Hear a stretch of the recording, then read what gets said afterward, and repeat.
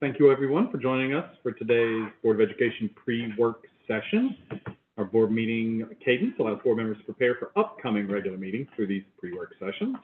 These sessions are more casual, primarily for information gathering. No votes will be taken. We'll begin our pre-work session with our GSBA board self-assessment. Annually, the board completes the GSBA self-assessment. This year, we have individually completed it in Assembly and Calibrate to determine the ratings at the standard level. Also, both Sophie and Mia have completed, and encourage them to chime in as they arrive, that sort of stuff as well. So, we'll move on to facilitate the rankings. You have them in your red folder in front of you. Give you an idea of the standard on the left, where it was ranked in terms of totals on the satisfactory, needs improvement, don't know, and have highlighted the two areas that a majority of the board thought we needed improvement upon, so we can make sure that we talk about those. But then just wanted to open it up to the board for any comment about any of them broadly, or we can go sort of item by item.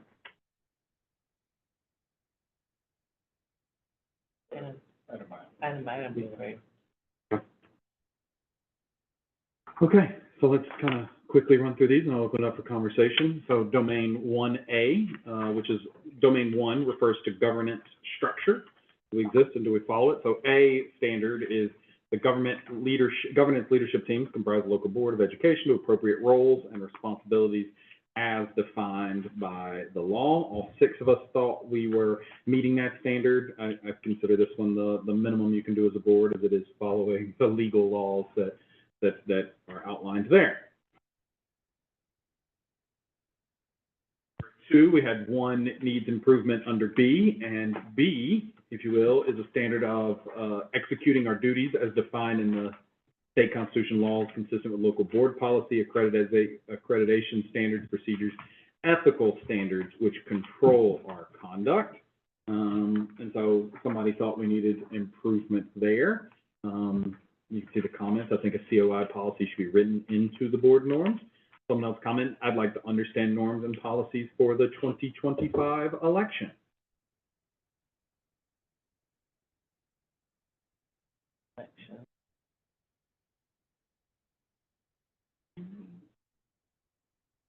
Do what? So the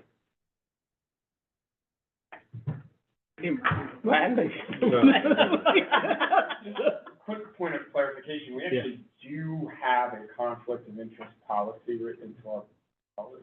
I mean, so we are bound by a conflict of interest policy. Correct. We're bound by one, you're bound by one at the state level when you run for office, and then you're bound by one when you sign into a board and that sort of stuff. And then I would disagree that we need to add it to the board norms. I just feel like we have it kind of well documented in first places. And these board norms are already, I think, complicated enough. Okay, so hearing no discussion, I mean, norms and policies for the 25 election. Anyone want to discuss that further? I'm not. But maybe I'm wrong. I thought there was an election. Yes. Okay, so, and I think, Dr. Whitaker, at the last meeting, were we looking at a policy regarding, I think it was regarding political actions, and then I thought, maybe I'm just too tired to remember clearly, that we moved into the fact that an election would be coming up next fall. That was talking about staff political activities, not the election of this board. The election of this board is something that is really outside of the board's purview. It's more the policy of elections in Georgia. I think I conflated the two, are looking at policies, and so, sorry, my mistake. No, it's good. You're thorough. I appreciate it. You can see that. Yeah, absolutely. Okay, so we're fine with satisfactory there. Number 1C is the area where, like I said, a majority thought we needed improvement. And 1C is the board acts as a policymaking body separate from the roles and responsibilities authorized to the superintendent, probably the the most common refrain, and then we'll see as we move down into the comments. I'll read a couple of those. I think we've struggled this year with getting involved in operations, namely too much in investigations. And then as we manage changes in funding laws and amounts, we might need to consider how operations budget matters intersect and consider the one high school, one middle school feature or a small district may cause another intersection of governance and operations. I did not write either of those comments. I think both of them are well stated that it's hard as a board member to not want to be involved in all parts of running the school, particularly things that we do. We can, as a board, constantly be reminded to improve upon that. And then number two, consider, well, maybe I'm a little lost there. If that comment is just meant to say like, the middle school and the high school and how we have some sort of unique interactions there, but. I think what I was talking about, and I feel like Dr. Whitaker and I talked about this once, or rather I brought it up, so Dr. Whitaker. A larger school district with multiple high schools, a larger school district with multiple middle schools, you'll have like a policy, and then it's implemented perhaps differently in different high schools, middle schools, depending on their needs. So that's what I was talking about. Our small school district is, I think, at times unique, because when we make a policy, it's one high school that's implementing it. The school policy, because we're talking about board policies, right? So these policies would apply to all schools. Yes. Yeah. Yes. And I think to Tracy's point, it often becomes awkward when we're writing a policy about the middle schools. We're really just talking about one set of kids and one people and just being cognizant of that. I don't know. But we don't have any policies specific to schools. No, But and I apologize, I do want to hear, but there have been times where the board has, I can think of two instances last year where the principal made a decision and then like it sort of, from a community perspective, it was the board making the decision because it's like, oh, well, yeah, that obviously the board is responsible and the superintendent is responsible for that because there's only one middle school, there's only one high school. I don't think that that's really relevant to the policymaking aspect of it. I don't think it's relevant to the standard. And even where it impacted one. Misunderstood this one too. Yeah, okay. But like dress code, right, the dress code policy that we talked about really clearly impacts at a middle school or a high school, right? But it does apply to all of the system, right, to Jada's point. So I think. Yeah, what our conversation was is that there are things that are local school governance, and then there's things that are board policy, district governance. And there is definitely a separation of the two. And because we are just one high school, that does not mean we then become local school governance. We just still remain as total district governance.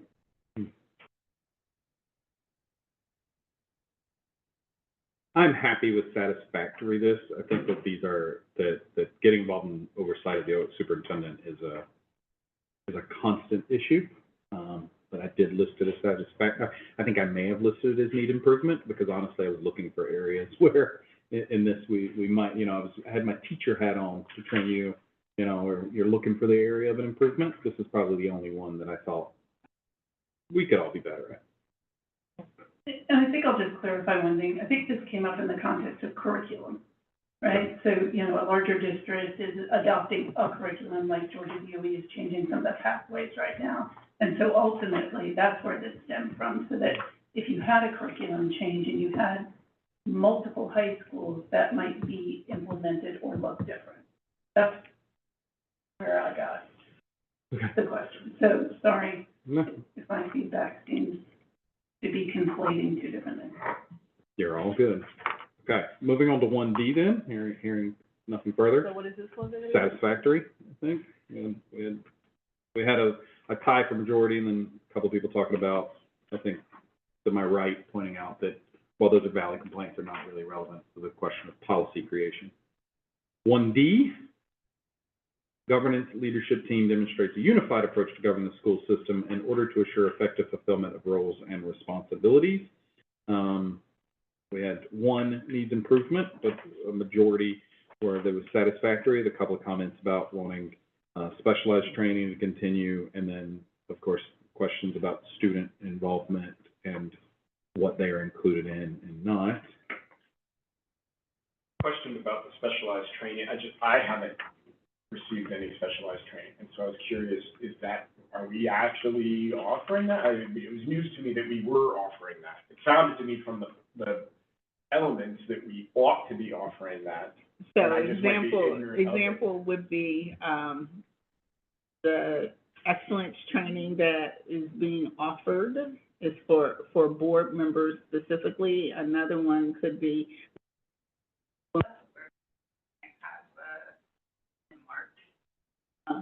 and so that's an example of specialized training. A presentation that we offer is a specialized training? No, for the GSBA, GPEE offering.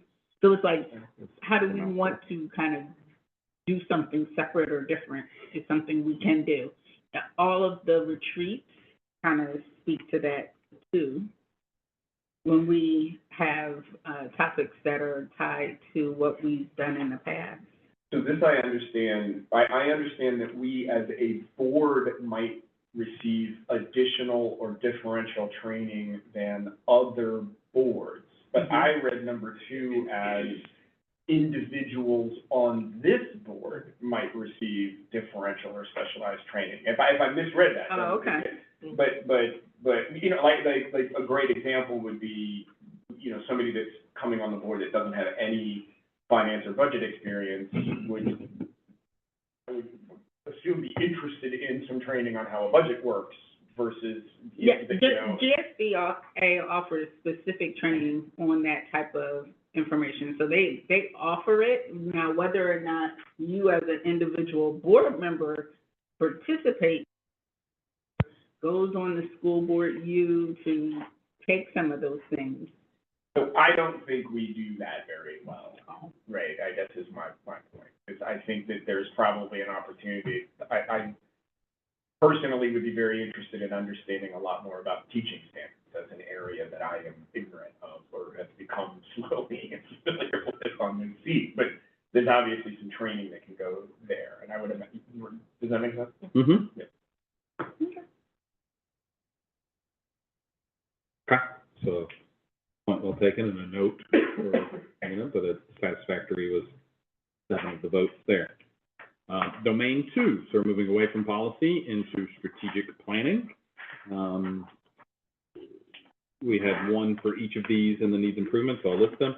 The governance leadership team provides input to and adopts the system's strategic plan. We had a couple of comments here. Yes? May I say one thing? Yeah. I think I wrote too much, so I don't expect as much you feel like you have to. Okay. So just putting that out there. Gotcha. I had, done needs improvement, and maybe I should have rated, don't know, but we don't, and have we annually reviewed and readopted the strategic plan? It was adopted in March of 2023, and then we set the KPIs for it at the retreat. Was it May's retreat? The May of annually, yeah. It was May of 2024 is when we went through it again and changed some of the initiatives in addition to setting the key performance indicators. And on every month we are speaking to some of those. Yeah. Yeah, And then we do another version of it again at the retreat on an annual basis at the end of the year.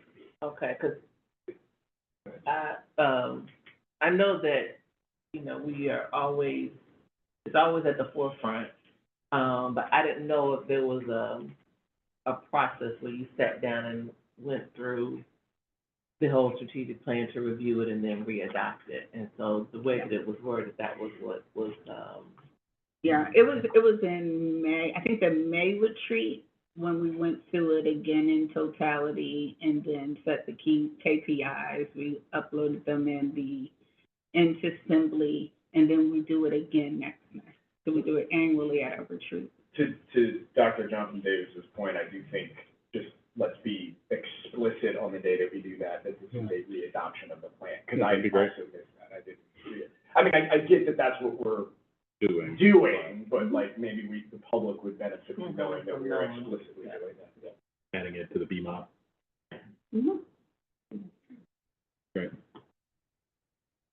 So a point of improvement, but overall satisfactory is my takeaway.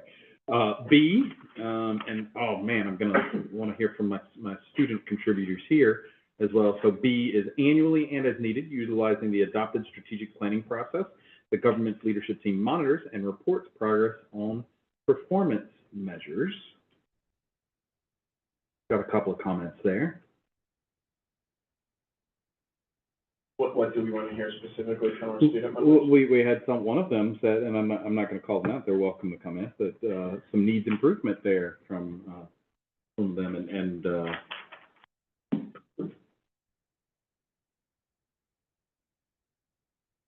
and maybe not, that's okay.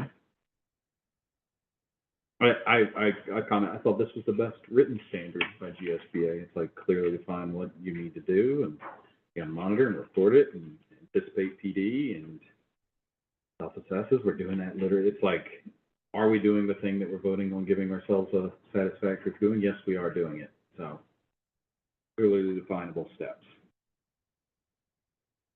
Okay, let's move on to domain 3. That is board and community relations. So for our leadership team develops a process for creating a culture where input is sought, heard, and value, including community culture, seeking that out, collaborative review. I have a couple of comments here. I can synthesize one. Please. I love the community meetings. I think I've said this before. I do think we can do more to go from meeting, if that's step A, to use of what we get from the meeting, that's step B. So, sorry if I was long-winded in what I said here, but that's, you know, I think the community meetings are great, and I'm glad we're having them. But thank you for organizing.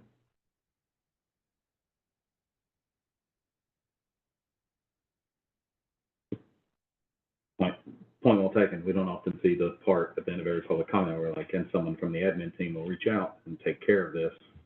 They're not really saying, and this is what we did and how we reached out, but it would probably, the culture of community feedback would probably improve if people saw other people getting answers to their questions. Well, and I think along those lines, and I know we've talked about this a bit, so, you know, a lot of times, and correct me if I'm presenting anything kind of incorrectly, someone from the community may have a question that is inevitably an operations question. Yeah. And so as we've talked about, if they contact the board and the superintendent, it's really not the board's job, nor would it be appropriate to respond. But at the community meeting, it is the governance team. So what is the expectation of our feedback? So, you know, I understand, like, at the last community meeting, there may have been a question that seemed like operations, right? Yeah. And I think, James, you answered that. It was like you gave an anecdote, I believe, about the lights over the field. But then I guess I want to know more about what is my role here. I'm here to listen, right? I'm here because I want to hear you. And then is there anything else we do? In the community meetings? Yeah, or with what's shared in community meetings. But the last one was particularly, I liked, because we had, you know, we have an agenda, which is nice to respect people's time for preparation, but then we had a Q&A session at the end.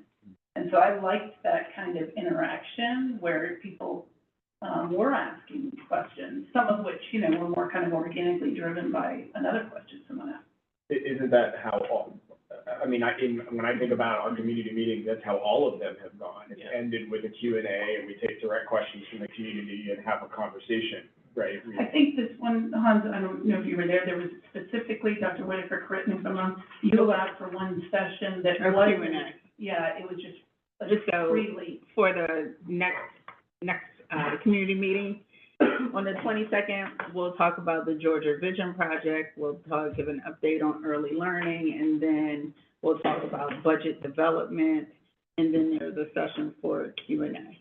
And so the reason why we put Q&A at the end and separate was so that we can hopefully get to all the information. And so it was a reorganization of the time. What I can say is that we've iterated on the best ways. You know, every time you start something new, you have to iterate and make it better. And I think that's why that Q&A was at the end, and we'll do that again this upcoming one. And then typically, Dr. Whitaker, you and your team will will address some of the questions, because Right. typically it's typically the question around operations. Mm-hmm. So Yeah. we're limited in how much we can do as a board. And that's why the staff member, subject matter expert, if you will, is there, with you as you're presenting, because you're presenting from a governance perspective and from a governance perspective on that topic. But if it's going way down in the weeds or below the line, whatever the case may be, that person's there to help. You're right.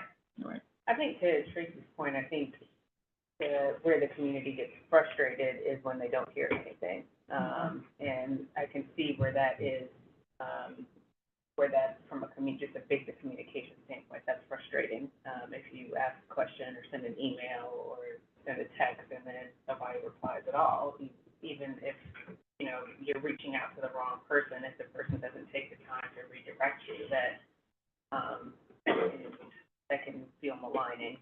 So maybe that's why people like those community meetings, even if we say we don't know, or we say, you know, this is the right person, at least we're saying something. So, I think maybe that's where we could figure out a way outside of this particular. I think this has been a good example of how to engage the community in a way where there's a back and forth dialogue, even if we don't have the answer. Because I think that does about 51% of the battle, is just where they feel engaged and heard. And then it's not us, if it's really, you know, Adina they need to talk to, we can redirect them to that person, but at least there's some interaction. And I think that's when we get criticized a lot, is that there's just, they send an email or they call or text something and we say nothing. So maybe that's a point of improvement. Which I think that one is probably fine, satisfactory, but as we move into B, the board needs to develop, ensure effective communication, engagement of stakeholders, which supports strategic planning, culture improvement. This is the one where a majority had needs improvement. You can read the comments there. As a place we do need improvement, I will share that. Yeah, that is a point of frustration for me. Just, we get lots of emails, we get things. It's hard to know who to respond to, how to respond,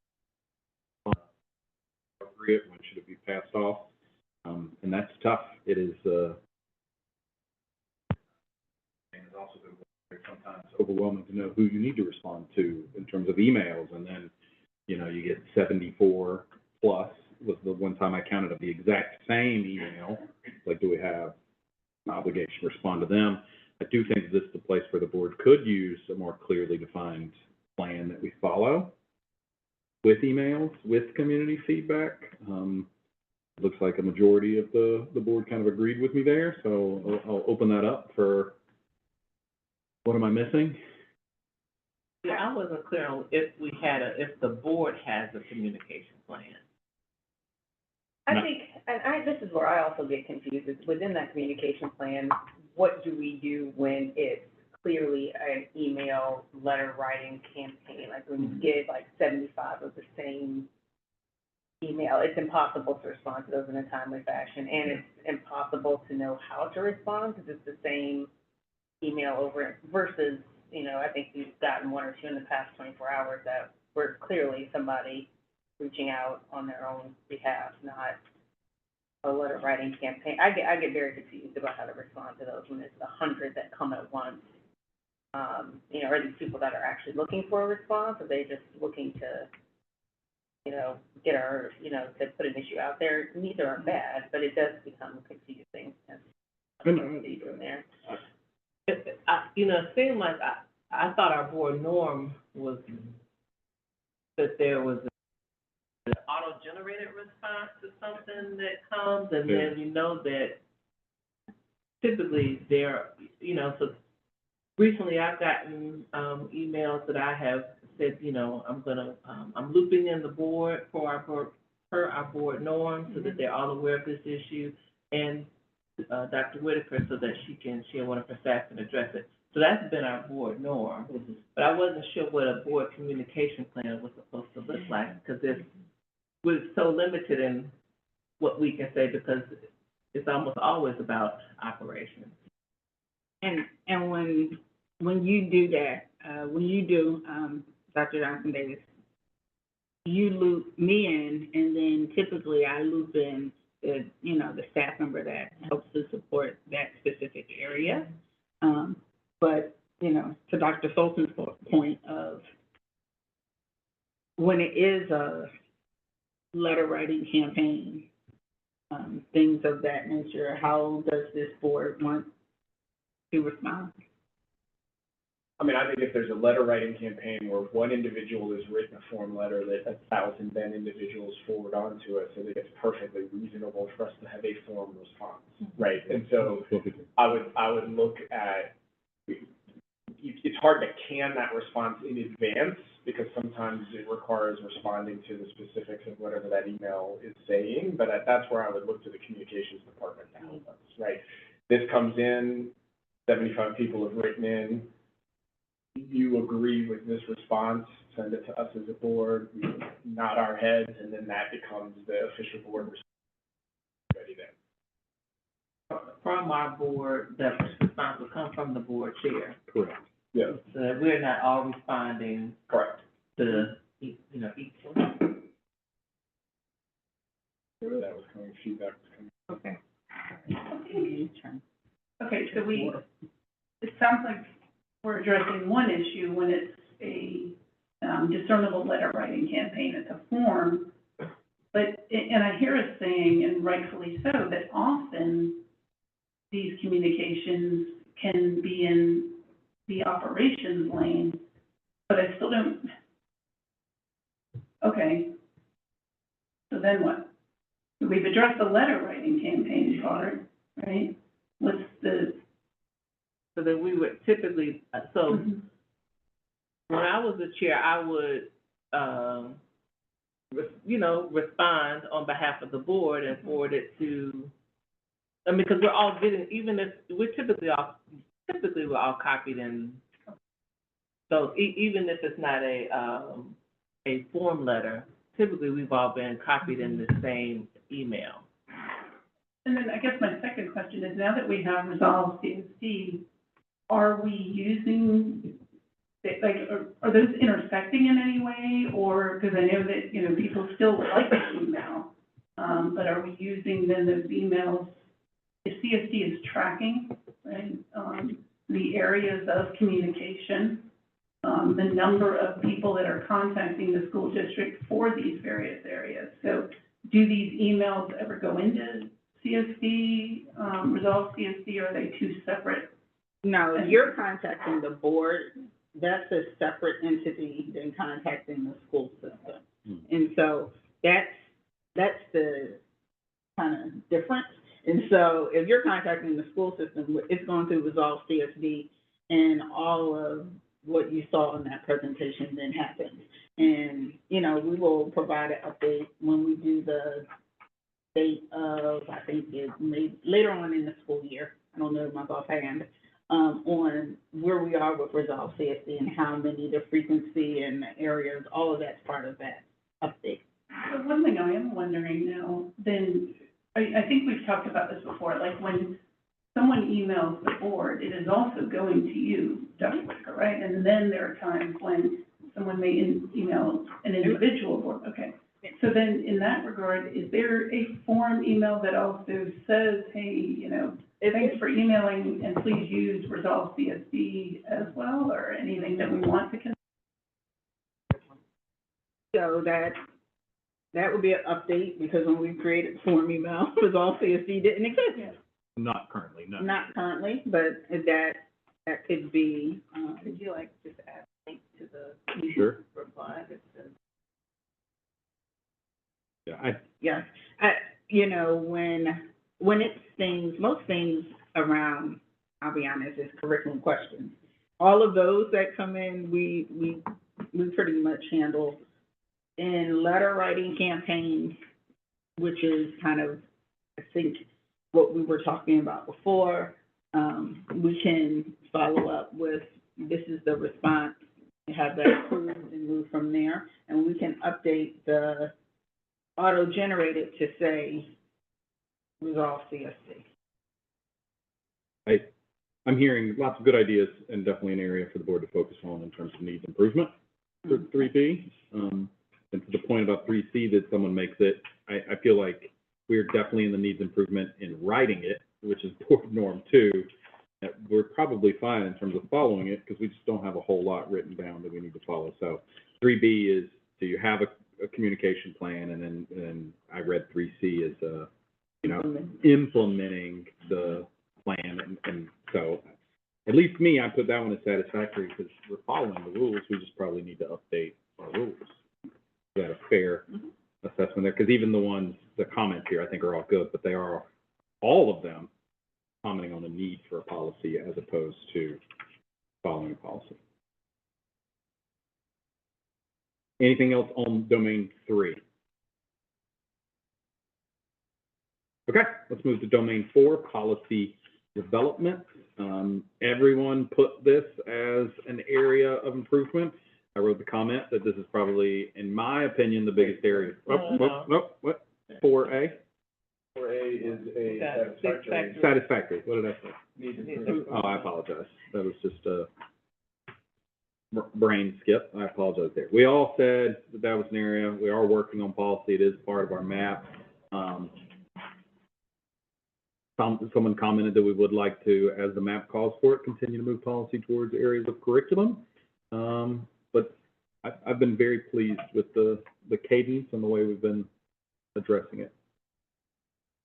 5, domain V board meetings was also all satisfactory. 5A, or just board meetings in general. There's a comment here about the new student board member being included in agenda prep. I think that is a good point, making sure that the student rep and even the student official title. Apprentice, that's a cool title. The apprentice has a role in that sort of board meeting agenda prep. They do.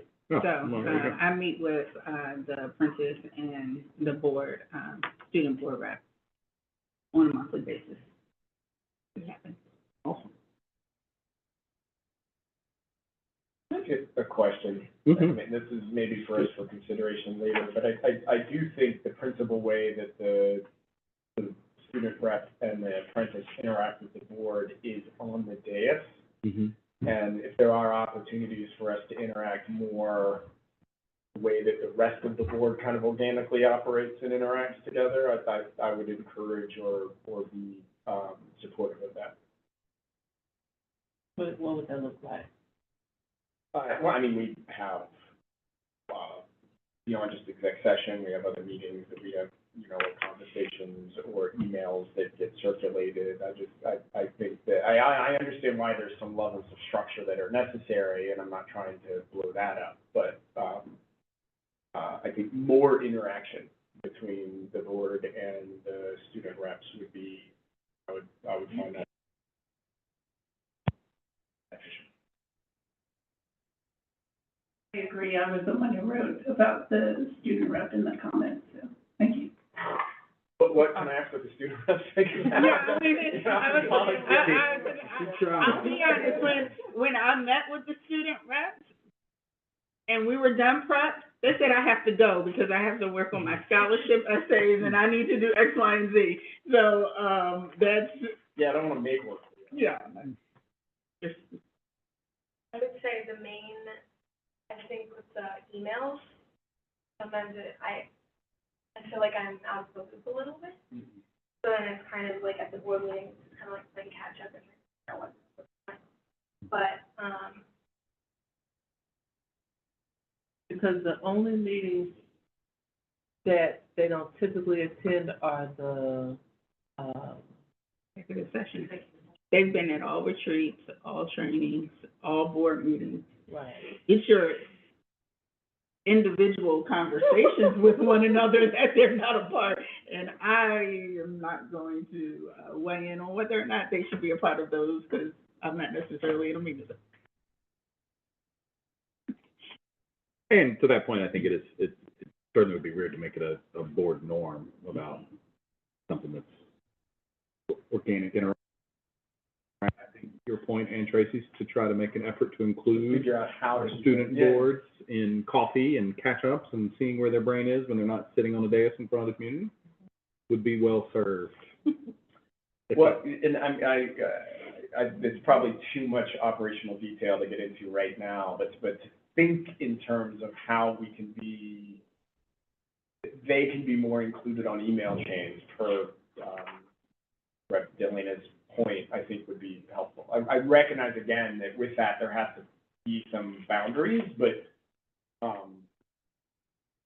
I would be interested in seeing how to allow a little bit more access. Is there any specific policy that's written on where the line is drawn? I mean, like, what a board member can know and participate in? Is that like a solidified thing? Yes. Yes, so anything that would be germane to something of executive session, so that would be land, legal, or personnel. And so, if it's, in any of those areas, student board members would not be able to be a part. Everything else, though.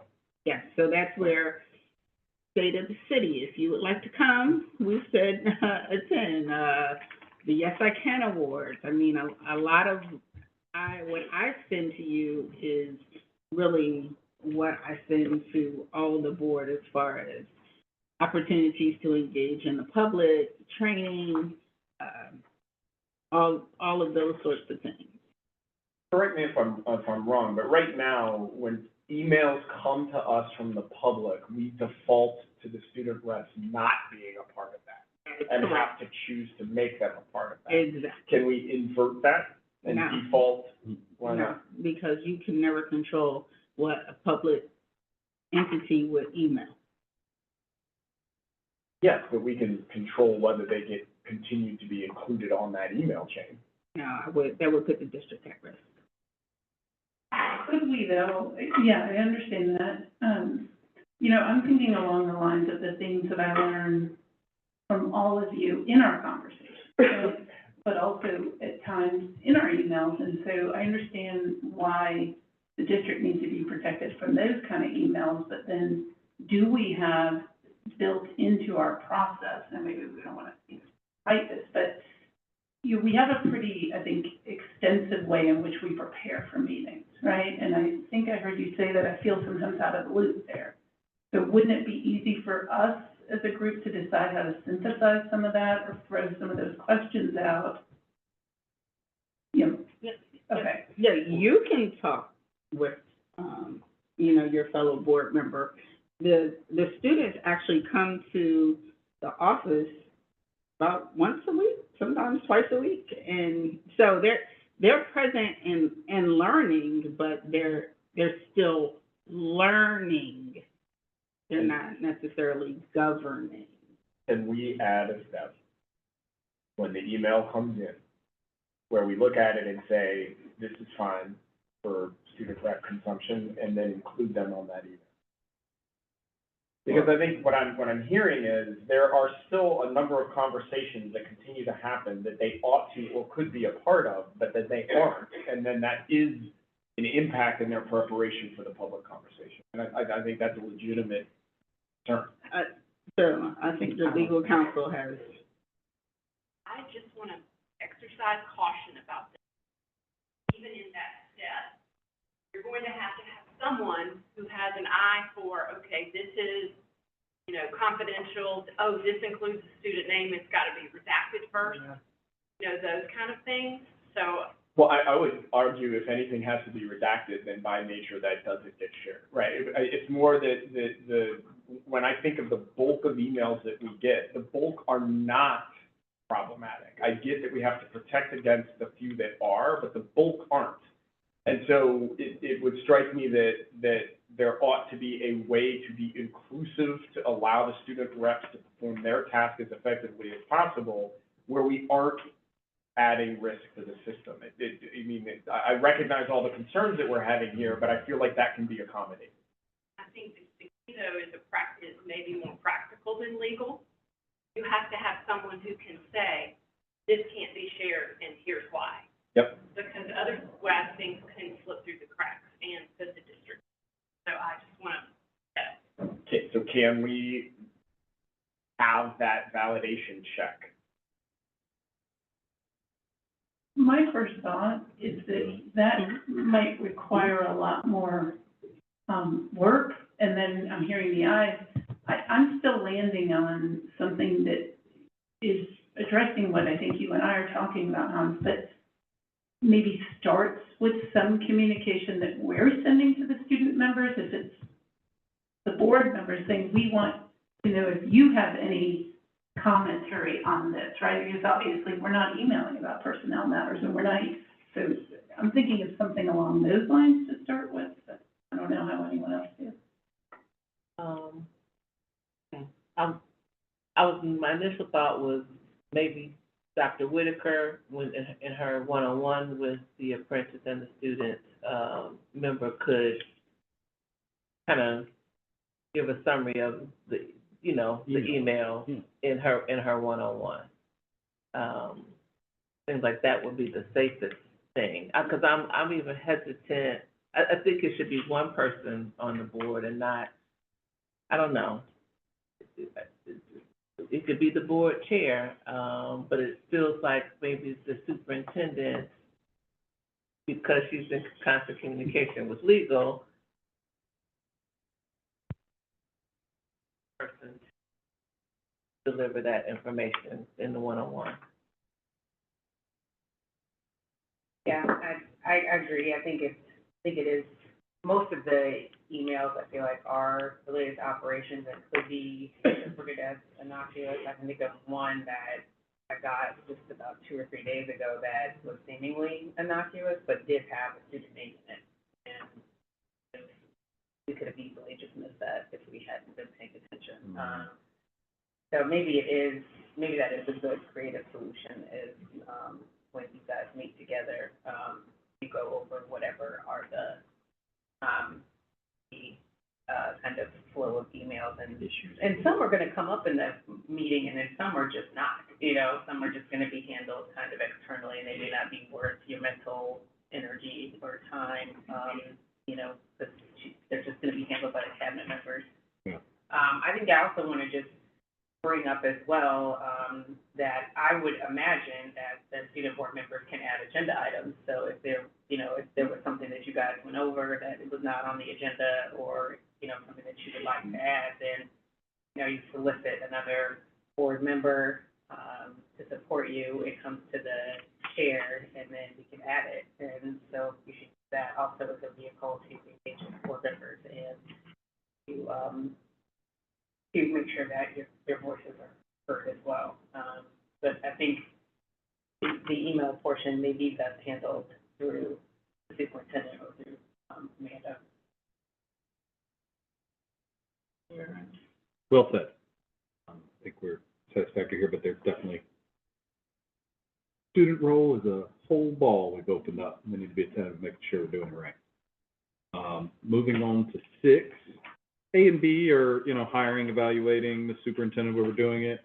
There's obviously a majority think they're satisfactory. I want to give a second to see if anyone wants to add things we need to work on. I think I did not write it, but if it continuing to emphasize that it's confidential and working on the instrument and the process is definitely something as a board we need to work on. Any comments about that?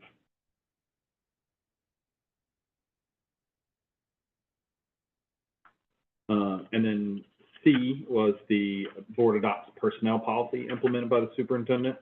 There's one comment, and obviously one needs improvement there.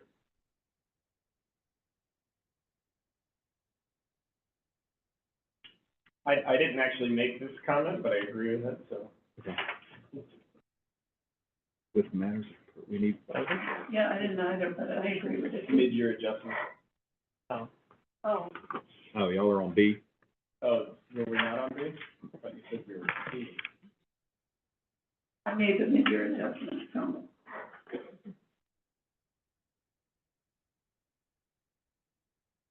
I do not see a mid-year adjustments comment. Where am I lost? Hans moved on to page 26, I Oh, think. no, I went to 7, I'm Okay. sorry. Oh, it's all right. We'll deal with it. Okay, got it. No, we're still talking about personnel matters. Sorry. We're good. That whole category can be satisfactory. I think the general takeaway from the board is communicating the superintendent evaluation tool and continuing training people on it. All right, Hans, now you've got your wish. We're on the Sorry. 7, financial gut. Look at you, wanting to talk about finance. No, Surprise, surprise. The last finance, sorry about that. You're good. So A, we had 1 needs improvement, and B, we had all satisfactory. A is the board, upon recommendation of the superintendent, adopts a budget that adheres to the strategic plan, and then B is adopts sound fiscal management and implementation of the budget in accordance with state laws and regulations. So both of these are just, we adopt a budget that is legal and ethical, and we make sure that we're following all regulations. What comment did you? It was, under, B, Okay, where the comment was, want to see fewer mid-year adjustments when appropriate. okay. Oh, yeah.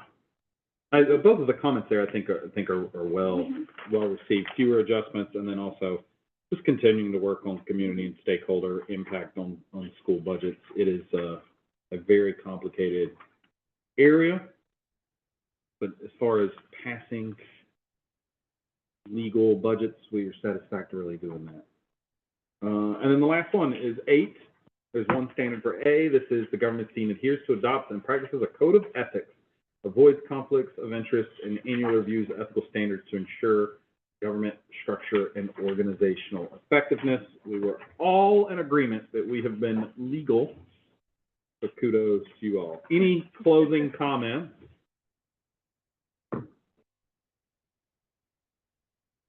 Yeah, thank you all for working with the structure. I want to do a special shout out to Ms. Amanda Lynch for facilitating.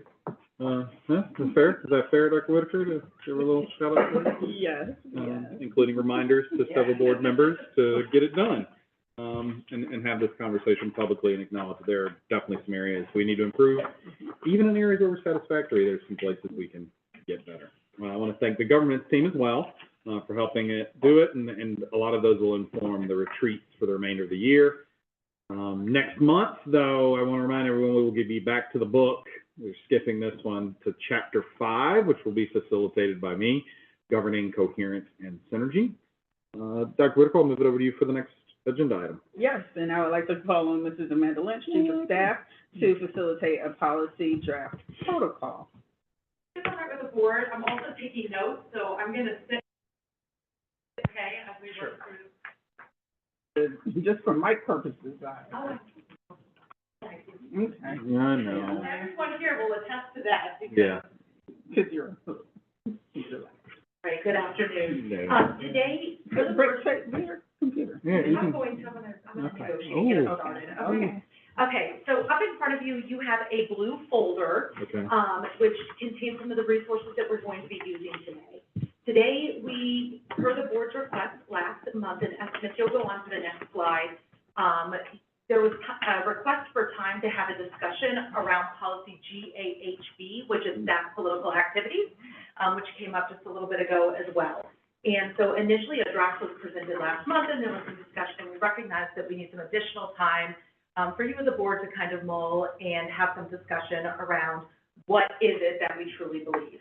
And so I'm going to take you through a little protocol today, where we're going to take some time. In just a moment, I'm going to ask Carrie to kind of give us a little bit of a legal landscape, some legal guardrails that we need to consider, particularly in response to this particular policy. And then I'm going to give you a couple of minutes to silently reflect. You do have a graphic organizer there to help you capture your individual thoughts on 4 different questions. basically a chance to think about what is it that we're aspiring to with this policy, what is it we believe that we want to really capture, where you agree with the policy is drafted, something that you're unsure about that we might want to talk through and discuss, and something that you want to argue with, or things that you might want to argue with and what's applicable. And then we'll talk about it, so I'll take you through that discussion, and then we'll stamp agreements and next steps and based on how it goes. So I will ask Carrie to come forward and just provide you all with some basic legal guardrails to consider for this.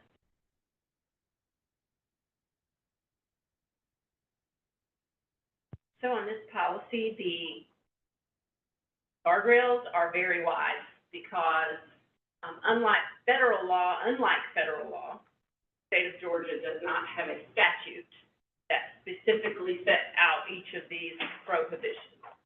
Federal law does, the Hatch Act, which we can look to and take from, but it does not apply to you all as a local board.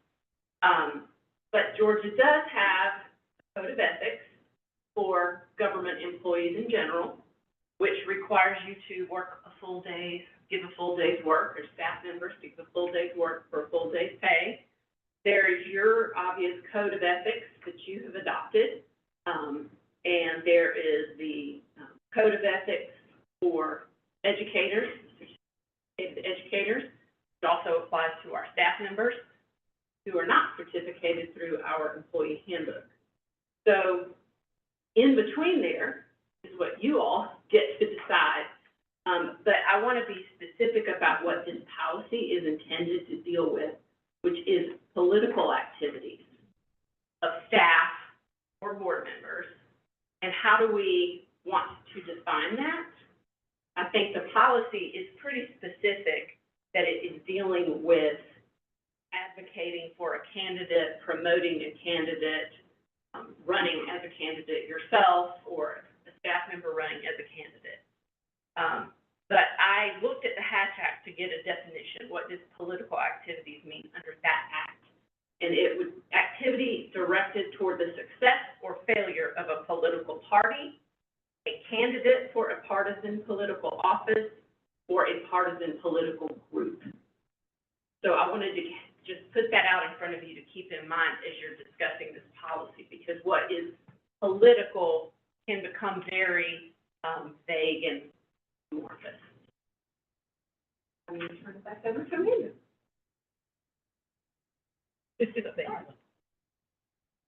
Great, thank you so much, Carrie. All right, Go ahead, yeah. Carrie, we're probably going to tag you a little bit here. Attorney Ware, could you just, it was a party, a person, and what was the third?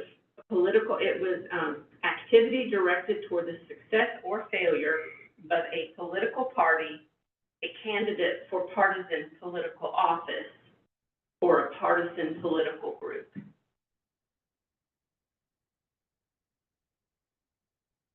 Now that, again, is not Georgia law, Right. but I'm using that's from federal law, but that is to help you kind of get an understanding of what is intended by political activity or nature. Any other questions? Thank you. So I do have a question. How do we,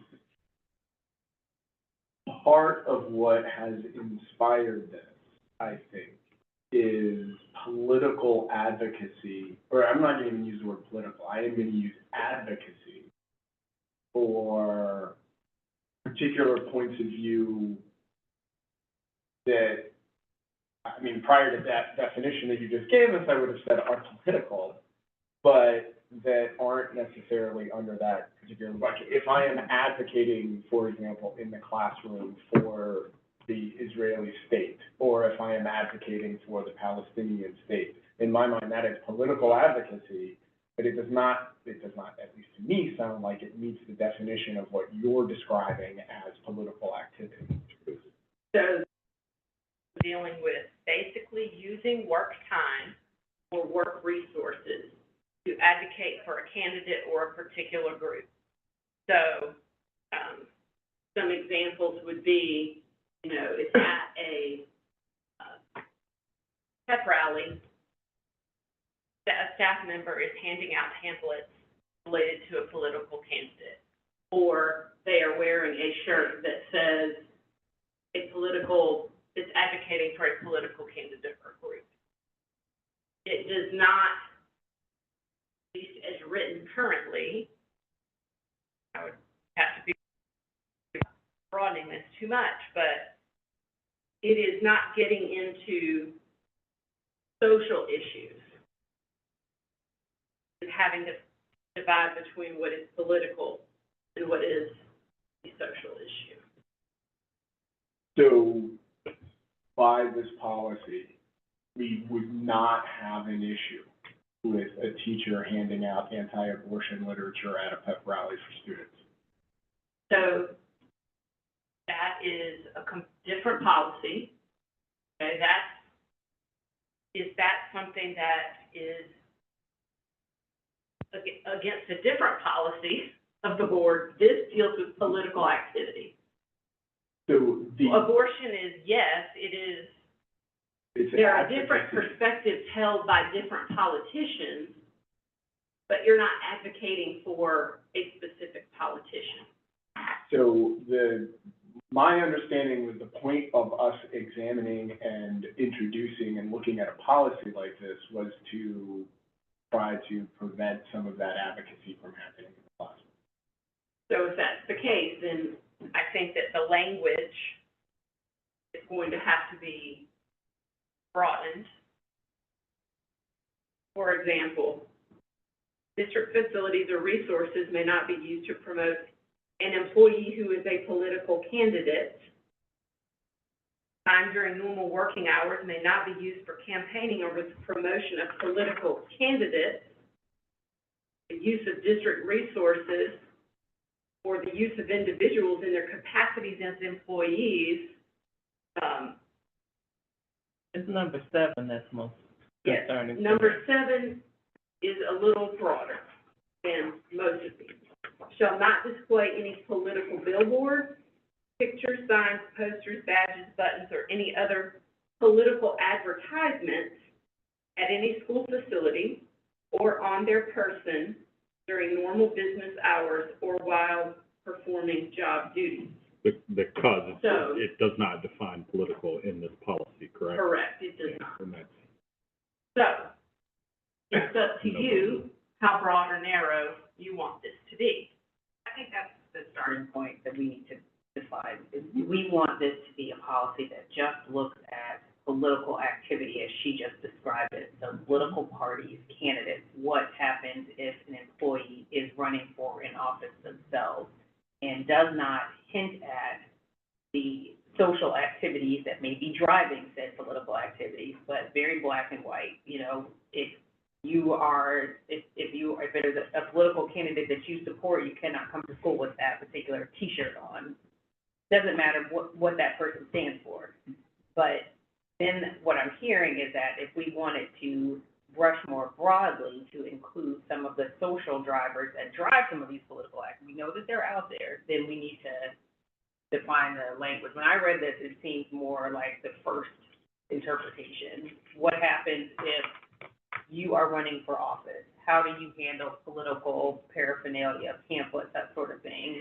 You cannot use the company copier to copy, you cannot use your planning period for political activities, or campaigning. It seems more of that, but if we want it to be something else, we need to have that discussion probably first, which is like 2A, what do we want this to look like first? Any other questions for me before I turn it back? And just so you know, the original inception of this was really back in, I want to say like last school year. There were a lot of questions around what people can and cannot wear, regarding, truly it was around the election that we just experienced. That's where this came up originally. It was that and our election, right number, yes, 2024, with a question that actually Board Member Anderson had when she was in the process of campaigning. That is where this original conversation came from. Now, we've experienced a lot of life, you know, because that was November 23, actually. Yeah, I think it was like September, October 23, because it was Yeah. really interesting for me to research. It started from the conversations we're That's having when it around started, some of 23. this defined in the more traditional sense of, you know, politics and political. Also, as part of the policy audit, 3 of the surrounding counties, which is kind of our tier 2 also this year, had this in place as well. So it was on our radar as a potential, policy to work on development for, just based on the benchmarking. And so then when it's like, oh yes, and it's relevant, so that's how it kind of came to fruition out here. Hmm. So, You know, I understand why, to me, some of the campaigning stuff that, Dr. Sultan outlined makes sense. I think, you know, what I put in, I went ahead, like, you know, what do we aspire to with this policy? I said to protect the school district and students, and so where I'm struggling is I understand most of this, but I think, and correct me if I'm wrong, that, you know, we have a great community, and, you know, I'm thinking of a bumper sticker on a car now. You know, I think there's so many of the finer details that we'd have to consider. I think that came up. it is allowed on a personal vehicle, but in Okay. the parking. But, you know, a backpack that has, you know, pins or stickers or whatever. So this isn't inhibiting students, this is just. Oh, no, I understand that. I think though, Teachers wear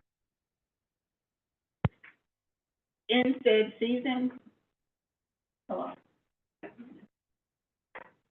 So I think that's a good place, and I think Dr. Sultan probably said it correct. It sounds like one place of clarity that will help us in understanding the will of the board to draft the policy would be, how do we want to define that political piece? Do we want it to include more social drivers, or closer to the definition that Carrie provided from the Hatch Act? Keeping in mind, I'm sorry, but just keeping in mind that as you stray into social issues, you now start stepping into First Amendment territory. Right. There you go. So I just want to put that caution out there. Mm-hmm. now, in the meantime though, and maybe you answer to this, you know, with the employee code of conduct, you know, my job as a teacher is not to walk in and teach you my political position. So if you're writing argument as is, it may allow for the facilitation of different views. So that's where I'm getting kind of confused myself now, because it makes perfect sense to me. I am here to teach you English in this case, not politics. About politics, we may choose to use the inauguration or a campaign. Dry already, isn't it? Every American government teacher that is in America faces that. I mean, as a high school, especially in middle and high school, you face that just in the curriculum itself. Sure. This is more so around,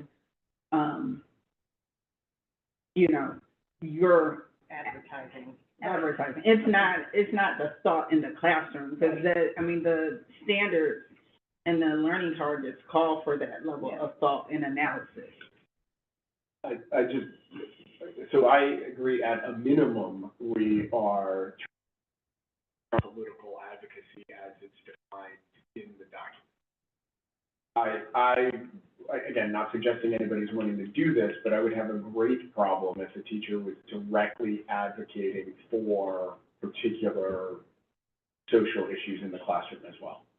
But I don't think that belongs in the classroom either. I 100% agree from an instructional standpoint, yes, we make all the accommodations we possibly can. But if I have a teacher in the classroom, for example, telling my children that abortion is bad, for example, that is not appropriate, does not belong in the classroom. And so how do we accommodate that? Well, that's like outside the standards, like, right, so, But all of this is outside of the standard. I'm talking in terms of instruction. This is about like what you're wearing, what you display, How you're using your how time. you're using your time, things like How that. to use the resources. Resources. Exactly. Yeah. I mean, I agree. And you're referencing using your classroom as a bully pulpit to push an But not necessarily inappropriate for reasons trying to be outlined by this in policy. this, not in this policy, Just but to substitute political candidate and Mhm. take on political issue, and it holds, I think. If I'm using classroom resources, if I am showing up in the classroom with, you know, whatever, I'm trying to think of what the buttons would say, pro-life, I guess, whatever it may be, but if you are taking a political issue and doing all of the things as we've outlined here for a political candidate, how is it any different? Like, why would we want to Well, allow that? that's what the Carrie's saying, that we need to be careful about substituting political issues here. Yeah, I think my thought is, for the purpose of this policy, I would leave social issues out of it. I think that what's gonna end up happening is, we're gonna quickly get into somebody's First Amendment rights. Yeah. And it's gonna be too easy or it's gonna be too mucky or gray between what is political and what's social. It's gonna be an arguable point. And everybody has a First Amendment right, not just the First Amendment right of your opinion. And everybody likes the First Amendment until they say something that somebody doesn't agree with. So I think if we keep it with political activity as she has defined it, I think it's gonna be much more clean. Otherwise, if we try to get into the social dynamic of it, I think it's going to be very difficult to enforce, and I think it's gonna be a lot more difficult. I guess two questions. I'm not trying to be pedantic, but board members aren't partisan. So we're using the Hatch Act solely as a kind of starting point, right? Yeah. Yes, the hashtag does not apply to. Yes, okay. But All right, yeah. we often in the law, when there's not a specific definition, we look to other Yeah. similar laws. So that was the. So then, like, is the TikTok ban a political activity by what we're talking about?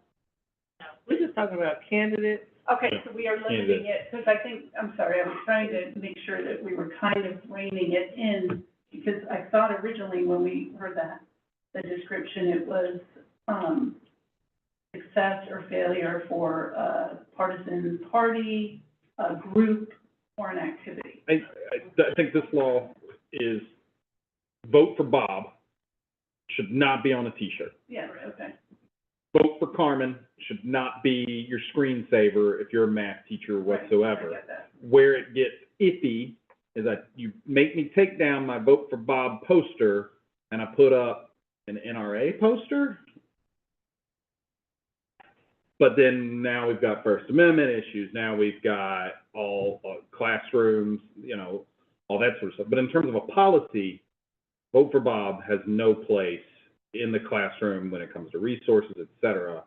And if that's what we mean, I think, to my original point, we just need to define that clearly I agree. in terms of an election. And if we want to get involved in things, Hans, where it's like, do or do not talk about abortion, gun rights, you know, we could list off ad infinitum hotly contested things. I mean, out of the gate, let's not pretend this is anything other than what it is. This is a policy that curtails First Amendment rights. We are telling people that they cannot advocate for a person or for a group or for a whatever. But that's why the hatchet. We are telling them, you may not use government resources Right. or government time to do that. When you go home, you Okay. advocate for. So then I fail to understand the difference when we say something like, let's take abortion as an issue. We would be saying you cannot use government resources and you cannot use government time. You can do whatever you want to do at home, agreed. But that activity within the classroom is what we're curtailing that precisely, or I am suggesting that we curtail that precisely the same as we do for a candidate. And I'm not understanding the differences between those two things. How is a person running for office different than advocacy for a particular political position? Because by saying, you may not advocate for any political person, that is very clearly defined. Okay. Bob is defined. You may not advocate for a candidate. You may not advocate for a partisan political group. Social issues get very murky, and what becomes a social issue versus a, you know, is this a moral issue, is this a religious issue, and you start getting into First Amendment territory. Suggestion would be, if that is where you all want to go, you address it through a different policy, through the lens of, these are the standards, this is the instruction, anything that goes beyond the instruction, or that type, or advocating in the classroom for one position over, but that's a different policy than not advocating for a political party or candidate, using government resources.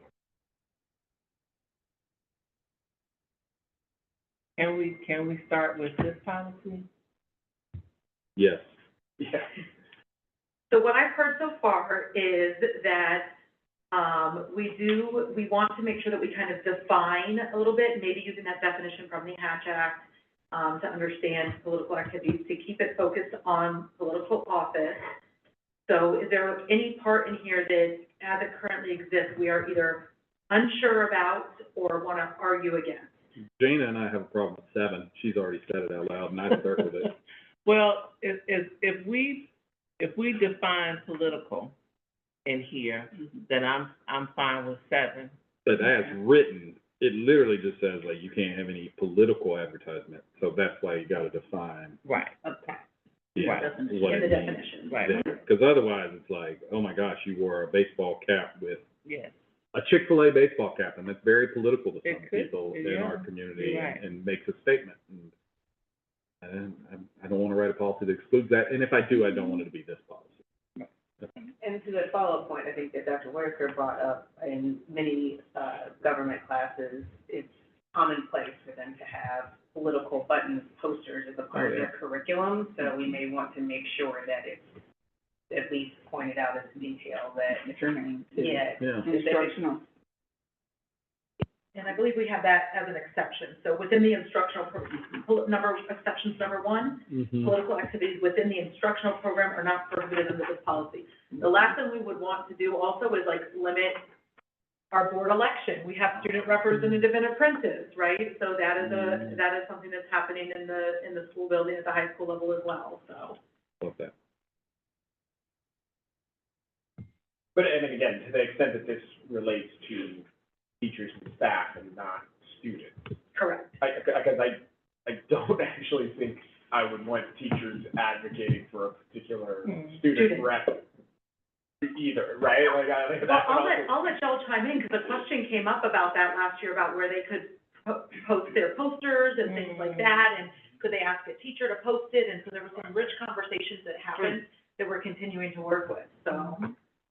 I mean, I know that when I was running, I was able to put my poster up in teachers' classrooms. I would ask them to put it on their intro slides, something like that. So I don't, if they were willing to. And I know that, you know, if I asked, teachers would support. And there were limits on the number of posters, the number of things, so, I'll give all credit here to Ms. Courtney Burnett and Wes Hatfield over at the high school, worked very closely on these procedures. Yes. Courtney's working with the students now to do the refinement as we're getting ready this spring to do the next set of elections. But yes, I think those are the types of conversations that are happening, and what an awesome learning experience. that sounds like that, if students are excluded, then Yep. student-based elections should be excluded. That should, from this policy, that should fall under the purview of the principal. Yep. Agreed, and it sounds like it's already at a regulation level Yeah. anyway being worked on, so there's not a need to pop it up at this level. Any other pieces that we'll consider, and we'll try again, we'll draft another one and send it to you for feedback and work from there as we have in the past. Quick question, actually, though. I mean, so, I know Stacey Abrams has come and spoken at elementary school, you know, probably more than just elementary school. at times before. I know other folks have come through, and so we have call-outs for that. Are there exceptions for when, so how do we manage a situation like that? Yeah, I think that's a good question, because I've heard a lot about in instruction, and then I'm more familiar with optional attendance, right? So it's not like Stacey Abrams is coming to school and you all have to come into the gym to listen to Stacey Abrams. So when I just want to clarify, when she came, she was reading a book. Yeah. There was a literacy activity, she wasn't campaigning, I Right. think, you know. And that, I would say, typically when an elected official is coming to see students, That's what, yeah. that's what they're there to do. Only probably seniors can actually vote, meaning seniors in high school, as far as the age limit of who their level of influence would be, or direct influence of voting. Right, I'm watching time too, yeah.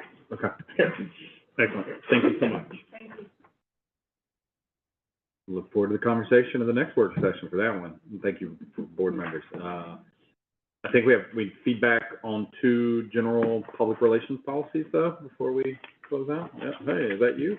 Hey, good afternoon, Board Chair Herndon, Yeah. Vice Chair Solton, esteemed members of the board, Student Representative Selena, and Superintendent Dr. Dima Whitaker.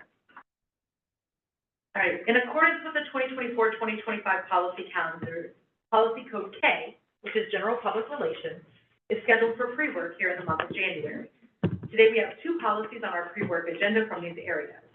The first is KA, Public Relations Goals and Objectives. The second is KMB, Possession of Weapons by Visitors. As a reminder to the public, policies that are presented during pre-work are new business on which we are seeking board input. These policies are being presented as initial drafts. They are being shared to gather board input and feedback that can be reflected in drafting or revising future versions. First up is Policy KA, Public Relations Goals and Objectives. This was identified for development based on the board's desire to professionalize communications and develop a strong relationship of trust and transparency in community engagement with all stakeholders. KA lays the foundation for public relations and would codify the board's belief that our schools are made stronger by the support of the community. It indicates that the board shall make every attempt to, 1, keep the public informed about the policies, administrative operations, objectives, educational programs, and all pertinent and public information pertaining to the schools. And 2, provide the means for furnishing transparent, timely, and accurate information, along with interpretation and explanation of school plans and programs. At this time, I welcome any board input to be considered for Policy KA, Public Relations Goals and Objectives.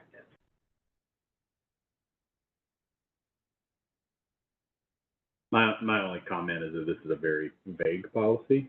It's very much just like hey, we're gonna be transparent. It doesn't define it. We want to be timely. It doesn't define it. We're gonna do it accurate. And so, to me, it's a fine policy. I actually have no edits to it whatsoever. I'm just not sure how it constrains or changes behavior, which in theory should be the point of a policy.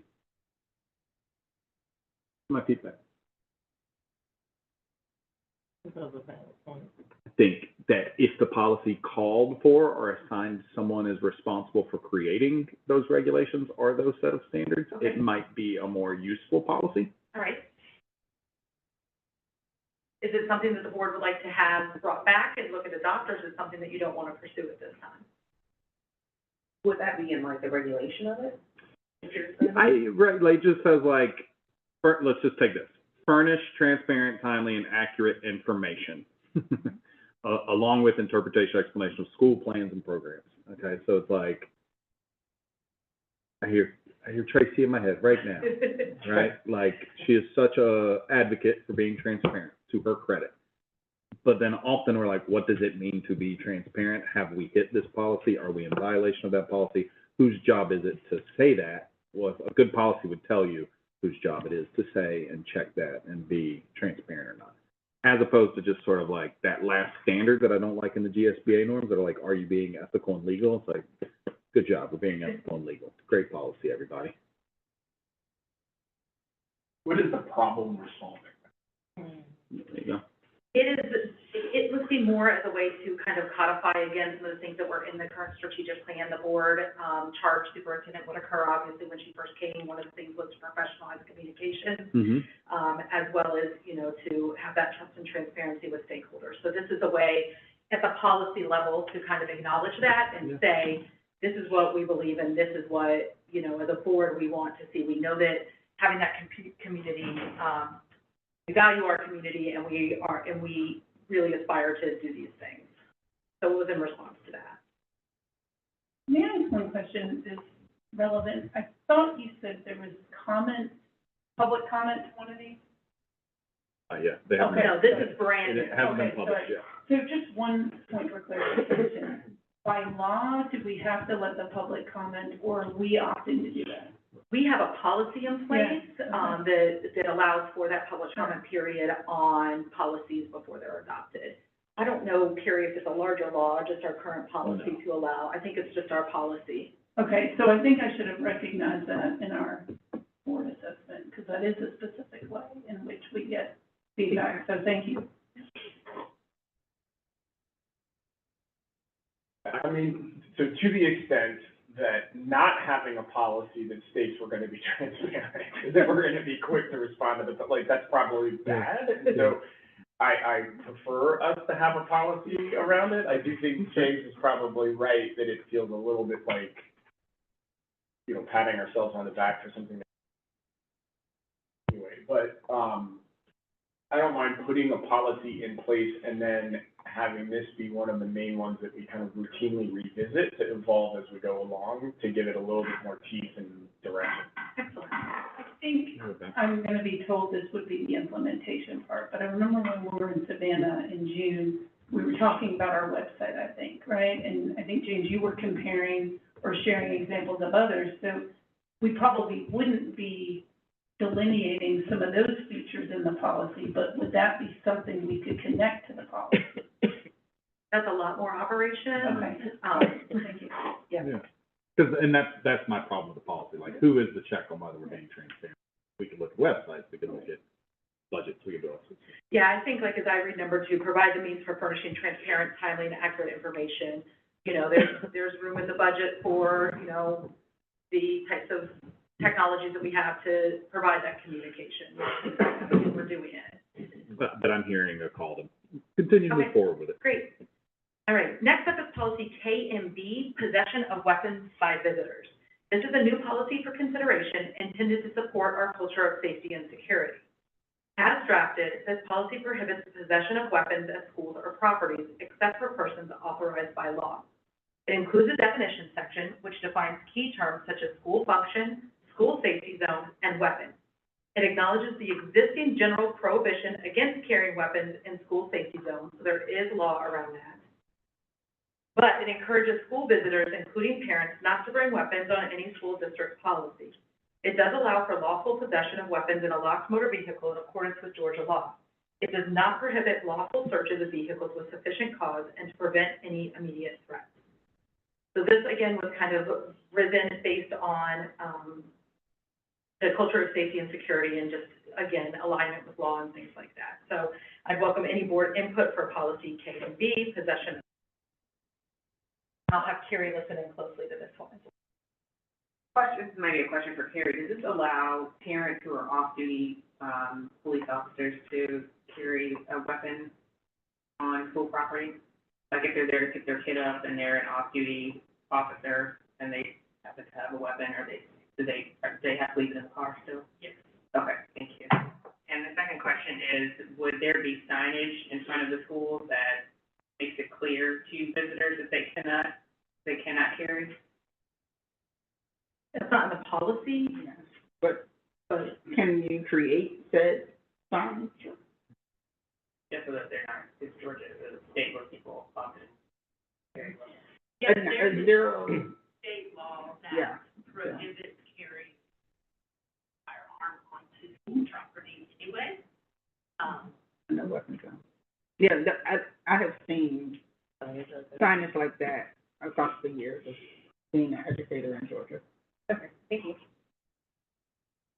So the last bullet allows for searches of vehicles with sufficient cause or to prevent immediate threat.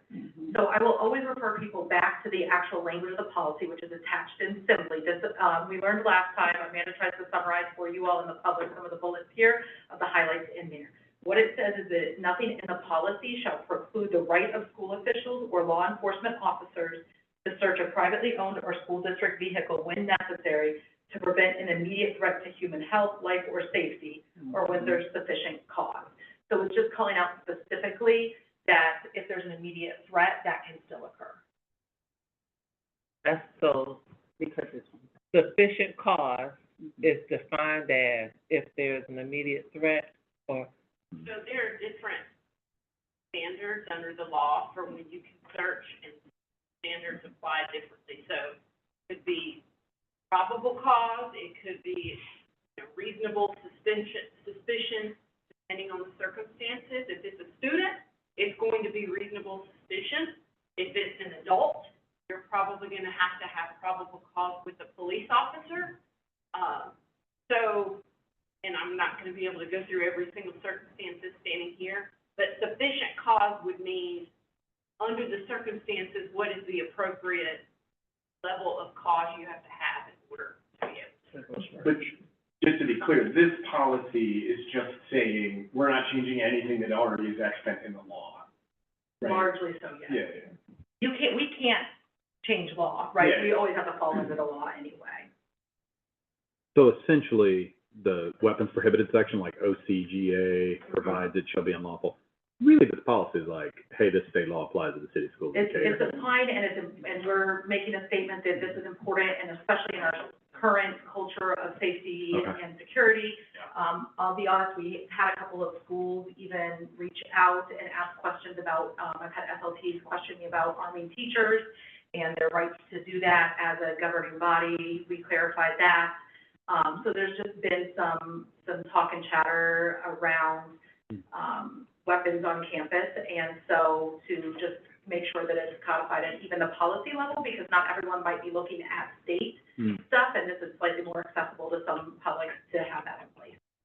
And then my only comment is, I have sort of like a pedantic question about that first sentence, because it says the board prohibits the possession of weapons at any school or any of its property. Great. Only persons authorized by law, and then we got clause out, may possess a weapon on school property. Almost reads to me like, unless you've got a permission to carry a gun, you may not do it. I wish that sentence was a little less vague. Okay. Or if I'm wrong and it's not legally vague, I'm fine to hear that as well. But when I authorized by law may possess a weapon on school property, I got a permit.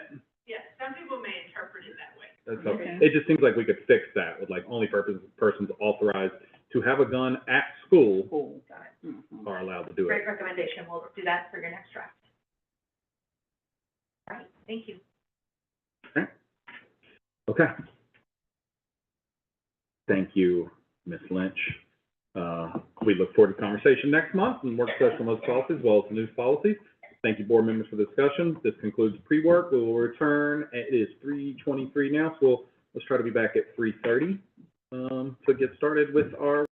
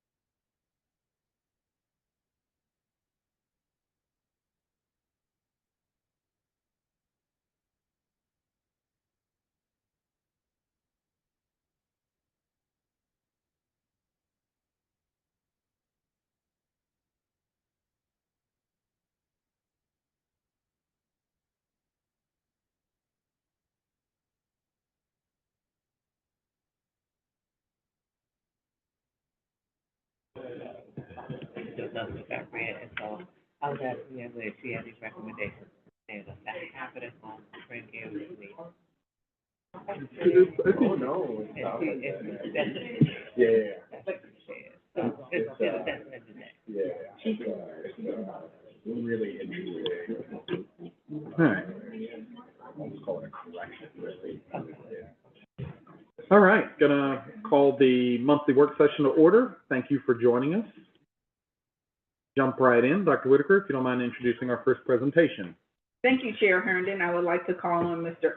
Eston Melton, Chief of Safety and Technology Services, to provide the annual update of the division. Good afternoon, everyone. Good afternoon, Board Chair Herndon, Vice Chair Dr. Sultan, esteemed members of the board, Superintendent Dr. Whitaker. It's a pleasure to bring most of our team to you with an annual update on the state of the division. So, like every other support team, our division exists to help realize student success in all areas. And as you've heard before, the support of student outcomes is what differentiates a school IT department or a district security team from IT and security at Delta or Coca-Cola. But on a day-to-day basis, our work happens in the space of organizational effectiveness and excellence. The most significant change for our work this year revolved around staffing and organization. In July, the Information Services and Safety and Security Departments merged into a single Safety and Technology Services division. Safety today leans heavily on technology resources. Furthermore, IT work and safety work often involve change management and readiness for the entire organization, not just teachers and principals, but also bus drivers, administrative assistants, paraprofessionals, the whole spectrum of employees, and often the whole spectrum of students. For example, our successful project last year to implement multi-factor authentication as a cybersecurity measure for all staff. And further, coupling safety and security with the IT team gives us additional school-level staff directly in the reporting structure to support the technology side of safety initiatives, our school-based technology specialists. Just as they were the linchpin for change management around multi-factor authentication, they've already proved hugely valuable in Centegix readiness, and they will play a bigger role in the Crisis Go rollout coming second semester. And I'll talk more about those projects in a minute. The Safety and Technology Services branding for the group isn't all the way out yet. That will come in large part with district website relaunch. So step one for the new division was of safety and security, which we did before school started. You all have met Director James Brown several times. He's rapidly established himself as a go-to resource and a high-level strategist for how we modernize our safety and security program. Step two this summer was to hire a new shepherd for Infinite Campus and our data tools. And we were fortunate to have Carol Gibson join our organization. One thing both James and Carol bring to their roles is since we first met them and every day since, they connect their highly technical, often behind-the-scenes work to student success and student outcomes. They are here for the kids. And of note, these are two Wilson Center employees, but they are not additional headcounts. And the majority of the division is still assigned to schools. And furthermore, everyone on that left side of the screen with the desk at the Wilson Center is also virtually every single day working with, often physically with, even in the digital world, they are with our teachers, our media specialists, administrators, and other school-based staff. This is a very school-heavy team. Now, for the next little while, I'm going to focus on some of the work that our new directors are undertaking. And then I'll zoom out a bit and share more broadly about the other lists that the rest of the team is carrying out. Two of our biggest lists this year have been Centegix Crisis Alert System, Standard Response Protocols. Centegix is a one-button crisis alert system employees wear around their neck. Mine right here. I'm hoping some folks over my right shoulder might be showing you their Centegix badge also. And if you haven't had a chance to push the button, I've got a demo here during break. You can press it. You won't set anything off. Employees click its button 3 times to indicate I need help, immediately notifying building administrators and front office staff on their computer or district cell phone whose badge went off, where they are in a building map. Staff have had their Centegix badges for a few months, and they've used them to ask for medical assistance, help break up fights, or to alert to a student who's possibly run off. Additionally, any staff member can click their badge 8 times to put their building in a lockdown if there is an immediate danger to the school, such as a shooter, armed intruder, or someone violently trying to get into the building. In those cases, not only are front office staff alerted, but so are district leaders. Strobe lights throughout the campus will illuminate, and very soon, testing's been going on today, in fact, automated messages will play over the intercom, letting occupants know they need to lock down. Also, very powerfully, 8 press alerts immediately notify the City of Decatur 911 Center. And we want to thank the City of Decatur, the City Police Department for their partnership in implementing this integration. This system does give us some assurance, even as we think about the horror that would necessitate using it. But recall from Appalachia High School in Barrow County, the Centegix system is credited with saving lives on September 4th. As a system, though, just because we've gone live doesn't mean the project is done. We have, in fact, had 8 press alerts in our schools, 3 of them inadvertent. One of them was an accident from a box bouncing on an employee's badge, moving. Another was an inadvertent escalation of what should have been a 3-button "I need help." And the third triggered at 2 schools as an employee was commuting into work and they had something pressing on their badge as they were driving through Decatur. We consider these to be, in instructional speak, assessments for learning, what not to do, and from an ADCAR perspective, a change management perspective, a kind of reinforcement of how best, for example, to take care of our badges. The effective campuses also got a demonstration that the Centegix system actually works. But as a community and as leaders, though, we need to expect that we will have more false alarms as the tool becomes part of the system of wearing the badge and making decisions about when and how often to press it. Every school district working through a Centegix implementation has gone through this. We got canned messages from Centegix knowing that this would happen, and they were great to be able to not start with a blank page. And we've got messaging ready to go the next time we do have an inadvertent press. Short of an armed intruder, though, Centegix also has the ability to send other types of campus alerts in a crisis. We might need to evacuate the building due to the smell of a fart spray, or shelter in place if there's a train derailment, or hold students where they are to clear the halls if we need to evacuate someone during a sensitive medical evacuation. Administrators can trigger these types of alerts using their Centegix app too, again, lighting strobes of a particular color and sending an intercom message. Now, although we often in Decatur like our boutique Decatur Way solution, these colors and these labels align with terminology and procedures developed by the I Love You Guys Foundation.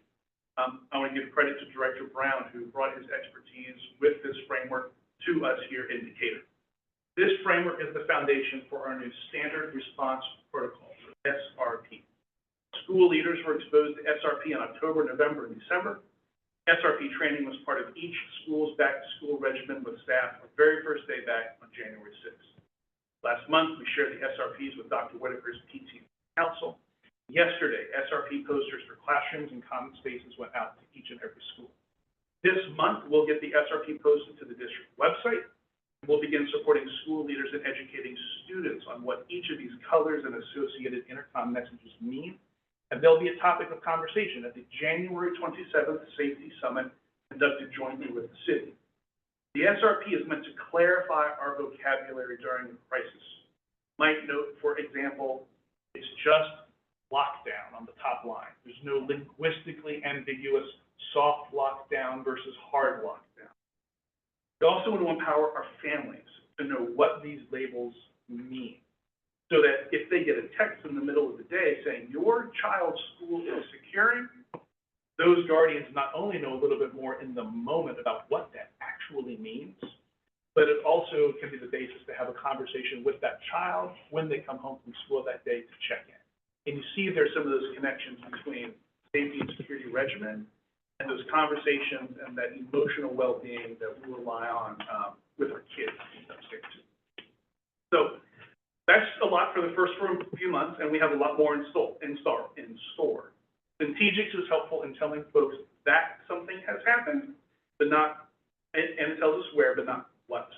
And for that, we need a dedicated communication system, and that for us is Crisis Go. Crisis Go also contains modules for unification in a crisis, but we're starting off with basic communications. Superintendent Suite have used it for a few events, and we'll soon be expanding it out to principals. Crisis Go will eventually roll out to all employees this year so that educators can take account of students during a crisis. Additionally, this month we're continuing to develop procedures and we'll begin testing Centegix's visitor management system, starting with a pilot at Westchester Elementary. This will involve significant communication and change management for not only staff, but also our families and our vendors. Visitor management system will require visitors, including parents, to scan a state-issued ID that is checked against the sex offender registry. Positive hits against that system are folks we don't want around our students. They'll be not granted further access to the campus. It is new to our families to ask them to show ID on campus. Building family members not only awareness, but also desire to interact with such a system is critical. Part of the readiness and the pilot will also involve ensuring that we have plans and language to address, for example, false positive, where a family member, or instances where a family member doesn't have a state-issued ID. We would not accept security coming at the expense of any community members. Likewise, we'll be working on parameters for how front office staff address situations. There are school events where we do not anticipate this system being used. For example, community circle, where guests are constantly monitored by staff, limited in their building access, and not directly interacting with students. And again, it's not only families who will undergo these checks. It applies to vendors too, and we'll ensure they're aware. One additional benefit to the system is that authorized visitors will receive a special badge that will show that badge's location on a map of the building, so we know where our guests are at any given time at an administrator's request. And third, we'll soon begin installation of the Avigilon camera security system paid for by grant from the Department of Education at the high school. DHS is our most complicated site and has the greatest need for thorough, robust, and reliable security camera coverage. We are working with NetPlanner, a longtime partner on the IT side of the house, to engineer a solution to bring a 21st century security camera system to that campus. The new system will allow administrators to access and share footage from their phone, backtrack folks' movement throughout the building across multiple cameras, and quite simply to have confidence they can promptly lay eyes from anywhere on any part of the building on a moment's notice. Last month, we issued an RFP for design-build firm to design and price out security vestibules, and the significant portion of the $1.4 million allocated in the budget to safety and security this fall go toward this work. 5 firms submitted proposals. The proposal evaluations began last week, and a recommendation to award the contract will come to the board for approval next month. Work on all 4 of these is underway. We expect the first 3 to be concluded by the end of the semester, and at least for vestibule design, the pricing to be concluded this semester. Pricing and design complexity will determine the timeline for actual construction to begin. We also have some updates on the digital side of security and other operations. You received an update on our cybersecurity posture, with the largest recommendation for CSD be to implement multi-factor authentication for all employees. So, last year, we implemented multi-factor authentication for all employees. As a reminder, multi-factor authentication, also known as two-factor authentication, is a system by which a password or a passphrase isn't enough to access any user's account. We also use the increase in security to expand single sign-on for staff, computers, and Infinite Campus. It's rare that an organization can increase both security and ease of use, and we were eager to take advantage of the opportunity last year, and we appreciate the board's support on the security side.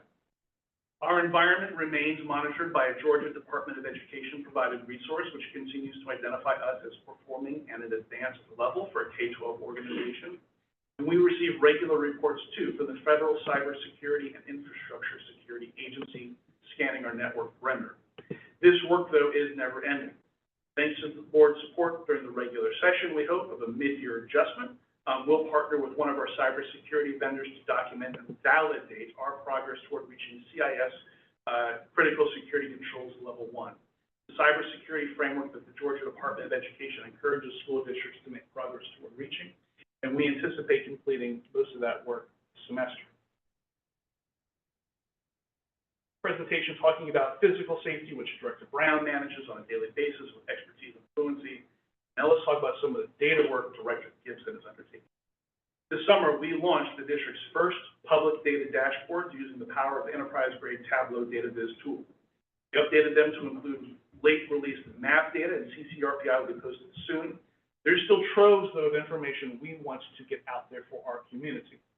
We've begun the work to add additional public vizzes, including profiles on our school demographics, additional assessment data, and they'll be up by the spring.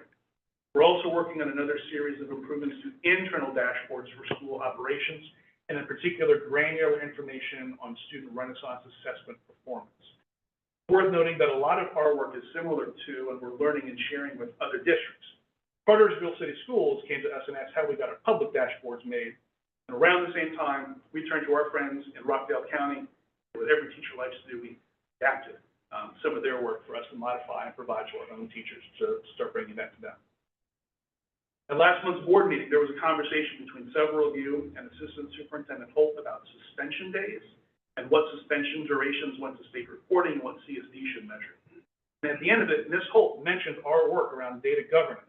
Board member us took a moment to name both the necessity and the challenges of undertaking data governance, and so we're doing it. Last month, Cabinet approved a project charter to begin CSD's formal work toward data governance, including standing data governance team with a group charter, and initial deliverables focusing on role and process documentation, early evidence of successful shifts in practice reflected in our initial data submissions to the state for our upcoming state reporting windows.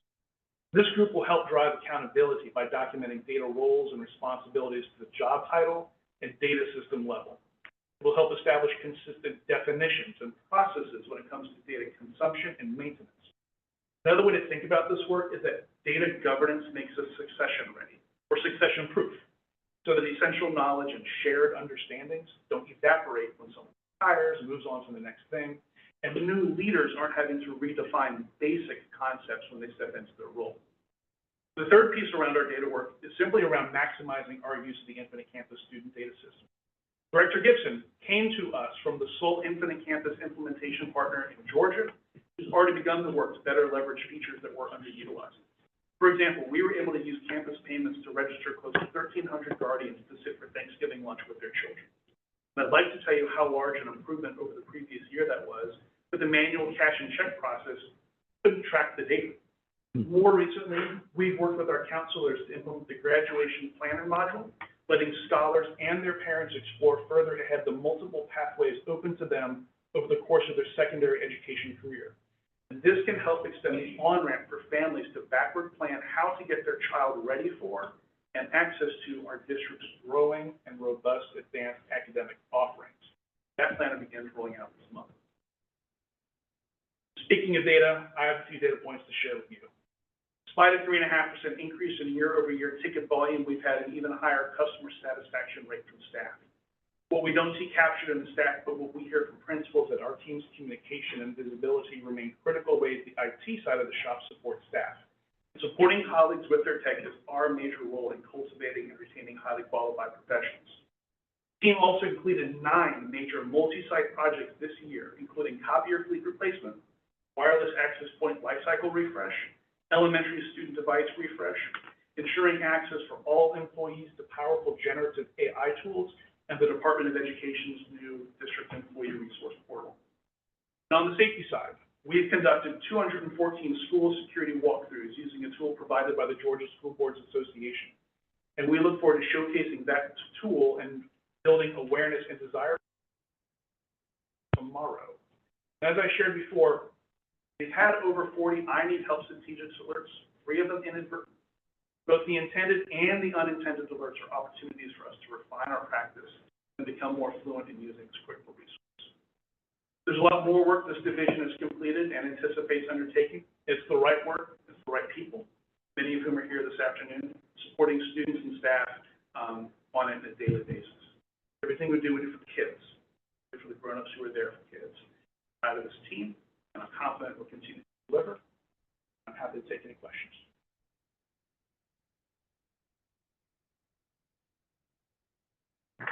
Did have one quick question about I forget what the term was, but when there's things like tornadoes, hurricanes, whatever it was. Standard response protocol? Yes. that in any way linked siren system that is able to identify or alert when there are funnel clouds or touchstones? I don't know, that's a great question to ask about, like, we hear that every second Wednesday at 5 PM, right? Yeah. But that's something we can explore with them. I don't have an answer for you, but I'll get you one.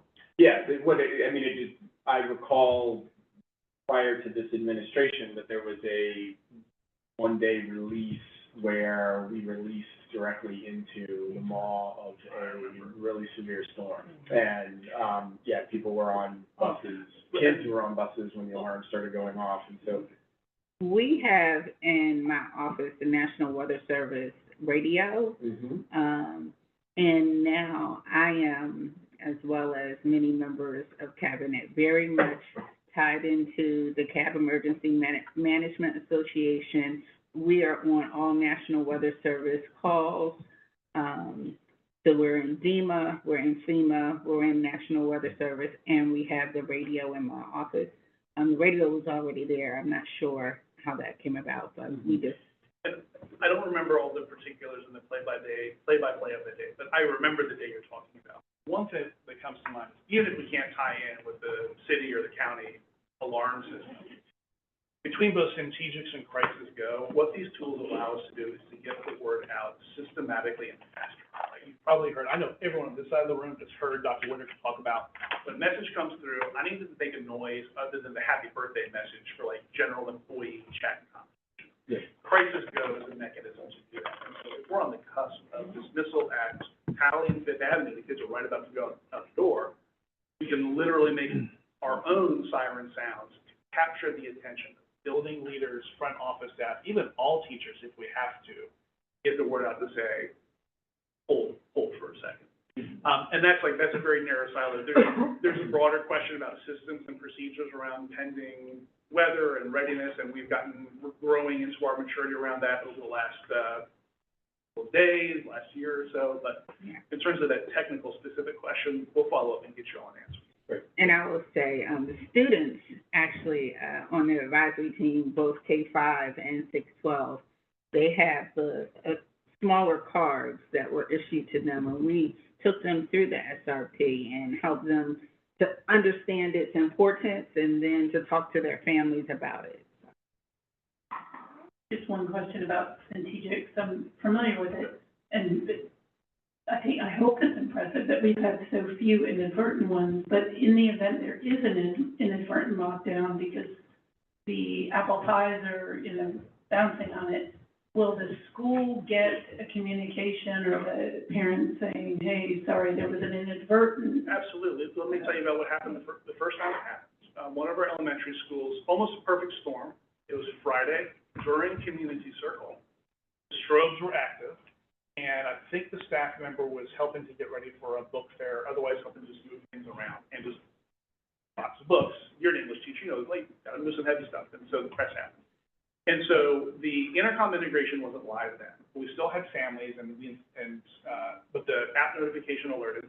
So Principal Wiseman gets the alert. It doesn't sound like his Google chat message. He knows this is something different. I need to step away immediately. He did exactly what the principal is supposed to do.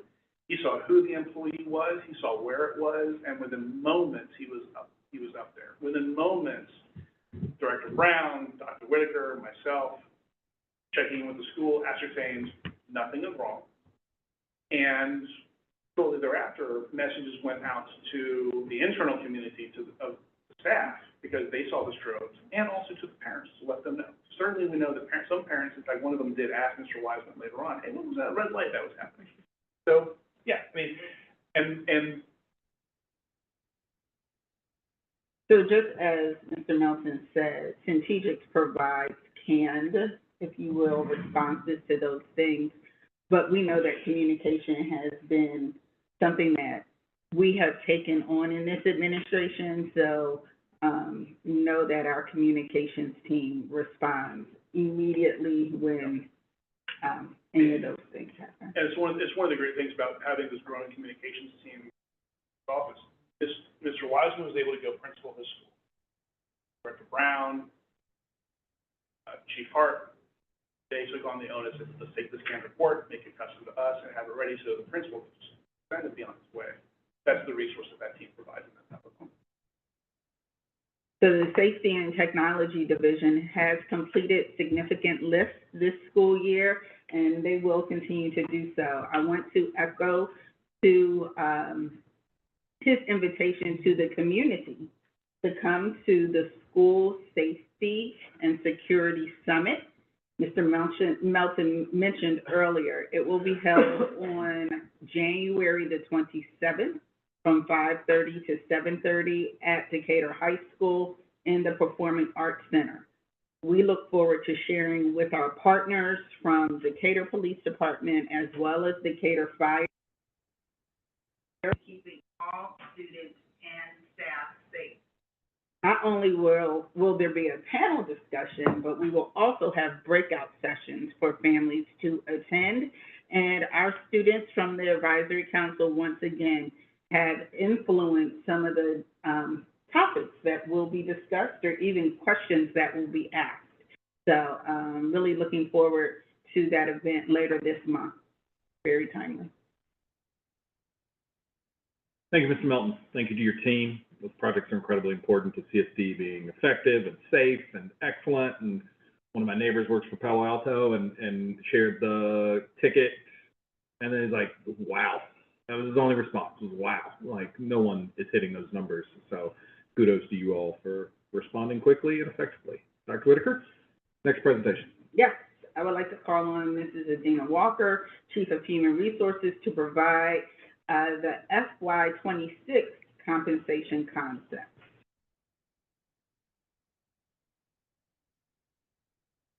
Good afternoon, Board Chair Herndon, Vice Chair Dr. Sultan, other esteemed members of the board, Student Representative Delana, and Superintendent Dr. Gina Whitaker. Today's presentation marks the next phase of our compensation reform journey, building on the foundation laid during the Board of Education retreat in November. This step ensures our commitment to providing competitive compensation for all staff. Our work is always grounded in an all-in strategic plan with competitive compensation aligned with the strategic accelerator, cultivating and retaining high-quality professionals. To illustrate our intentionality behind our compensation reform, let's take a historical look at entry-level salaries, T4 and master's T5 degrees. Over the past 7 academic years, annual salaries for both categories have increased by over $17,000 annually. At the November retreat, we shared the district where we are now, current rankings based solely on salaries. In year 2 of the strategic plan, CSD ranked 7th out of 9 in the benchmark comparison with 8 other Metro Atlanta districts. As requested by the board, the goal to this position, CSD is in the top quartile for total teacher compensation by the conclusion of FY28. Total compensation includes district contributions to healthcare, PRS, FICA, and this is providing a comprehensive view of the compensation package. Currently, CSD ranks 3rd out of 9 in total compensation. This is a look at our current teacher rankings solely based on salary. For entry-level teachers coming in with 0 experience, we rank 7th out of 9 for bachelor's, 5 out of 9 for master's, 6 out of 9 for specialists, and 7 out of 9 for doctorate. When we look at teachers with 12 years of credible experience, which is the average years of experience in our district, we rank 7th out of 9 for teachers who hold a bachelor's and master's, 6 out of 9 for teachers who hold a specialist and a doctorate degree. In all of these categories, we did rank, increase 1 rank from last year. When we look at the top of the scale, which are teachers with 25 years of credible years of experience and higher, we rank 8 out of 9 for all levels, which is an increase from 9 out of 9 for FY24. Here are the current rankings for our goal criteria, which is total compensation. For entry-level teachers, we rank 3 out of 9 for all certificate levels, bachelor's through doctorate. For teachers with 12 years of experience, we rank 3 out of 9 for bachelor's and master's, and 4 out of 9 for specialist and doctorate. For the scale, we rank 4 out of 9 for bachelor's and doctorate, and 5 out of 9 for master's and specialist. To provide a greater insight into the distribution of staff across certificate levels and years of experience as we explore various compensation concepts, the numbers in the middle of each box represent the total staff on the teacher scale. Meanwhile, the numbers on the top of each box indicate how many individuals fall within specific years of experience. At the conclusion of the November retreat, the board agreed on the following compensation priorities that would guide the work of this next phase of presenting proposed concepts. These priorities are: give all staff a minimum of 3% COLA increase, give all eligible staff a COLA and step increase, to look at specific positions and the lowest ranking to prioritize how to reduce their compensation rankings, increase paraprofessional hourly rates to a minimum of $18 an hour, to smooth out teacher salary scales to have equal increments between steps, to minimize salary compression with administrative scales, and lastly, address scales to ensure market competitiveness while supporting internal equity. For compensation part 2, these rankings give pertinent information from different perspectives. The salary-only rankings, of course, are ranked solely based on salaries. However, total compensation rankings incorporate the employee perspective, showing the employee's salary after Social Security deductions before individual taxes and benefit premiums are applied. This perspective is essential. It helps employees understand their potential take-home pay, even with the district's contributions to their retirement. As inflation rises, take-home pay directly affects employees' quality of life and daily living expenses. A continuous factor in this process is the need to remain aware and mindful of how aggressively other districts may adjust their salaries in the upcoming fiscal year. For our teachers, the initial proposed concept includes a 3% cost of living adjustment, which is the COLA, applied to the current salary scales. This analysis assumes no changes to salary scales in other districts, as it is too early to determine their potential adjustments. At the entry level, we rank 4 out of 9 bachelor's and doctorate, 3 out of 9 for master's and specialists. For 12 years, 6 out of 9 bachelor's, master's, and specialists, and 4 out of 9 for doctorate. For the top of the scale, we rank 5 out of 9 for bachelor's and 6 out of 9 for master's, specialist, and doctorate.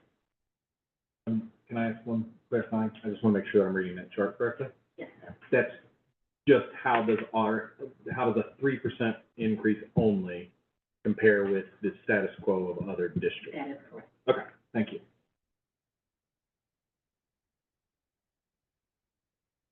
For total compensation, our rankings improve significantly across all stages of the teacher's career. Notably, rankings increase substantially for 12 years of experience and at the top of the pay scale. This is reflecting the majority of our current teaching staff have achieved the desired top-tier rankings. For entry-level rankings, we are at 3 out of 9 for bachelor's, specialist, and doctorate, and 1 out of 9 for master's level. For 12 years of credible experience, we increased to 3 out of 9 for all certificate levels, bachelor's through doctorate, and top of the scale, 2 out of 9 for bachelor's, and 3 out of 9 for master's through doctorate. Now we will look at the estimated cost for the salary only. For this concept increases the entry salary to $59,431, And it applies the uniform increase to each step of the scale.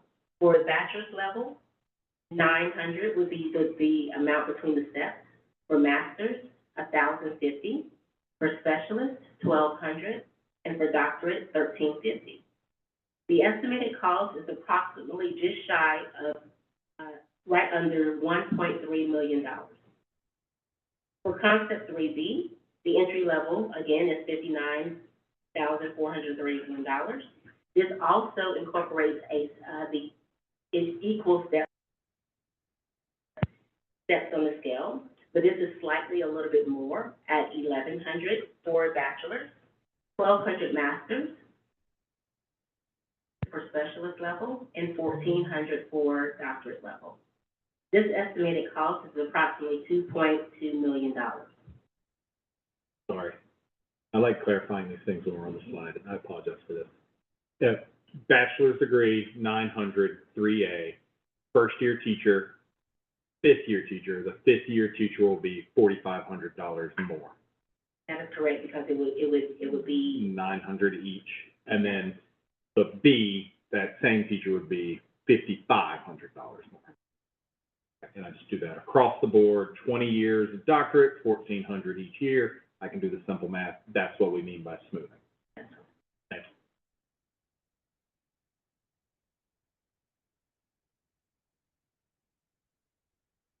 For the next concept, it's a little bit more aggressive with a 4% COLA increase. The salary rankings on this option is very similar to the 3% COLA, with some notable changes. For entry level, bachelor's moved up 1 rank to 3 out of 9. For 12 years of experience, specialist moved up 1 rank to 6 out of 9. And for top of scale, doctorate level moved up 2 ranks from 6 out of 9 to 4 out of 9. With total compensation, these rankings maintain the rankings very similar again to the 3% COLA increases. However, this concept does increase the base entry-level salary for teachers significantly and shows the aggressiveness of maintaining in the top quartile, particularly in the mid to end-of-year teachers, where most of our current teachers land. For concept 4A, this increases the entry level to $60,000, and it also applies the same amounts between the steps for the teacher scale. The approximate cost for this concept is $1.6 million. For the concept 4B, this also increases it to a little over $60,000. And again, the amounts between the steps are the same. For bachelor's, $1,100, master's, $1,200, specialist, $1,300, and doctorate, $1,400. The estimated cost is approximately $2.5 million for this concept. Now we will look at our targeted non-teaching support staff positions. The 5 specific job categories are targeted for increased salary competitiveness are paraprofessionals, nurses, directors, non-administrative specialists, and coordinators, as these groups did not receive an adjusted level set for FY25. First, we will look at our paraprofessionals. The budget priority specifically called out increasing paraprofessional pay to a minimum of $18 per hour. Currently, paraprofessionals rate 7 out of 9 in total compensation. The proposed level set is 10% to increase to $18 an hour before the district COLA percent increase. This increases the paraprofessionals to 5 out of 9. The estimated cost for this concept is $200. We do have 2 concepts for this estimated cost. The first concept is $218,000 for approximately 74 parents. For concept 2, this is $334,821.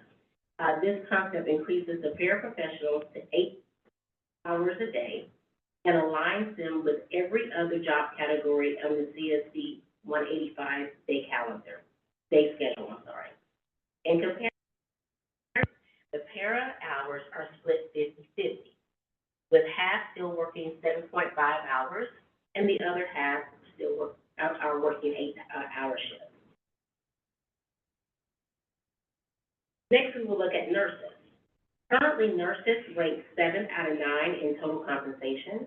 The proposed level set is 7% before the district COLA percentage increase.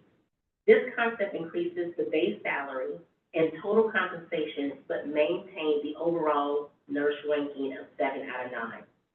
The Georgia Department of Education recommends nurse-to-student ratio 1 to 750 students for elementary schools, and 1 to 1,500 for middle and high schools. Currently, we have fully licensed registered nurses in all schools. The decision to adjust nurses' salaries would be at the discretion of the board, as nurses was one of the specific job categories identified to review. If necessary, we could start with the proposed salary increase and work on improving competitiveness throughout the remaining of the strategic. The estimated cost for salary only for nurses is $37,727.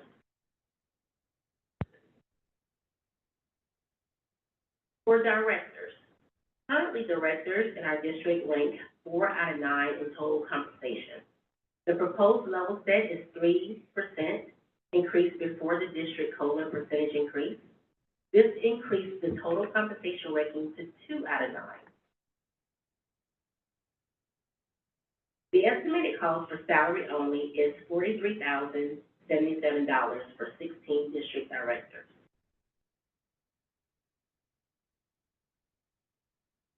For our non-administrative specialists, which is our business office and technology professionals on the specialist scale. Currently, our specialists rank 4 out of 9 in total compensation. The proposed level set is 4% before the district COLA percentage increase. This increased the base salary and total compensation, but maintained, like the nurses, specialists ranking 4 out of 9. The estimated cost for salary only is $60,557 for approximately 15 specialists on these scales. And finally, for coordinators, the coordinators are a little bit more challenging category to assess, as their duties vary depending on whether their position is instructional or operational. However, the overall 12-month coordinator salary is fairly competitive with other districts. To enhance competitiveness, a proposed 2% level set increase is recommended before applying the district COLA percentage increase. The estimated cost for salary only is $41,844 for 19 coordinators on these scales. Here's a summary of all the teacher proposed concepts. Both concepts offer overall percentage increase and smoothing out steps on all teacher scales that will eliminate random step increases. Here's a summary of the non-teaching positions that we specifically pulled out to review their salary competitiveness with other metro districts. And last but not least, here's the proposed annual supplement for our adapted special education teachers and paraprofessionals, and the estimated costs associated with those supplements. For approximately 12 special education adapted teachers, a $2,000 annual supplement is $24,000, and for approximately 20 adapted paraprofessionals, a $1,500 annual supplement is $30,000. So here are the next steps in the process. During the January work session, we are assessing the compensation concepts for teachers, non-teacher positions, specific administrative job categories, differentiated compensation for special education teachers and paraprofessionals, and assessing the affordability and sustainability for all proposed concepts. Going forward, in February, we will pass the baton to finance to price out each option with the benefit. Determine which FY '26 compensation recommendation that is in the best interest of the district financially. Estimate the financial impact of achieving the district's goal of being or sustaining our teacher compensation, total compensation by FY '28. Thank you, and at this time, I will answer any questions you may have. So when you, are presenting non-teacher, changes, you presented it as a certain percentage plus a yet-to-be-determined COLA. Yes. But we did not show it that way with the teachers. Are we assuming that the 3% or the 4% option is itself COLA? And so we're not providing the teachers a raise, we're just providing a COLA? Or are, I was confused by why we're not showing a COLA for the teachers, or we are only showing a COLA for the teachers and then showing a raise and a potential COLA for other categories. Exactly. The COLA that I am presenting, the percentages, that would be the cost of living increase. And then we would have to factor in the step, that will be built into those steps as well. So whatever, the 4% or the 3% is the rate for the teacher. And then, It's not- and Sorry, go ahead, Becky. okay, so, concept 3 is essentially a COLA. Concept 4 is a COLA +1. When you're looking at the other positions, it's because those positions did not get any, level set, if you will, last year. So that's why they were, pulled out this year for assessment for that.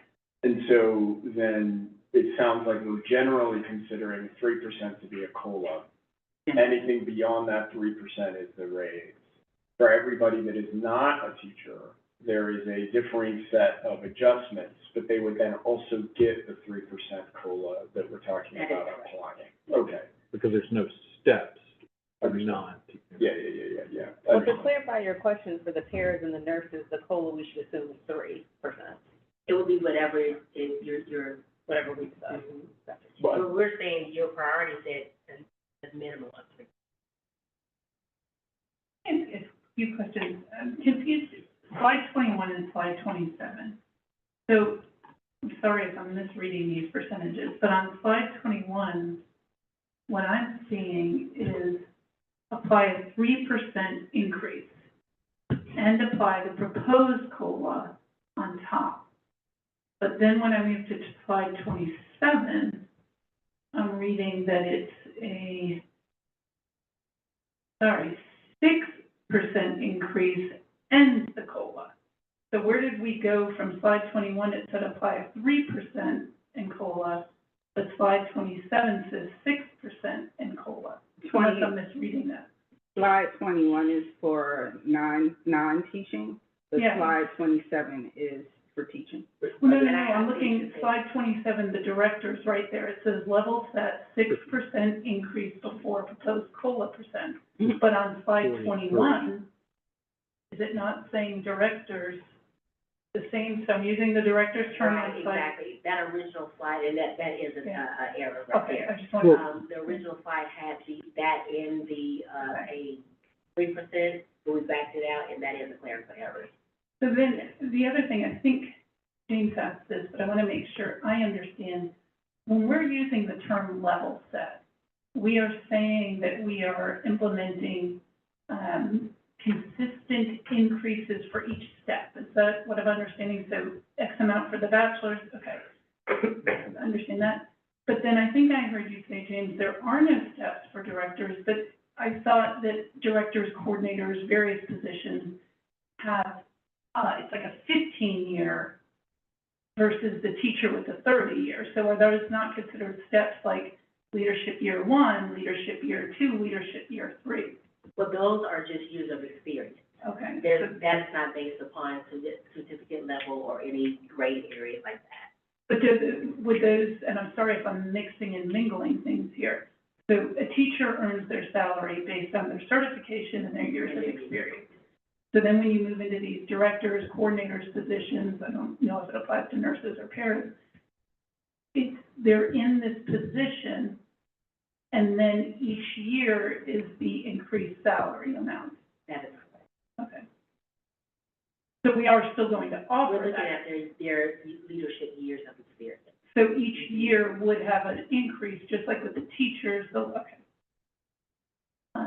Yes, but the steps are just written into law, they're based off the state data. One big point of contention for me that I've had privately is like during COVID, and particularly during furloughs, so we're going back a decade, a lot of school districts skipped steps, Yeah, no, I which is a remember. very common thing. And so when I asked Adina, Ms. Walker, to put together that list, one of the things was like, if I had been teaching in Decatur for the past 20 years, I just did this math, I would not be third out of 9. I would actually be much higher than if I had stayed at Fulton, because Fulton had been skipping steps. And so that's what we as a board, is we agree to do steps, and that's not a guarantee in the Atlanta Metro, and it is certainly not a guarantee outside of the Atlanta Metro for teachers, as opposed to the leadership things where we can modify those. Those aren't tied to anything. And then I guess the other thing, so I tried to, but I think, James, you were clarifying it. When we're looking, so we look at salary rankings, and then we look at compensation rankings. And so we tend to go higher with the compensation rankings, pretty much across the board, correct me if I'm wrong there. And then, so I was like, well, okay, so we're looking at the ranking, assuming there's a status quo. I did go back to try to compare last year when we had this presentation.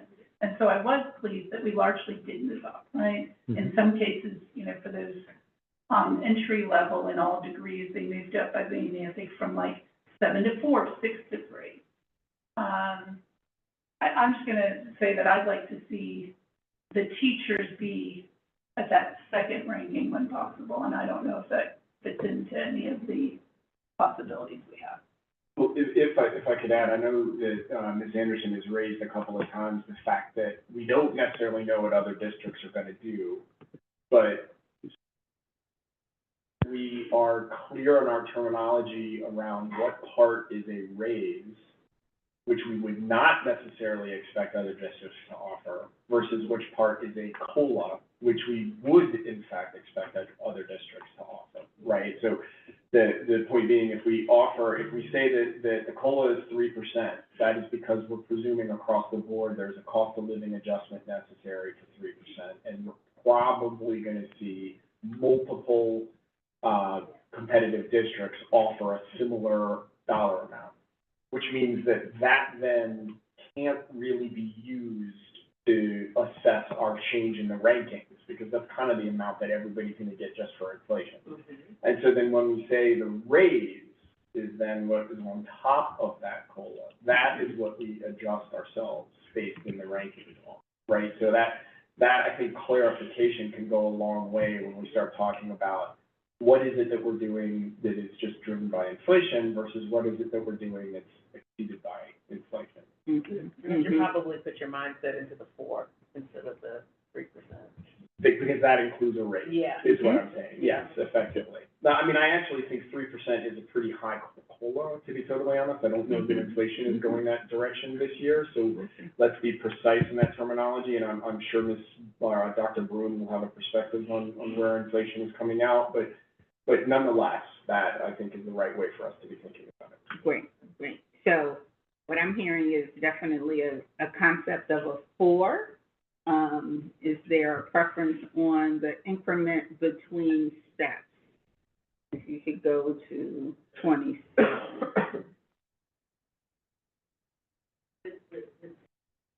Slide 27, all the way. I know you just went all the way to the other end. Sorry.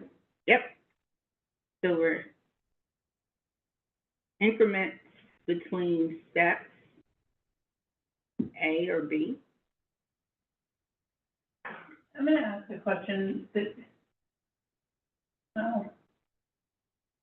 so on slide 28, right, we talked about this at the retreat, again, fill in anything that I'm inaccurately describing, but I believe we've had a problem trying to get, say, I think we have 2 stipends or extra amounts that we're doing.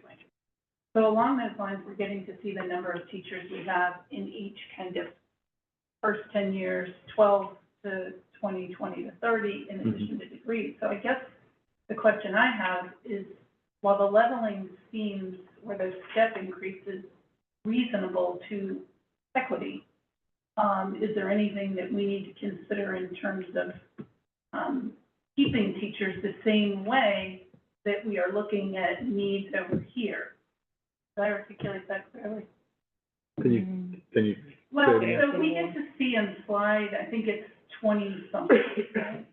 You all put in, thank you for that, the number of teachers that we have in each category? in each category, Correct. right? And so the fewest number we have in total, I think, are the newer teachers, right? I think I counted 120-something. So now when and I understand people leave and retire, so you need new teachers. We did a nice job of incentivizing entry-level salaries last year, and I think you showed us that presentation historically. So I guess my question is, when we are looking at these step increases, am I correct in saying right now they are treated equally by degree? So 900 per year for each teacher who has a bachelor's, 1050 or 1200 per year for each teacher who has a master's. You mean the current scales? Well, what's being proposed here? Yeah, so this is right now, this is because if you look at our skills now, Yes. it's very random. Yes, And so when we say, when we're trying to make sure that this is equitable whenever someone is increasing their stuff, because one year you can be 400. oh, yeah, no, I know. You know, then the next year you could give, 1,400. And so, and then at the end of the steps, our steps are double. So once you get beyond 25 years, you're not getting an increase, a step increase, but every other year. So this right here is really. It's going to correct that. It's going to correct that. And to your point, Mr. Hunt, whenever we're looking at the raises that comes from the state, if you really look historically in the last couple of years, they have been giving dollar amounts instead of percentage amounts. So that ties into your conversation as far as the raise versus the COLA amount, and then giving our COLA on top of that, that would be the decision. And so going forward, whenever we do get that amount from the state, it has to be and going on top of our sales that way. Thank you. I don't think I asked my question clearly, that you answered the fact that, so a teacher at 25 now is going to get this step increase. It's going to get them step increases, and they will know exactly what. So the reason why I brought the question up around the COLA versus the raise is those percentages are pretty impactful, especially when we start looking elsewhere, right? So if it's 2.5% COLA as opposed to a 3%, or a 2% COLA as opposed to a 3%, we just want that to be laid. As soon as we can have that clarified, I would be more comfortable. I'm sorry, could you ask what you wanted again? So how we're gonna, The delineation between what is the COLA versus what is the raise, because the COLA is getting applied to everyone else, and the raise is getting applied specifically to teachers. And so if it is a 2.5% COLA, then that means proportionately more of what we're doing here is going to a teacher raise, as opposed to just for everyone. And so I just want us to be, as soon as we can get that tightened up, I'll be. But for clarification, it's not everybody who's just getting the COLA. There's certain other groups that were eligible for a raise on top of the COLA, right? Those level sets and all the adjustments we're talking, and all the other departments, the directors, and slide 28, I think, on the thing, that is, yes, those are gonna be adjustments beyond the COLA. Okay. The bigger change is the A versus B, if that's answering your question. I mean, just very quickly, 1% is $400,000, right? But an extra, $200 for every step of B, that's almost $1 million for, I mean, we're talking a massive raise. So my question is, I would love to see the sustainability of 4B. I think everyone on the board agrees, and that first chart that you put together shows that we have been making progress on our teachers. So I think we all would say 4B sounds great, and I'd love to do it, but, just the sustainability of committing to that, so my question. The bulk of it is, right, so just looking at the math, you're talking about between $1 and $1.2 million a year, consistent growth per year going forward based on the difference between A and B. Exactly, yeah. It's the sustainability. It is, you know, that's what it. It wouldn't be 1.2 every year, though. Yes, because every year, every person that's in that step gets that step change. And the difference in But that. that doesn't account for turnover, that doesn't account for the way that the budget does it, attrition. For every teacher you retire, you have a new teacher, it's also teachers or more, whatever. Yeah, so, yeah, don't mistake my top of my head calculations for an Excel spreadsheet. But yes, it is, though, ballpark, you're talking about on the order of $1 million. You're not talking about a couple $100,000. It sounds like this board has more of an appetite for 4A. I'd like to go with the C4B. I Yeah. don't know if I'm in the. Two budget drafts. I'm leaning towards 4A, but I'm open to seeing what the sustainability. So that means we're gonna do budget draft 1 and budget draft 2 versus one budget draft? Budget? I mean, I think if we're going to talk about this, then I want to look at all of it, because I think to Hans's point, the difference between a COLA and a raise is significant, because the COLA 3% is being applied across the board. Did I understand you correctly there, Hans? So it seems difficult to say take 4A or 4B now until we get the information about the COLA versus the raise. So both have 4%. Okay. Yeah. Yeah, A and B, the only difference is the steps. No, but if it's a 2.5% COLA or a 2% COLA versus a 3% COLA, that has a pretty dramatic impact on everybody else that's within the budget, Yeah. right? That's, Yeah. I think, the point. And so I would lean towards, I think James's question about what does the B cost over time matters tremendously, right? And so what is that ratio of change over time? And I think we're talking about at least 40%, 30% of what the base cost is. But even still, if you go back and look at the numbers themselves, the bulk of where the numbers are gonna be different is between that 4A and 4B. If you have a 2.5 or a 4% COLA, or 2.5 COLA, or 2.5 plus a 1.5 raise, and you make that differentiation in the specialists versus the nurses or whatever, except they're smaller numbers, the bulk of your money is in the teacher. So I think that's really where, I think that's really where the differentiation is gonna be, is whether we want the 4A or the 4B. I do agree totally, probably need to decide, which she said several minutes ago, do we want what we want the COLA number to be? Do you want it to be 3, do you want it to be 4, do you want it to be 2.5? But I don't think you're gonna see the needle move as much in that realm as you're gonna see between 4A and 4B. Not to absolutely blow this all up. But, I mean, to the extent that if we are offering a lower COLA and a higher raise, that does free capital up for us to consider even more raise for teachers, if that was something that was interested. I think a 3% COLA, this is just, I think a 3% COLA standard is reasonable. I agree. I think the only thing I would like to see, I am really appreciative of the salary or compensation rankings moving, but, you know, for example, the coordinators are ranked second in both categories, but I think when we look at the teachers, some are still in the third, so we made some improvements. So, you know, I appreciate talking about, but I believe we've been also using ranking as a benchmark.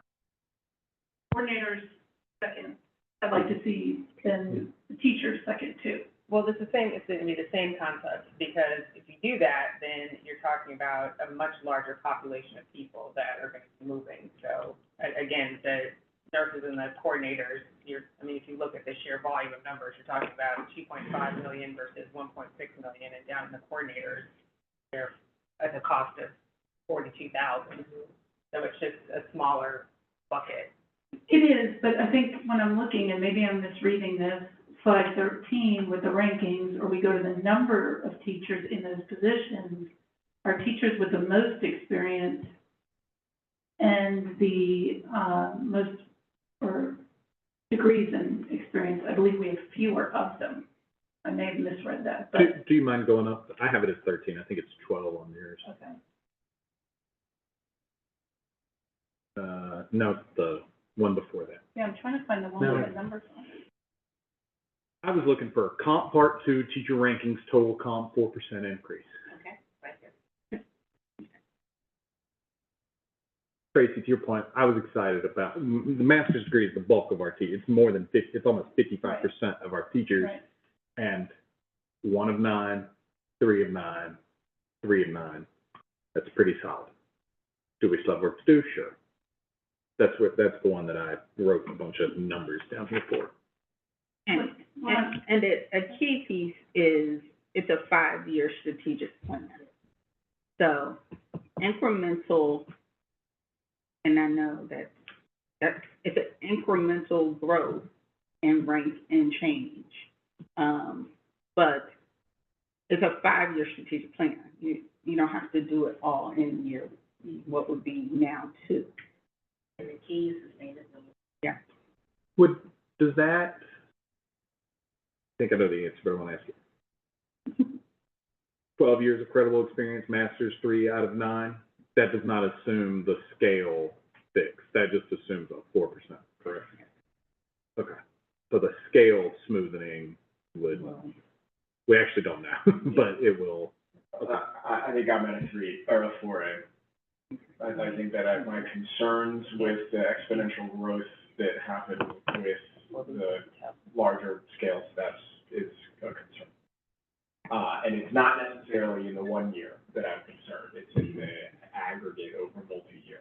I think it's gonna start constraining our ability to make additional salary adjustments in the future to continue to push the numbers up here.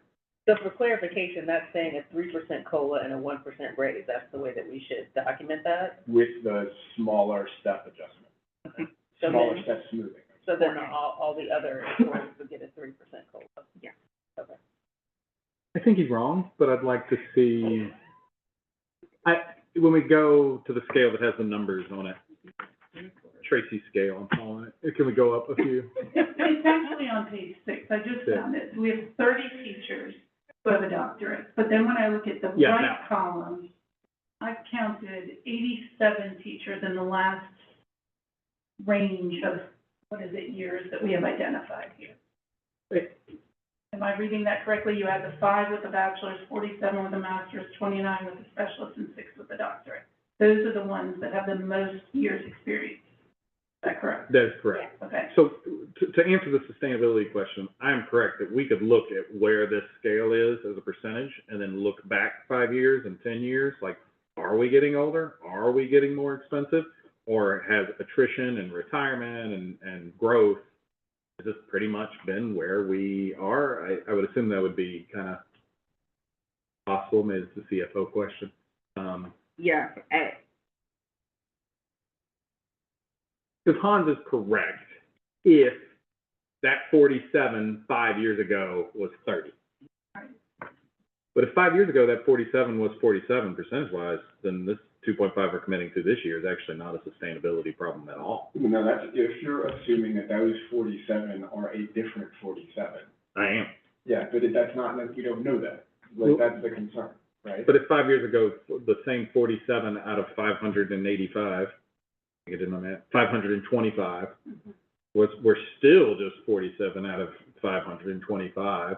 This means attrition means there's not actually that much growth in the scales. Every 5 years, right? You know, Mhm. this is what, and so what is changing as we go across the top is, what each row, right, let me make sure we're looking at it, represents each degree, right? And then each bucket Column. represents Years of experience. years of experience. Correct. And So in theory, 5, 47, 29, and 6 will have retired 5, 10 years from now. 63, 99, 16, and 7 will have moved to the right, but what happens, and what I would like to have the data on before we commit to 4A versus 4B, is there's a lot of attrition in all, as we've discussed, in all occupations, and including in teachers. And if ultimately the reason the STEP program exists is to incentivize teachers to stick around, but realize that as a budget, you're not really committing to more money because of turnover, because of the way the system works. Yeah, I'm not convinced of that. I mean, I agree, you're right in the sense that folks are gonna attrite out, right? But we're looking at 12 to 15-year windows. We're not looking at 5-year windows. Okay. So is it feasible to give us the projections for both? Dr. Broom? So essentially, that would be creating two budgets in the system, and that's why we need. Every that we put into the system, you have to build it manually. May I ask a question, because I think I heard you asking, James, not for two, but for more information about the existing pool of teachers, and then looking back.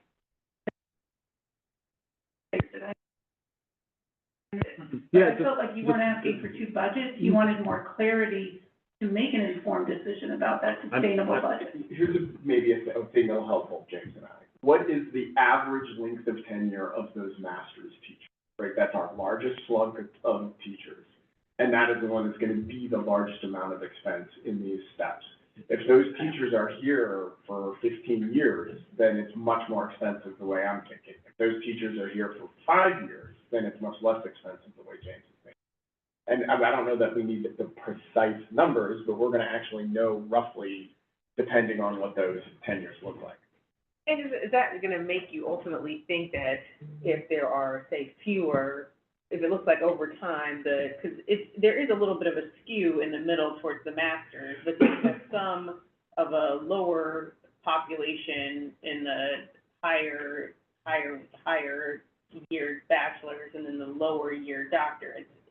But it may always have some variation, and at the end of the day, it may all balance out. So you may have some years where that lower population is a little higher, and then the master's a little lower, so it may be some variation that, at the end of the day, may not make a huge, I'm looking for how much of a, what are you looking for? I still think that between A and B, there's probably gonna be $1 million or so difference. Maybe it'll be 900,000 or maybe it'll be 1.1, but what are you looking for in terms of that skew that's gonna change your mind? Because if that middle slug of teachers that are gonna get, I forget what the number is, 1,200 a year or something like that, a step, 1,200 a year step.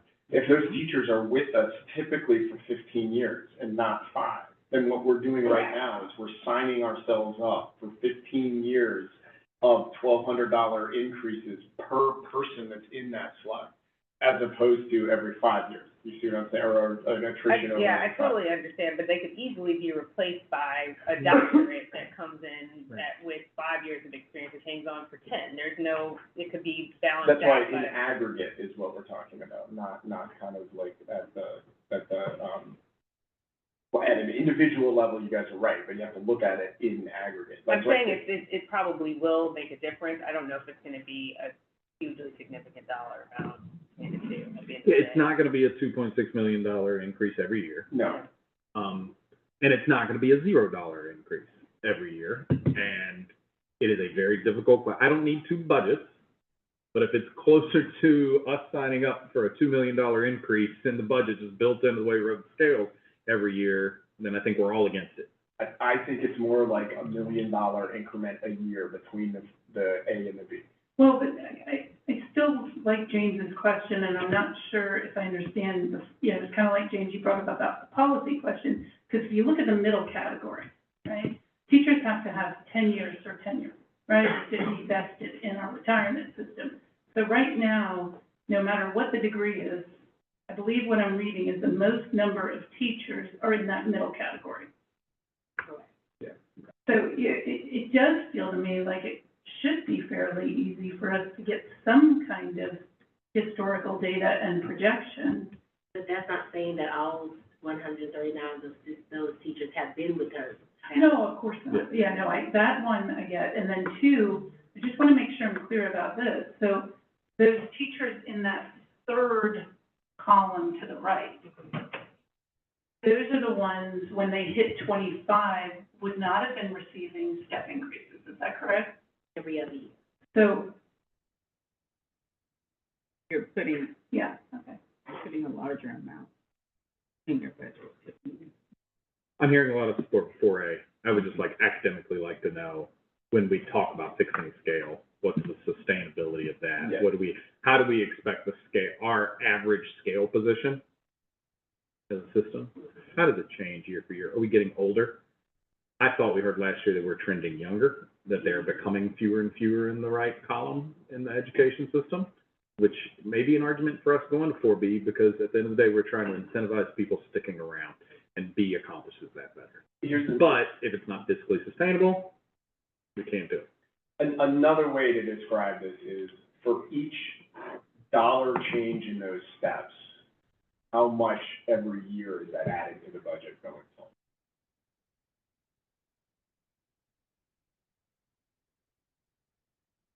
More work. Okay. Okay. So while this presentation was primarily human resources, it is a part of the larger FY '26 budget development timeline. So we look forward to bringing the first draft of the general fund budget, FY '26, next month. Also, we will hear from the tax commissioner's office, the City of Decatur city manager, and CSD staff regarding the use of federal, state, and SPLOST funds. All of this, including the decisions or requests made regarding compensation concepts, will assist us in developing the FY '26 budget. Thank you, Mrs. Walker. Mm-hmm. Look forward to learning fiscal impact of these concepts next month. Next presentation? Yes, Chair Herndon, I'd like to call on Mrs. Amanda Lynch, Chief of Staff, to present 3 policies for first read. Good afternoon again, Board Chair Herndon, Vice Chair Sultan, esteemed members of the board, Student Representative Delana, and Superintendent Dr. Gina Whitaker. Today we have 3 policies on the agenda for work session.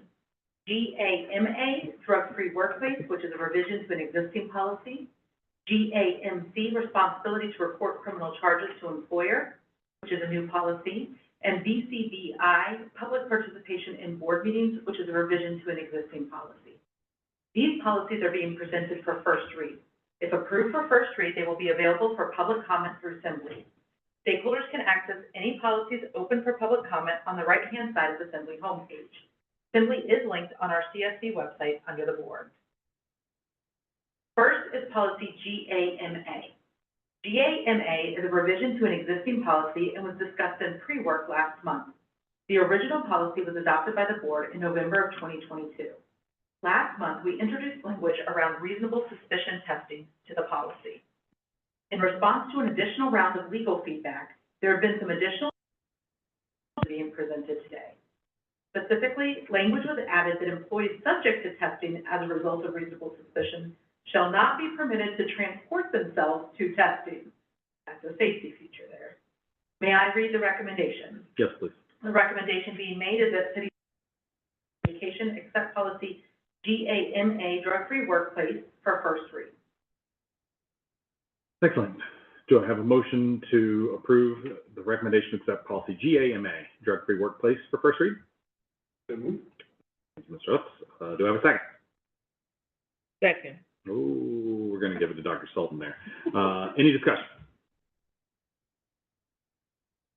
Hearing none, all those in favor, please say aye. Aye. Motion carries GAMC, unanimously. Responsibility to Report Criminal Charges to Employer. This policy was introduced as a new policy during pre-work last month. There have been a few minor changes made to the version of the draft presented last month. These changes are in response to an additional round of legal feedback. Specifically, it was added that speeding violations that result in arrest are not exempt from reporting. The language was clarified for employees unavailable for work as a result of the institution of criminal charges by clarifying it with the term job abandonment. May I read the recommendation? Yes, please. The recommendation being made is that City Schools of Decatur Board of Education accept policy GAMC, responsibility to report criminal charges to employer, for first read. Excellent. Do I have a motion to approve the recommendation to accept policy GAMC for first read? So moved. Thank you, Doctor. Makes the motion. Do I have a second? Second. Mr. Huss, second motion. Any discussion? It also got modified for 5 days instead of 3, didn't it? Yes, we talked about it last time, it wasn't reflected in the initial. Correct. That's the, okay, excellent. Any other discussion? All right, all those in favor, please say aye. Aye. Motion carries unanimously. Lynch? The third policy being presented for first read today is policy BCBI, public participation in board meetings. This is a revision to an existing policy in response to board discussion last month during the regular board meeting that focused on clarity and consistency of enforcing policy and regulation related to public comment. Specifically, the current version of BCBI indicates that procedure shall include a requirement that notice for public comment be given at least 24 hours in advance of the meeting. This was not consistent with Georgia law nor our practice, therefore the proposed revision eliminates this language. May I read the recommendation? Yes, please. The recommendation being made is that City Schools of Decatur Board of Education accept policy BCBI, public participation in board meetings, for first read. Do I have a motion to approve the recommendation to accept policy BCBI for first read? Thank you, Mr. Huss. Do I have a second? Second. Thank you, Ms. Anderson. Second motion. Any discussion? Hearing none, all those in favor, please say aye. Aye. Aye. Motion carries unanimously. Relatedly, I would like to take a moment to inform the board and the public that staff has reviewed an updated regulation BCBI R1, which outlines procedures and rules of conduct for public participation in board meetings. Specifically, it was added that prospective speakers are required to sign up at least 1 hour before the period of public comment is scheduled to begin. In practice, this would mean that prospective speakers would need to sign up by 5:30 tonight for the 6:30 scheduled start of public comment this evening. Additionally, while the previous version indicated that personnel, individual students, and pending litigation are not subject for public participation, verbiage was added for added clarity on personnel matters. The regulation now states that specifically no individual employee shall be named, identified, or discussed. The redlined version reflecting updates to the regulation is available as an attachment to this agenda item in Assembly. The clean, updated regulation is available with all other adopted policies and regulations in the online policy manual in Assembly. Thank you. Thank you, Ms. Lynch. And as a point of clarification, these become available for comment. If anyone in the public listening has thoughts or comments on these public comments, they will be able to do so in Assembly. On the policy in Assembly for BCBI, note that the regulation was updated by staff that does not require public comment because it's a regulation and not a policy. Awesome. We encourage the public to review the policies as posted on Assembly. That concludes our work session, and we will return at 5 o'clock to begin our regular board meeting. We are adjourned.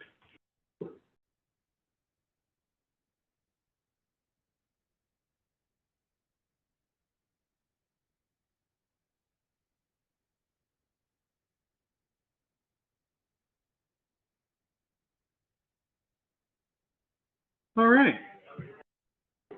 We will now call this meeting to order at 5 p.m. We ask that you silence your cell phones at this time. We'll begin with a moment's silence, followed by the Pledge of Allegiance. At this time, I ask that everyone join me in a moment of silent reflection.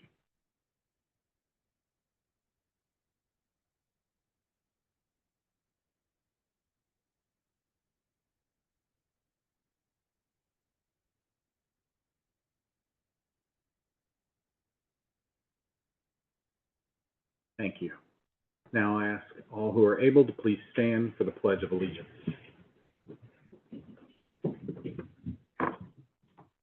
Pledge allegiance to the flag of the United States of America and to the republic for which it stands, one nation, under God, indivisible, with liberty and justice for all. Thank you. Our mission is to inspire and enable student growth through meaningful and engaging learning experiences supported by highly qualified and caring educators in a safe and inviting environment. Next item is at this time, I will cede control of the meeting to Dr. Whitaker to accept nominations for board chair for 2025. Thank you, Chair Herndon. Are there any motions? And, board members, you have ballots in front of you, yellow for board chair and white for board vice chair.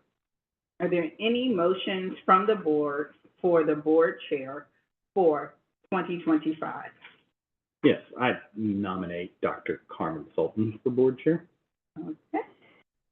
Board member Dr. Carmen Sultan has been nominated for board chair.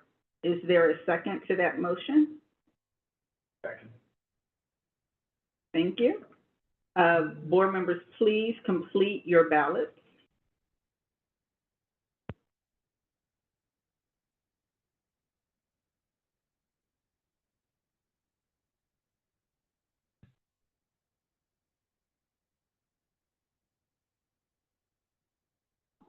This one.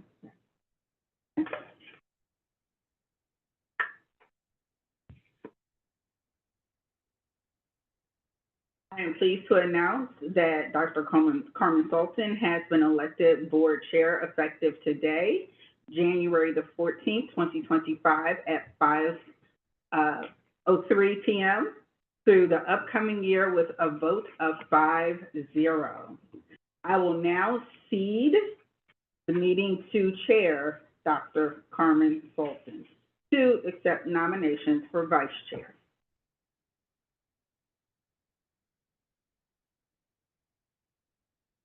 All right, are there any nominations for vice chair? I nominate Hans Utz for vice chair. Is there a second? I second that motion. All right, board members, please complete your ballots.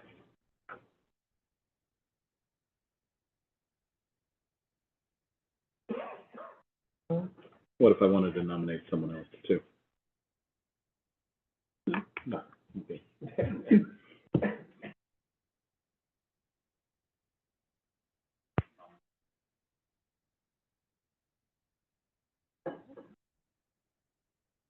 I am pleased to announce that Hans Utz has been elected board vice chair effective today, January 14th, 2025 at 5:04 p.m. through the upcoming year with a vote of 5-0. We will pause for a moment to shift our seats.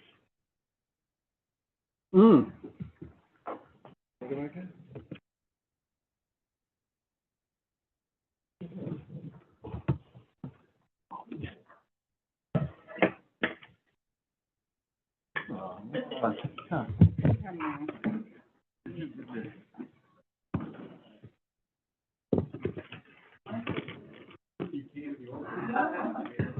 actually put that, if anyone, if you want to move in now. No, You can. yeah, I mean, unless you want to, no, I'm good.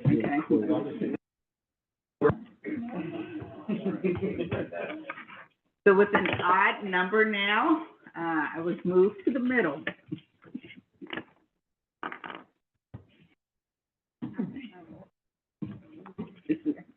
You love it.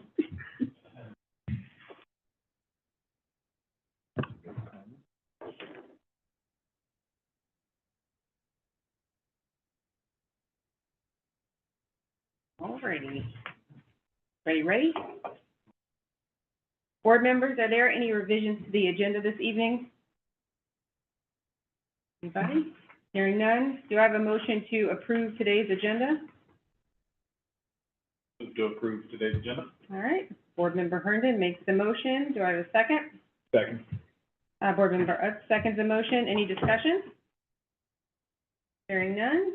All those in favor? Aye. Motion carries unanimously.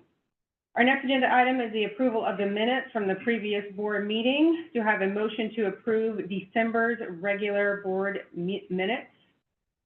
So moved. Board member Utz makes the motion. Do I have a second? Second. Board member Johnson Davis seconds the motion. Is there any discussion? All right, hearing none. All those in favor? Aye. All righty. Dr. Whitaker, I see we have some people that have joined us today. Do we have any recognitions this evening? Yes, Chair Sultan. To facilitate tonight's recognitions, I would like to call upon Deputy Superintendent Karen Newton-Scott. Thank you.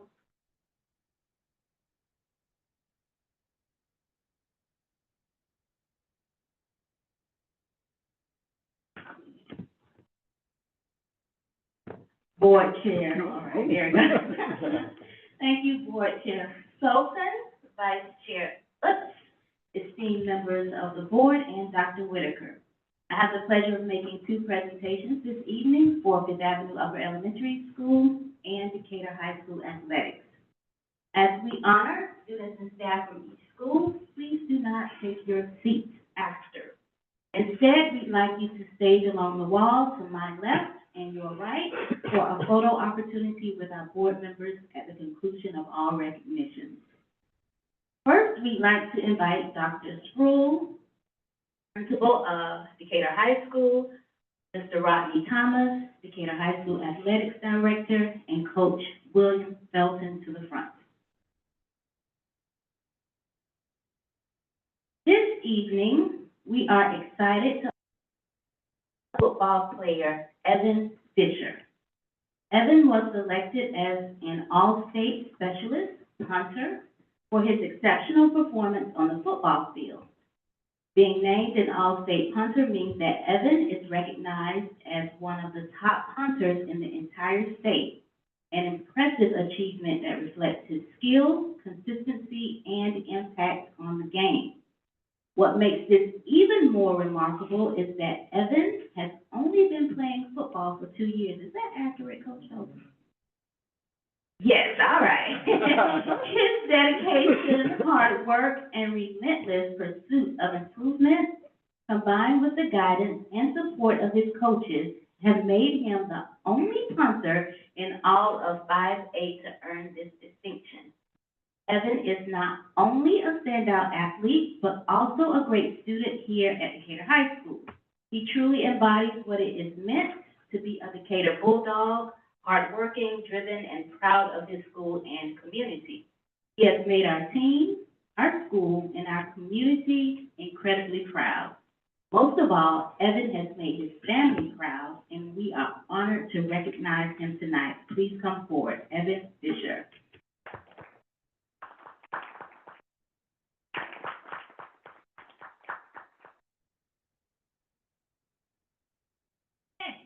Next, we would like to invite Ms. Lynn Hanson, Principal of Fifth Avenue Upper Elementary, to the front. Tonight, we are highlighting a program that was started this year by Ms. Edwin Ellis, a links teacher at Faith. Ms. Ellis, please join Principal Hanson up front. Ms. Ellis has proudly worked at Faith for 10 years, and during this time, she observed countless positive interactions between administrators, teachers, custodians, and students.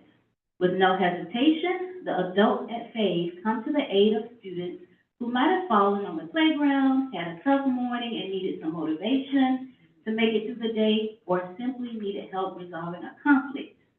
After seeing this so often, Ms. Ellis thought, why not make it official?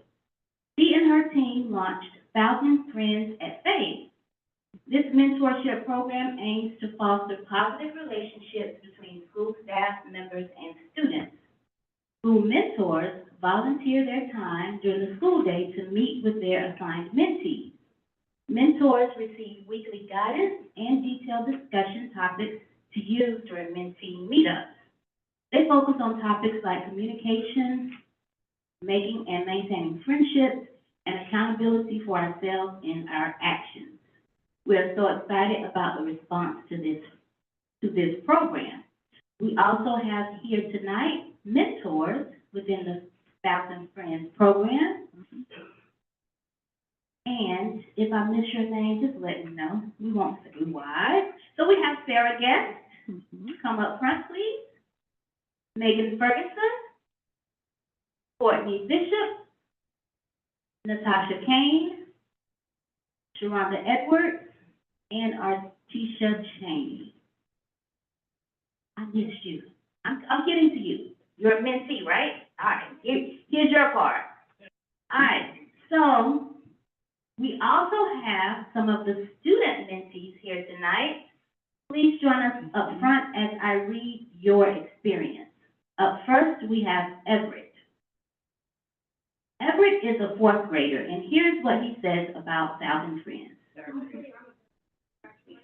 a third grader. Thank you so much, Everett. Should've been faking it.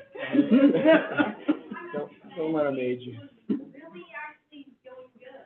Yeah. Okay. I had a lot of fun, and then we started going up, and then it started getting us on. And I can't come up with descriptions. When I speak, I never come up with descriptions. It's really sad. But, yeah, like, we come up to, like, times, and, in fact, we had started, my group of you had done a puzzle where it took us a long time, and we were I don't even remember how much, but yeah, that's really what we do. And we also are comfortable. Thank you so much, Everett. Please stay. Everett also shared that he likes South and Friends because if you have anxiety, this is perfect to help solve it. If you are ever having a bad day, you can be asked to be pulled out. For Everett and maybe others, this helps the day be better. Next, we have Clark, fifth grade, mentee. Clark says that one thing that she loves the most about South and Friends is that she gets to play games with her mentor, Dr. McKenzie. Next up, we have Mia. Mia is not here, but she says what she likes about South and Friends is meeting with Ms. Sanchez and spending time with her and others in class. She also wants to highlight how much Ms. Sanchez understands her. Next, we have Valentine, fifth grade. Valentine says that Faith South and Friends is great because it helps express feelings. Students can express their feelings to their mentor, and they do so through so many fun activities together. And last but not least, L'Oreal, fourth grade. L'Oreal says that she likes South and Friends because it gives you a chance to talk whenever you want or whenever you need to. We would like to thank our teachers for their time and effort with the students, and also students for honoring your teachers for spending that extra time with you as well. At this time, we'd like to round of applause. I'm sorry to pause. At this time, we'd like to invite our board members and Dr. Whitaker down for a photo opportunity.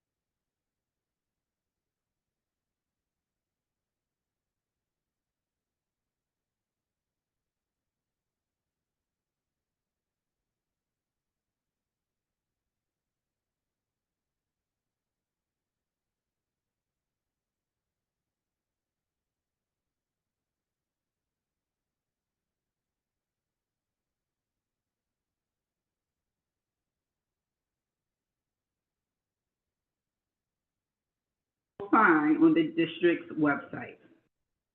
The third event is for information. Members of the Board of Education and I will be visiting the Grand Rapids Community College Early Learning Laboratory in February to inform our planning, design, and programming of the new Early Childhood Learning Center. While planning to expand our early learning strategy is a long-range strategy to achieving equitable outcomes for all students, I must clarify what we are required to do now. The Individuals with Disabilities Education Act, IDEA, requires states to make annual determinations of districts identifying as having disproportionality. On January the 26th, 2024, the state notified the city schools of Decatur of our FY24 disproportionality determination. The Georgia Department of Education reviews policies, procedures, and practices for all districts identified as having a disproportionality determination. During FY24, the city schools of Decatur received a disproportionality level of being compliant for our review. However, due to having 7 or more years of significant disproportionality, the city schools of Decatur received an on-site visit by the Georgia Department of Education, otherwise known as Godot, October 30th and 31st of this year. It included interviews, observations, review of lesson plans, and surveys. Out of 181 school districts, you may wonder how many the state is providing targeted assistance to due to this designation. That answer is 3. So how did we get here? The City Schools of Decatur Board of Education adopted a 5-year strategic plan in March of 2023 called All in Decatur. Each presentation made by staff includes the alignment to the pillars of the strategic plan, known as strategic accelerators. The accelerators are captured on the back of the strategic plan. Last year, we refined some of the initiatives beneath each of the accelerators and gave the document a facelift. But one thing we did not change was the first page. The first page is the foundation. This slide highlights the 5 things this board and the community wanted everyone to know about this plan. Number 1, it recenters the school district's focus on students. My question when first reading that was, well, what were we focused on if not students?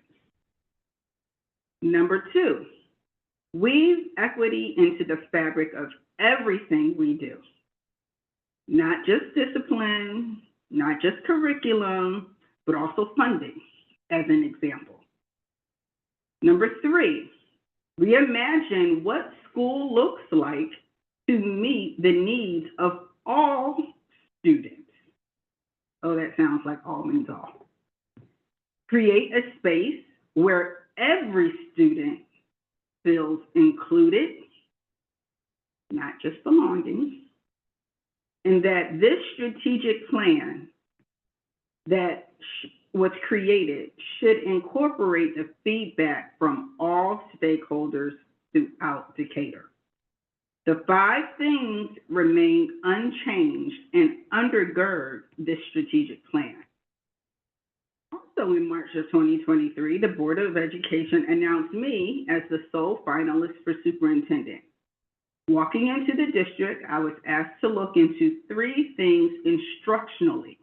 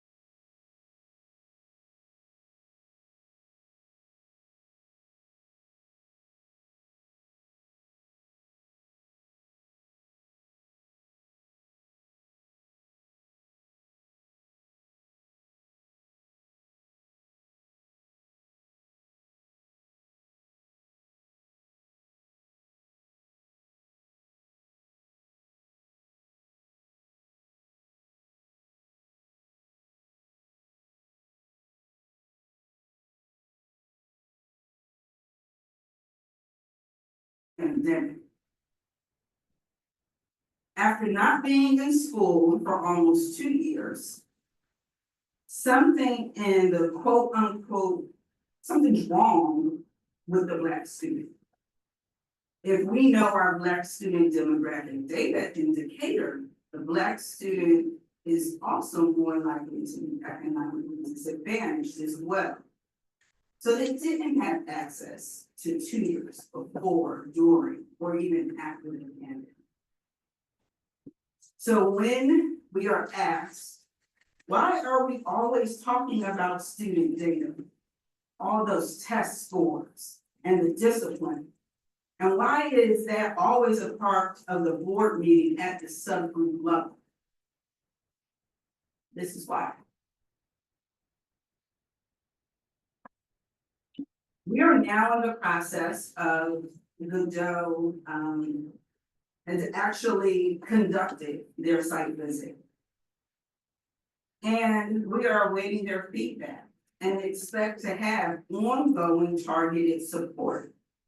Having been in multiple school districts where Godot provides targeted support in my career, I can attest that it will look and feel different to the staff of the city schools of Decatur.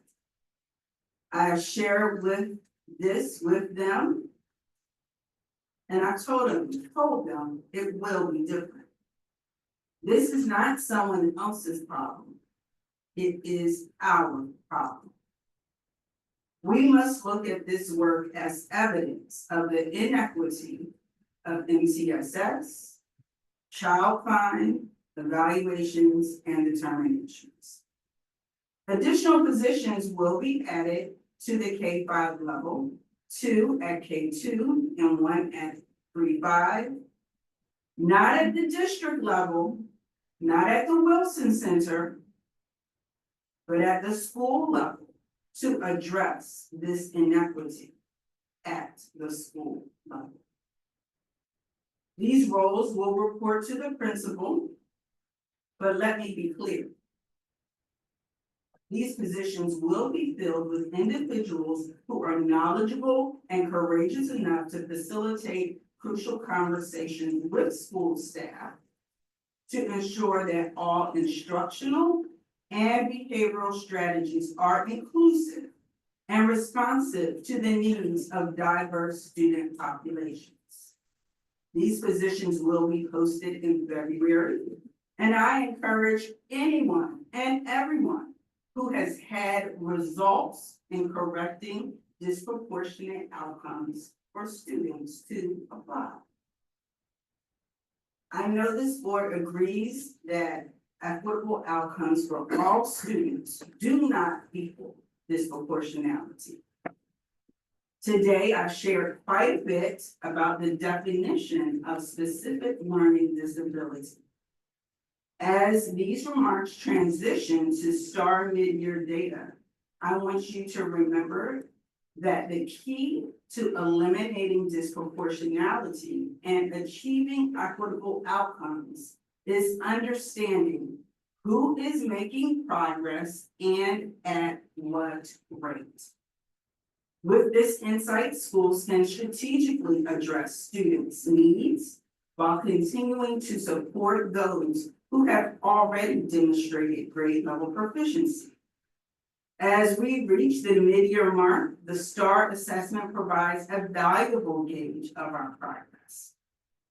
The results highlight areas where we can celebrate our success and where we must intensify support to accelerate growth and our goal of all means all. So at this time, I invite Deputy Superintendent Karen Newby Scott and Assistant Superintendent Jennifer Burton to share our mid-year STAR assessment data and delve deeper into these findings.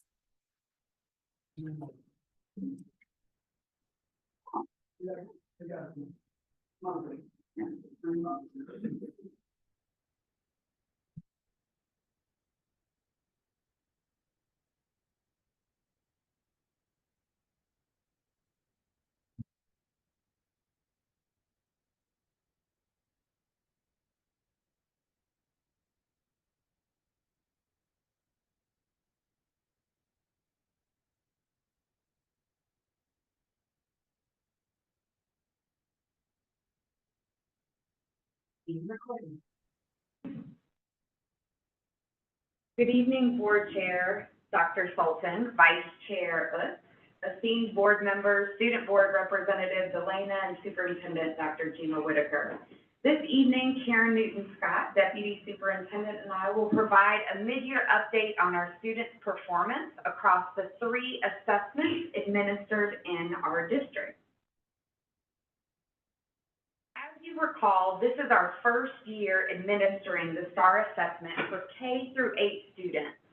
Previously, our students took the math assessment.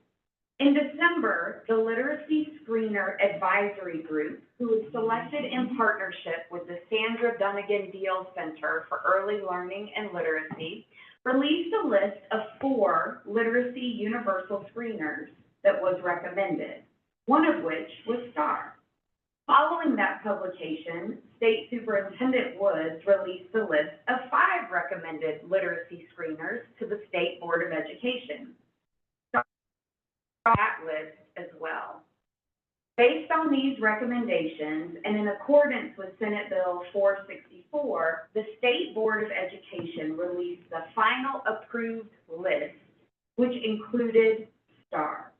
STAR was selected due to its strong psychometric features, representative norming, accessibility, and ease of administrative usage. Math is not on the approved list. The STAR suite includes the STAR Early Literacy, STAR Reading, and STAR Math assessments.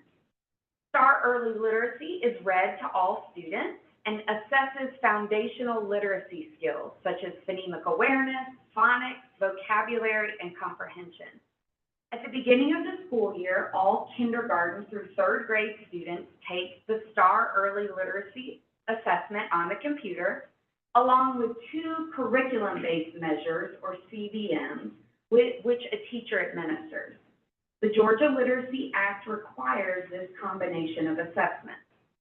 If a K through 3 student scores 853 or above on the early literacy assessment, the student will transition to the STAR Reading assessment and will no longer take STAR Early Literacy for the remainder of the academic year. All students in grades 4 through 12 take the STAR Reading assessment 3 times per year. STAR Reading measures word recognition, vocabulary, and comprehension, and it is not read aloud to students. Some 1st through 3rd grade students may also take STAR Reading during one of the administrations if they have achieved the qualifying score on the STAR Early Literacy assessment. Additionally, all students in grades K through 12 take STAR Math 3 times per year. This assessment evaluates students' mathematical skills across several domains, including geometry, numbers and operations, and algebraic thinking. Beyond academic achievement, we can examine student growth now that we've had 2 administrations of the STAR assessment. While it's essential to understand if students are achieving at high levels, it is equally, if not more, important to know if our students are continuing to grow. Deputy Superintendent Newton-Scott will share how STAR measures growth.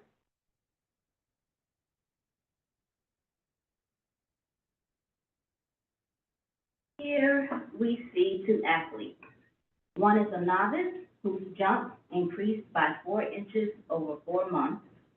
The other is an Olympian whose jump increased by 1 inch. The question is, whose growth is more impressive? At first glance, it might seem that athlete A has made more significant progress. However, to truly understand the significance of their achievements, we must consider their performance history and peer groups. Similarly, knowing the change in a score without context is not helpful in education. Without understanding the context, we cannot determine if the growth was expected, below expectations, or exceptional.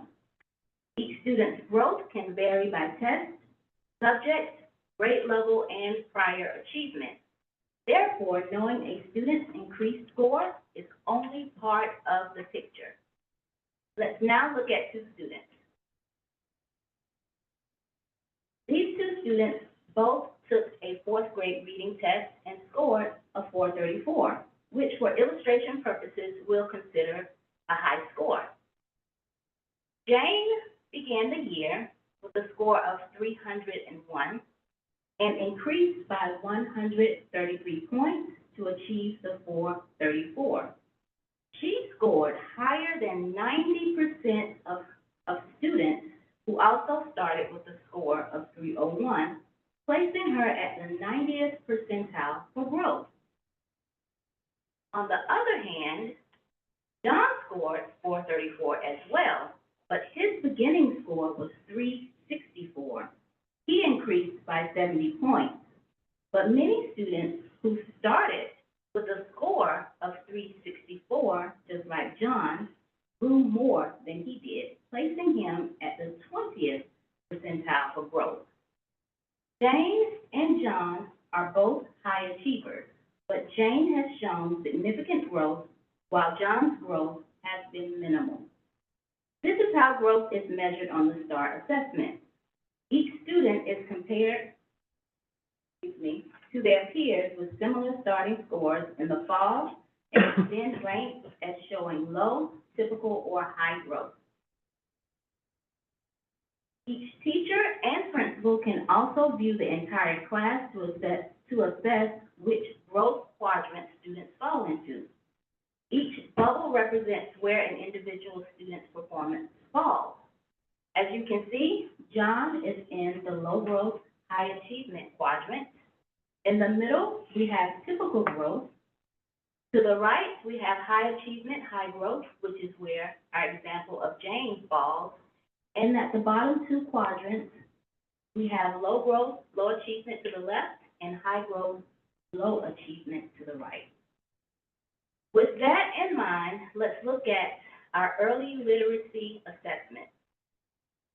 As mentioned earlier, students who score 853 or higher on the assessment are not required to retake it. The green box represents the data from the fall. You will see a higher number of students taking early literacy in the fall in comparison to the winter. For early literacy, 707 K-3 students achieved this score in the fall, the 853 score, and were excluded from the winter results. Out of a total of 1,220 K-3 students, 496 in both the fall and the winter for the early literacy assessment. Among those 496 students, met or exceeded their growth from fall to winter, and 74.7% scored at or above the 40th percentile. However, it is not appropriate to compare fall to winter proficiency because the number of students taking the assessment fluctuates.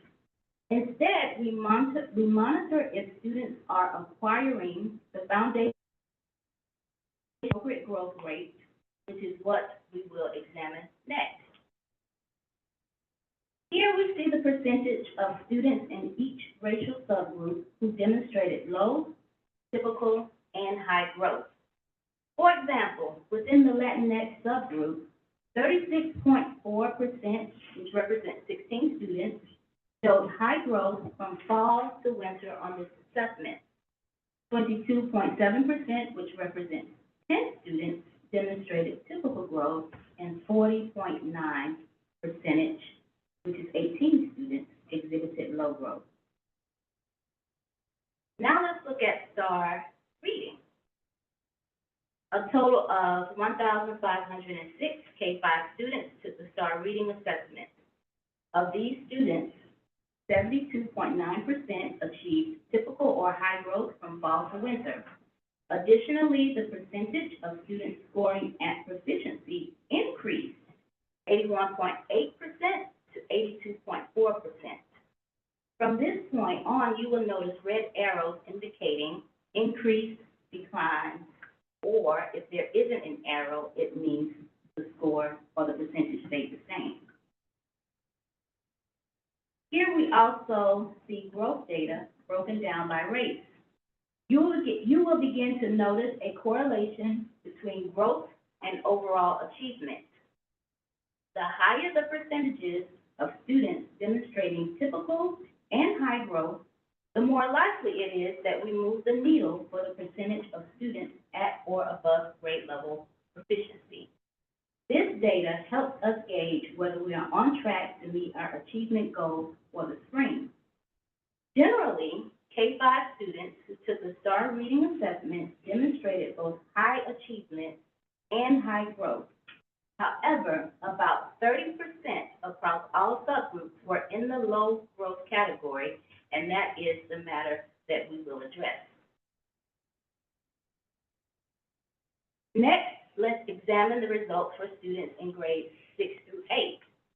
A total of 1,269 students were tested.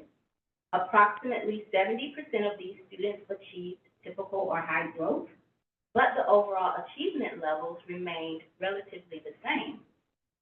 When we break down growth by race, we again see about 30% of our students in each racial subgroup experiencing low growth. This suggests that while many students met their growth target, this growth was insufficient to improve achievement levels. To raise achievement, growth must be accelerated, especially for our students in the lower achievement quadrant. Last but not least, let's look at high school results. A total of 1,698 students took the reading assessment in high school. Of these, 62.7 achieved typical or high growth. However, we did observe a slight decrease in achievement from fall to winter, and if we examine our growth data at the subgroup level, we will see slightly larger numbers of students who demonstrated low growth from fall to winter administration. This also suggests that while some students may still be progressing, a portion of the student population may need additional support or targeted interventions to accelerate growth and improve overall achievement. Now let's turn our attention to math outcomes for all K through 12 students, starting with the K-5 math results. A total of 2,010 K-5 students took the STAR math assessment. Of these, 72% achieved typical or high growth from fall to winter.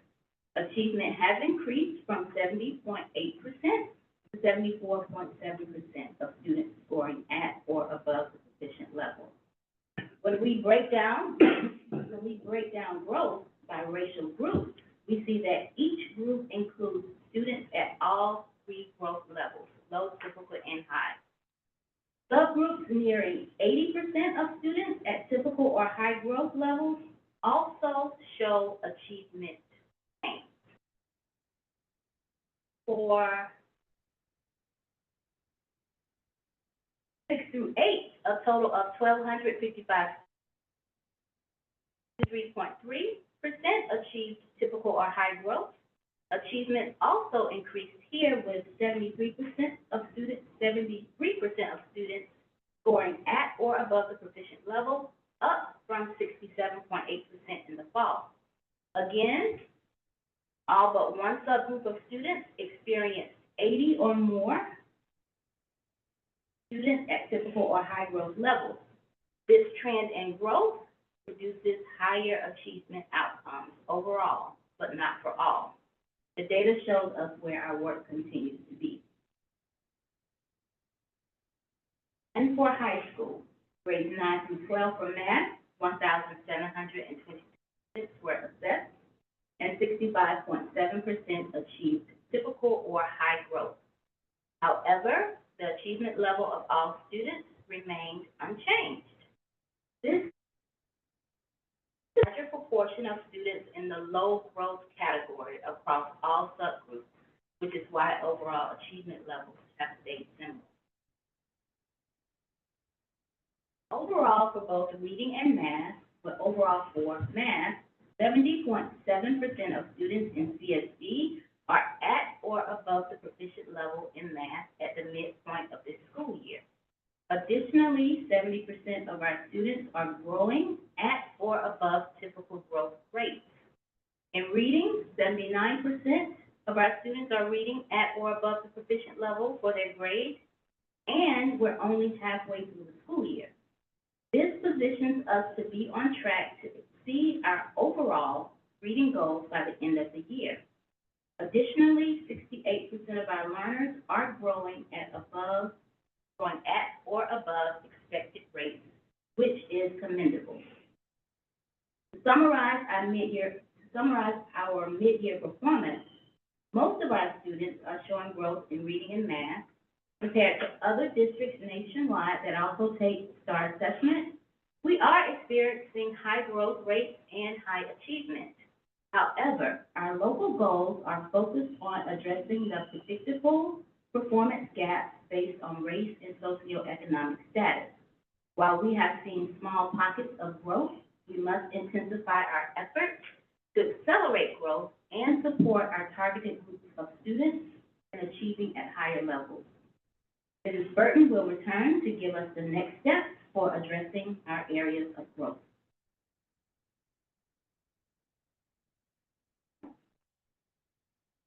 The teaching and learning team has already begun meeting with individual schools to make individual plans for students who did not make adequate growth and are below the 30th percentile.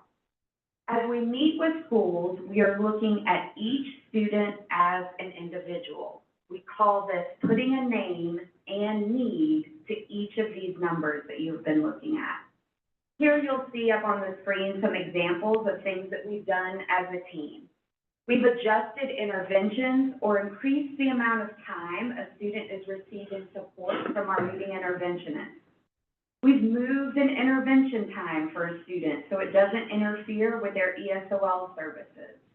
At one school, we're starting a lunch bunch to increase language skills through a natural construct where language and social skills are modeled. Attendance concerns have also come up for some of our students, and so we're partnering with communities and schools and trying to eliminate any barriers that are preventing our students from attending school and being on time. Each student has an action plan that's being monitored at the district level so we can gather and direct resources that are found centrally. Our team is in the school, co-creating a plan and ensuring the schools have the necessary resources and support to carry out that action plan.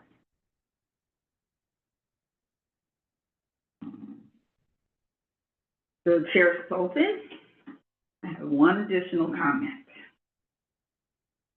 The Government Finance Officers Association, otherwise known as GFOA, announced that the City Schools of Decatur received the GFOA's Distinguished Budget Presentation Award for our FY 24-25 budget book. The award represents a significant achievement by CSD, as it is our first budget book. It also reflects the commitment of this governing body, this board, and staff to meeting the highest principles of governmental budgeting. In order to receive the budget award, CSD had to satisfy nationally recognized guidelines for effective budget presentation. These guidelines are designed to assess how well our budget serves as a policy document, a financial plan, an operations guide, and a communication device. Budget documents must be rated proficient in all 4 categories and in 14 mandatory criteria within those categories to receive the award. Congratulations to our CFO, Dr. Broom, and her team, Chief Communications, Ms. Hart Marunga, and all of the cabinet who supported the creation of our first budget book and its recognition.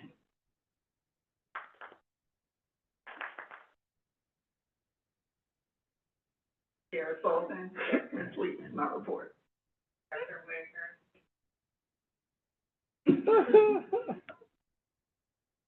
Alrighty, Good evening. On behalf of the City Schools of Decatur Board of Education, I want to wish everyone a Happy New Year and thank you for joining us in person and virtually to learn about the progress of our strategic goals. I want to first thank my fellow board members for electing me to chair this distinguished governing body. I must also thank board member James Herndon for his leadership over the past 2 years. I look forward to working with each board member, Superintendent Dr. Whitaker, the administration, and the CSD students, staff, and families to achieve positive academic and social-emotional outcomes for all students. This evening's meeting is our first board meeting of the new year. During the pre-work session, we participated in an annual assessment using the GSBA Governance Team Assessment, which is based in the Georgia State Board of Education standards.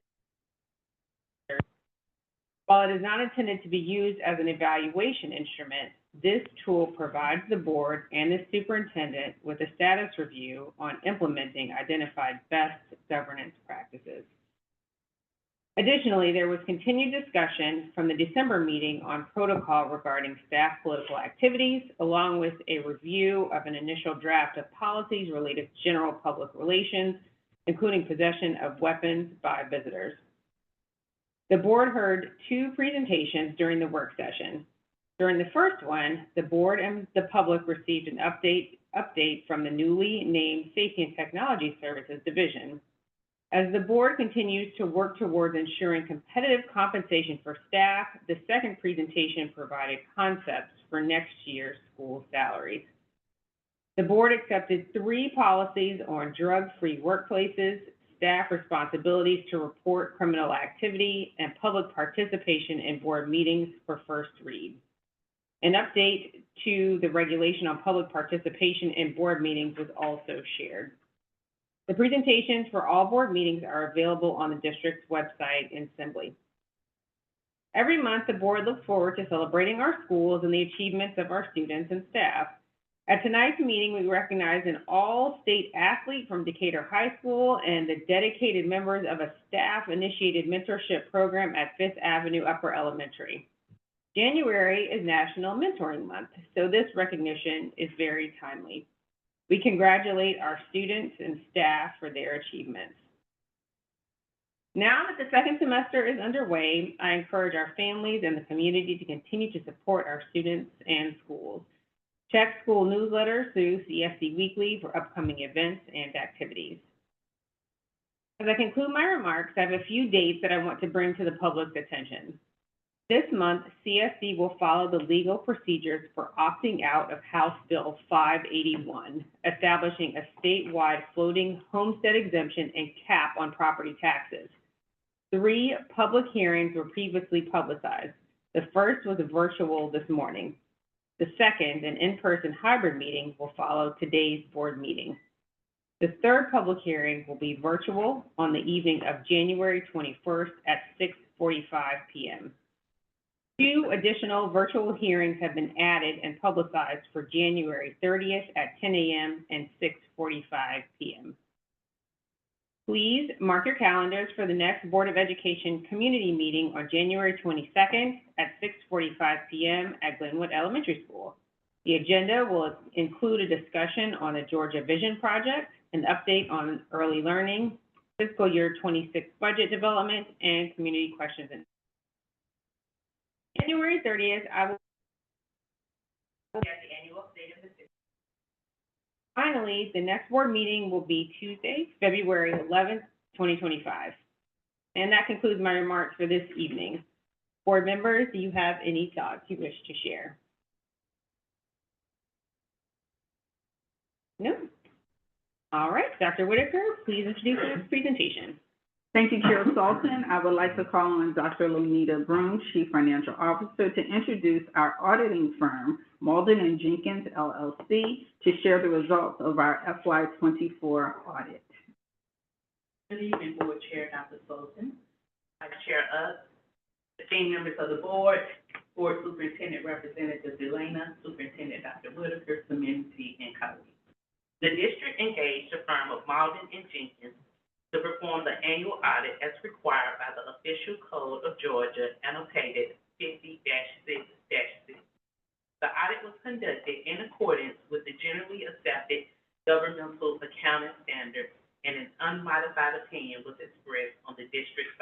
statement. The use of a third party or independent auditor ensures a full financial review on an annual basis. The finance department then utilizes the information learned from the audit, much like schools use their improvement plans and various assessments to chart a course for improvement over future years. I'm happy to say that during the fiscal year 2024 audit, the district did not receive any findings.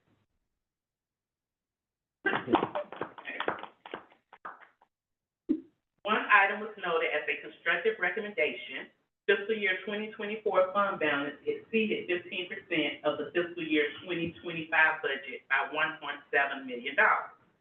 Moving forward, procedures should be in place to ensure the fund balance does not exceed 15%. The district has already begun working on ensuring an end-of-year actual fund balance below 15% by reallocating fiscal year 2025 mid-year requests from vacant positions. I'm pleased that City Schools of Decatur continue to enjoy a strong financial position. We have seen positive tax digest growth over the last few years and remain hopeful that it will continue. Educational funding from the state of Georgia is expected to remain at a but we have had an increase in funding due to an increased allocation from the state. The district remains confident in our ability to maximize resources so that we may provide the best possible educational experience for all our students. A copy of the audit report will be provided for public view on the district's finance website. If there are no questions, Mr. Christopher McKellar, partner at Malden and Jenkins, will now provide additional details on the district's fiscal year 2024 financial audit.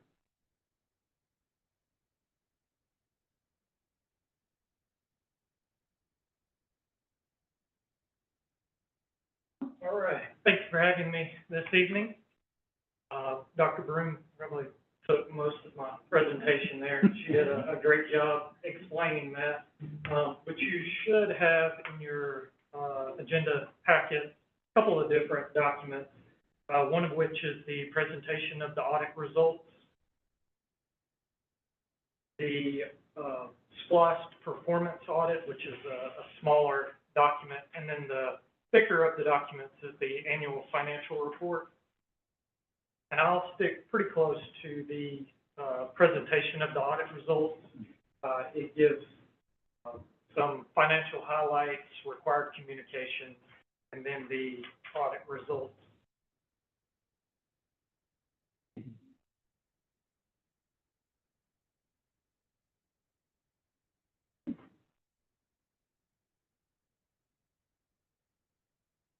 So on slide 2 here, this is some information about Malden and Jenkins and our governmental practice. As you can see there, we serve over 725 governments throughout the Southeast. We provide over 156,000 hours to our governmental clients, and we have 14 offices across 6 states.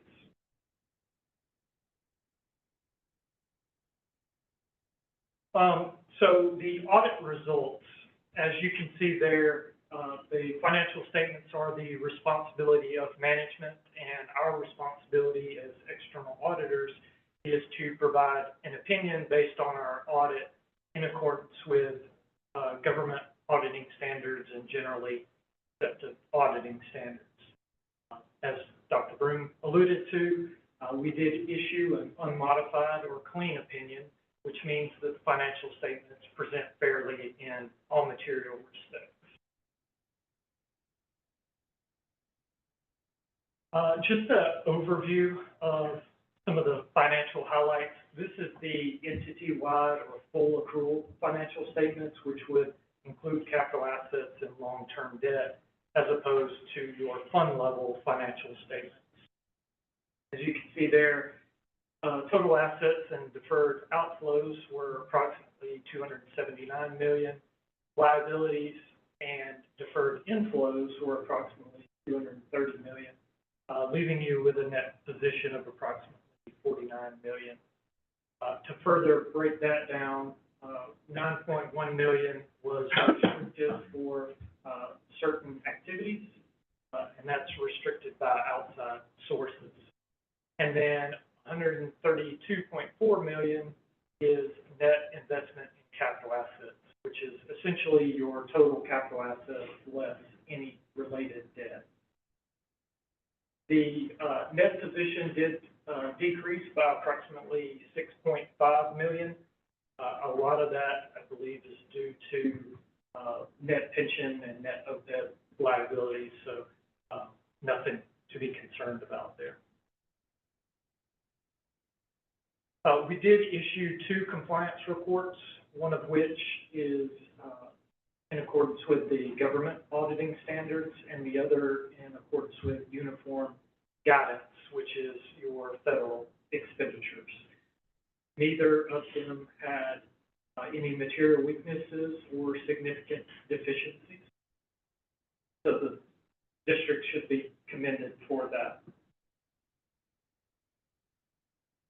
The management recommendation, I'll add a little bit to what Dr. Broome mentioned.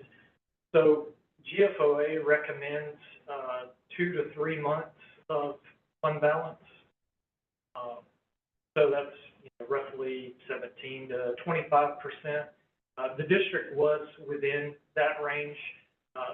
The state does have a statute that requires it to be below 15%. I don't know that I would necessarily try to get that low for times where, like in 2008, when the financial crisis happened, a lot of school districts with lower fund balances did have trouble making payroll. So it is, guidelines to follow, but GFOA does recommend 2 to 3 months.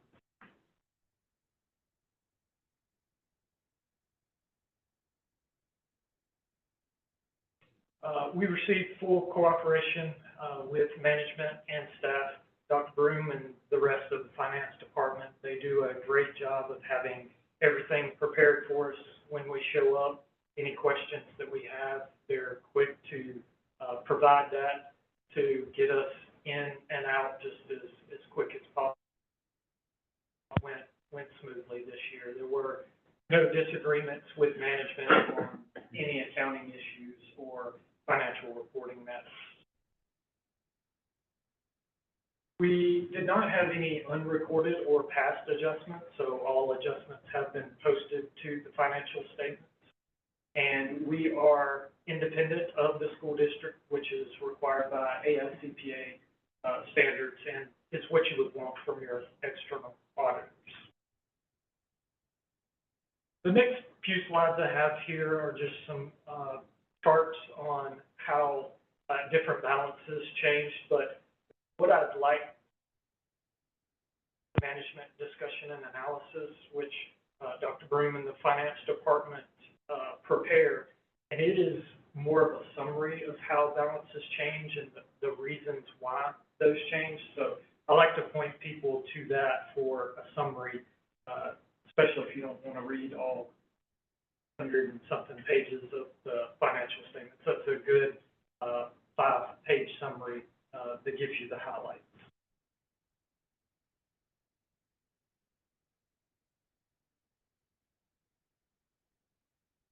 Next, I'll just point out, we do offer governmental advisory services, as you can see there. One thing that I have seen different governments throughout Georgia use is our operational assessments. So just wanted to point that out if any of that, if the need arises for any of that. And then next is IT and cybersecurity solutions with cybersecurity framework assessments, system vulnerability, and penetration. And next is, there's a few slides on upcoming GASB pronouncements. I'll point out 1 or 2 of them. The first one there, statement number 101 with compensated absences. This will change how compensated absences are reported and potentially will increase the compensated absences liability. It will also include, any sick leave that may be taken over the next year. So this could potentially change that liability. And that'll be for fiscal year 2025.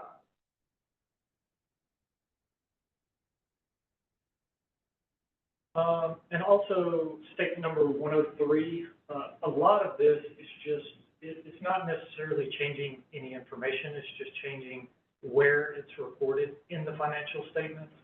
One thing that I normally point out is with the budgetary comparison, that will now, the language surrounding any increases or decreases will now be reported in the required supplementary information, whereas in the past, it was a section that was management discussion and analysis. So nothing significant, but it will change where some things are reported. I believe that's all I have for you this evening, unless there are any questions or anything specific on the presentation or the financial statements themselves. I have one question, but I don't think it's for you, and I don't know if it's something that you spend a lot of time on right now. So those absences, so a teacher could use those collected days, retire early, and then the district wouldn't be paying, but moving forward for 2025. Yes. Any of those acquired sick days are becoming paid days when an employee leaves? So that may be a little different Okay. if it's applied to their TRS Right. for early retirement. That's a little different. Thank you.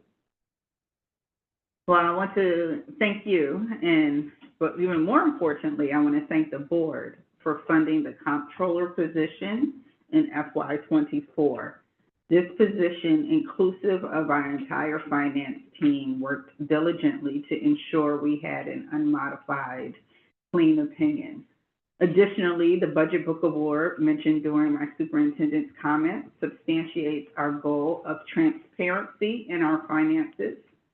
And with the early learning expansion in the next few years, staff will bring a recommendation for fund balance use. Thank you. Thank you. All right, thank you to the finance team for your commitment to excellence as demonstrated by a clean audit for fiscal year '24. All right, board, we will now move to the consent agenda items, which will include monthly items such as financial, nutrition, and personnel reports. I will solicit comments from the board on each item. After the item has been discussed, it will be moved to consent. There will be a motion to accept the consent agenda at the end of the discussion of all items. Dr. Whitaker, do we have a monthly financial report? Yes, Chair Salton, Dr. Lonita Broom, Chief Financial Officer, will present the monthly financial report. The November 2024 financial reports and definitions of function codes are located in the Assembly agenda. The Finance Department operates based on the district's 4 strategic accelerators with a specific focus on Accelerator 4, organizational effectiveness and excellence through financial equity and transparency. The general fund's budget is $106,962,046. The budget has increased by $160,756 from last month due to the award of the DeKalb local pool. The district collected 39%, or approximately $41 million of the budgeted revenue year to date, which is in line with the percentage that was collected this time last year. Approximately $5 million was collected for the month of November, which is 40% more than the amount of revenue collected for October, due primarily to a $1.4 million increase in property tax collected in November. This increase in property tax is normal at this time of the year. Last year, the increase was $1.6 million. All other revenue is trending as anticipated. Expenditures are normal for this time of the year. The district has expended 36% of the overall budget, or approximately $36 million year to date. For the month of November, expenses equated to approximately $8 million. This is slightly higher than what was expended last year due primarily to salary and benefit increases. The majority of November expenditures are for salaries and benefits, which make up 87% of the budget. For the month of November, there was a deficit of approximately $3 million, which means the district expenditures for the month were $3 million more than the monthly revenue. Last year at this time, the deficit was $2 million. The approximately $3 million has been deducted from the fund balance, which is normal for this time of the year. Overall, year-to-date, there's a surplus of approximately $5 million, due primarily to the large receipt of property tax collections posted in July. Last year, this time, there was a surplus of approximately $10 million. The surplus of revenue is normal at this time of the year and accounts for the healthy fund balance of approximately $24 million, which includes the unaudited beginning fund balance of approximately $19 million. The fund balance last year at this time was approximately $25 million. Please note that the fund balance will continue to decrease as expenditures increase. November revenue for capital and debt funds consisted of $608,025 from earnings on investments and SPLOST 6 collections. Expenditures are normal for this time of the year, and the $215,062 deficit was deducted from the fund balance, which was approximately $5 million in November. Fiscal year 25 anticipated expenditures for capital is approximately $12.7 billion. Special revenue funds are grant funds, including federal and state grants not budgeted in the general fund.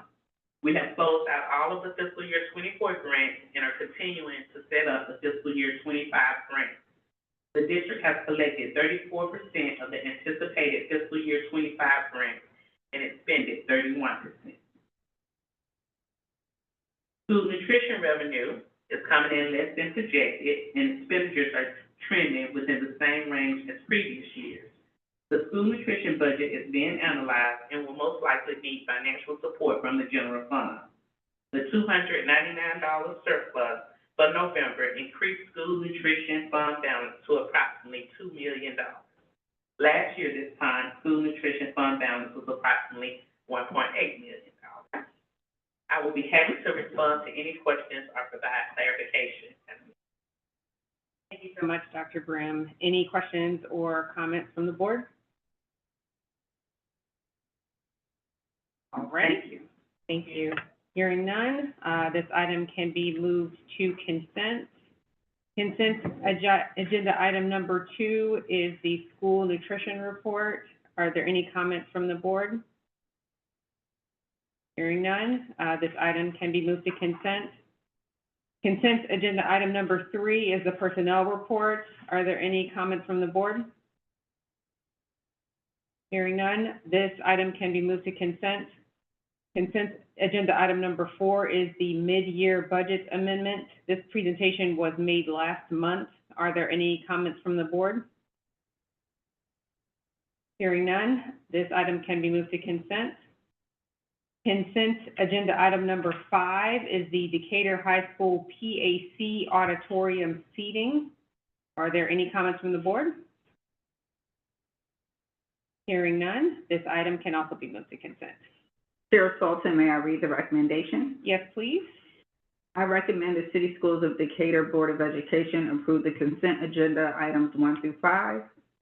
Do I have a motion to approve the consent agenda items 1 through 5?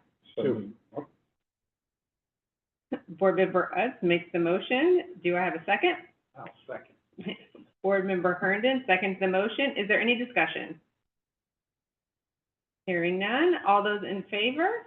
Aye. Aye. The motion carries unanimously. Moving on to policy. Dr. Whitaker, please. Thank you, Chair Sultan. I would like to call on Mrs. Amanda Lynch, Chief of Staff, to present 4 policies for second read. Actually, 1, I'm sorry, not 4, just 1. Good evening, Board Chair Sultan, Vice Chair Oates, esteemed members of the board, Student Representative Delana, and Superintendent Dr. Jamie Whitaker. Tonight we have 1 policy for second read action. This is policy BBSB, Governance Teams. This policy was presented last month for first read and has been available for public comment through Assembly. No feedback was received through public comment, and no changes have been made to the version presented last month. Can I read the recommendation? Yes, please. I recommend the City Schools of Decatur Board of Education approve policy BBFB, governance teams for action. Do I have a motion to approve policy BBFV, governance teams for action? So moved. Board Member Utz makes the motion. Is there a second? Second. Board Member Jackson Davis seconds the motion. Is there any discussion? Hearing none. All those in favor? Aye. The motion carries unanimously. We will now, I guess 6:24. We'll move to public comment at 6:30. We will adjourn and return at 6:30. Perfect.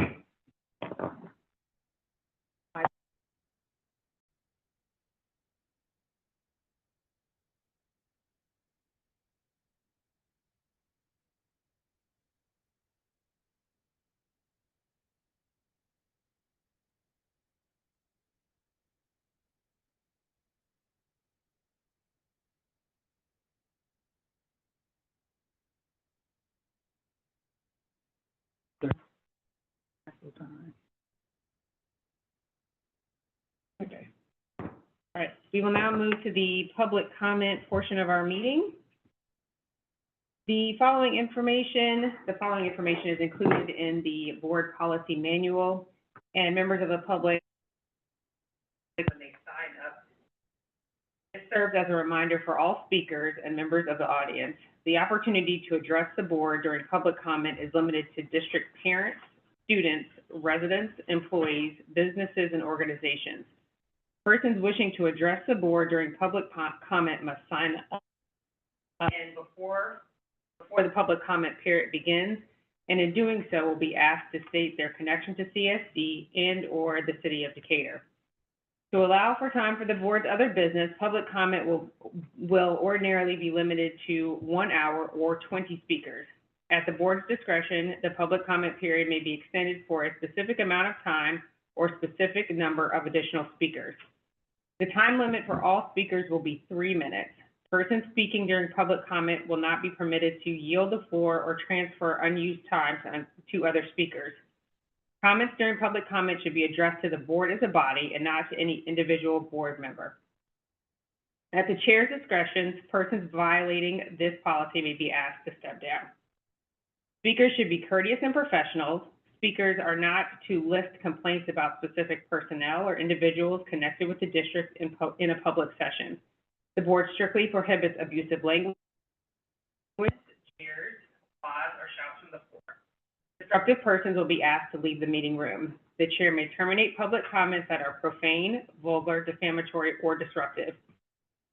At any point, speakers' comments begin to verge into areas of hate speech or defamation, I will have to ask the speaker to end their comments. Speakers may not address confidential or personnel matters, but may submit such concerns to the superintendent in writing. Members of the board will not address persons presenting public comments or speak to the substance of any comments made during public comment. Instead, a member of the administrative team will follow up with persons speaking at the board meeting. Dr. Whitaker, do we have anybody signed up for public comment? Yes, Chair Sultan, we do have someone that signed up, a little earlier in the, timeframe, but they signed up in person. David Messer. Is David Messer online? Okay. The second person that signed up was Brendan Brault, and my understanding is, Brendan would like to speak actually at the hearing that will begin at 6:45. Is that correct? Okay, awesome. So then, we don't have anyone. All righty. Can you read that thing again for us, Beth? No.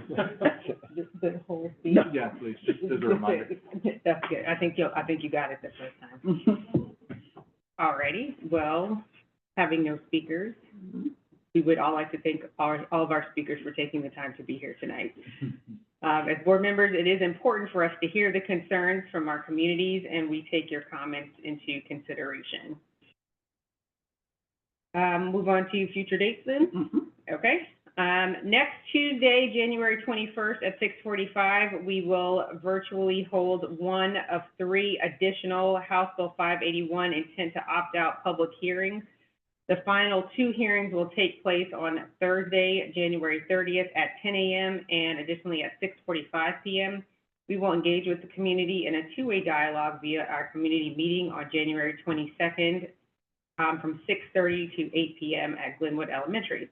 Topics include our Early Learning Center and fiscal year 26 budget development strategies. Finally, our next board meeting will be held here at the Wilson Center on February 11th. There being no further business, this meeting is adjourned at 6:34 p.m.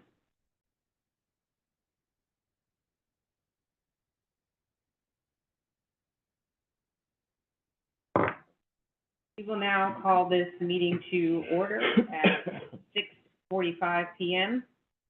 Any locality electing to opt out from the statewide homestead exemption as outlined in Georgia Code 48-5-44.2 shall conduct a minimum of 3 public hearings. This hearing is similar to public comment at our monthly board meetings. Therefore, members of the board will not address persons commenting or speaking to the substance of comments made during the House Bill 581 hearing. Instead, a member of the administrative team will work to follow up with persons commenting or asking questions. Dr. Broom, Chief Financial Officer, please proceed with the House Bill 581 hearing presentation. Good evening. Although the district's intent is to opt out of House Bill 581, it has an impact on all 4 strategic accelerators. There's a specific focus on organizational effectiveness and enhancement. A presentation was presented at the October board meeting, which provided a summary of House Bill 581. The anticipated financial impact to the district and the district's intent to opt out of House Bill 581 is passed. House Bill 581 passed in the November 2024 election. The purpose of this bill is to amend the Constitution of Georgia to authorize the General Assembly to provide by general law for a statewide homestead exemption that serves to restrict the increases in property tax bills for homestead properties to the rate of overall inflation. There are guidelines and procedures that allow county, consolidated government, municipalities, or local school systems to opt out of the House bill. Currently, the opt-out procedures are a one-time requirement and must be completed by March 1st, 2025. The decision to opt out is permanent and is only required once. The opt-out procedures include advertising the district's intent to opt out and conducting a minimum of 3 public hearings. To ensure transparency and allow everyone an opportunity to attend and speak at a public hearing, the district will conduct 5 public hearings for House Bill 581 intent to opt out. Today's hearing is the second of 5. Upon completion of the 5th hearing, the Board of Education will adopt a resolution, and the resolution will be filed with the Secretary of State no later than March 1st, 2025. A property tax exemption is a reduction or elimination of property taxes on a specific property or for a particular group of property owners. The City Schools of Decatur currently offers multiple property tax exemptions for which resident property owners may qualify. Included are general exemptions based on ownership and occupancy, as well as exemptions based on age, income, and disability. A homestead exemption reduces the taxable value of your home. For example, if your home is appraised at $450,000, the assessed value is 50% of that amount, or $225,000. With a $50,000 homestead exemption, you only pay taxes on $175,000. The $50,000 exemption resulted in an annual property tax savings of $1,015 for the tax fee. Currently, the district has 7 active homestead exemptions based on various qualifiers, consisting of disability and age exclusively, and age combined with other qualifiers, including income. The exemption amount range from $10,000 to the full property value being exempt. The fiscal impact to the district is based on the number of property owners that qualify and the exemption taken. In the last 5 years, homestead exemptions have averaged approximately $6.4 million. One is an additional exemption on top of any current exemption for property owners and will result in less revenue for the school district's primary operating budget, the general fund. The bill will have a large financial impact on school districts due to school districts having a property tax cap that limits their ability to raise local revenue. The columns for fiscal year 20 through fiscal year 2023 show the actual number of residential properties in the city, and as shown, the number of residential properties has slightly increased each year. Homestead properties are the total number of property parcels that are exempt for homestead purposes. The number fluctuates based on the exemption and the number of property owners that qualify and apply for the exemption. The assessed value of all residential properties in the city of Decatur has increased from $1.8 million in fiscal year 2020 to $2.4 million in fiscal year 2023. The average assessed value, which is the assessed value of all residential properties divided by the total number of residential properties, has ranged from $246,392 to $314,285.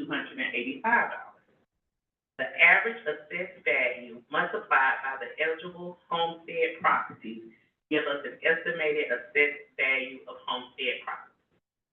From fiscal year 24 to 29, I projected the potential revenue loss for the district based on an estimate consumer price index of 3%. Please note that the consumer price index, also referred to as CPI, fluctuates and has ranged from 1% to 8% in the last 7 years. I projected 5% for the actual tax digest growth. In the last 4 years, the actual tax digest growth has ranged from 5 to 13%.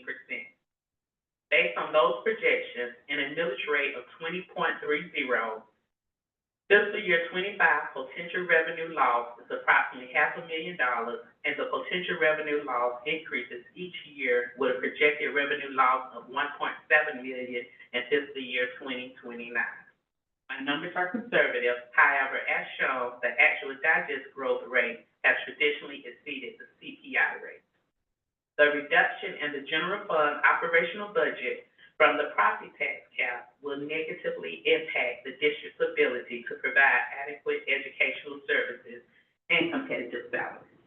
Overall, this could lead to fewer teachers, larger class sizes, deteriorating facilities, fewer safety personnel and resources, and a decline in overall educational resources. State funds will not make up the shortfall. The state has increased the district's reliance on local funds with unfunded state mandates such as healthcare costs and increased compensation. SLOSS funds will not make up the shortfall. With the declining collection of sales tax, we have seen a reduction in SLOSS funds. Approximately 60% of the district's general fund budget is funded through local property tax. The cap introduced uncertainties, especially in economic downturns. If the property tax cap is enforced, the district may have to consider eliminating current exemptions, increasing the millage rate to cover basic expenses, or facing the ultimate negative impact of furloughs and job cuts. The quality of local schools directly impact home values. Poorly funded schools may decrease the attractiveness of a community. Lower home values could affect broader community economic health, not just individual homeowners. While the cap may save homeowners a small percentage per household on taxes, the loss for the school district could be substantial.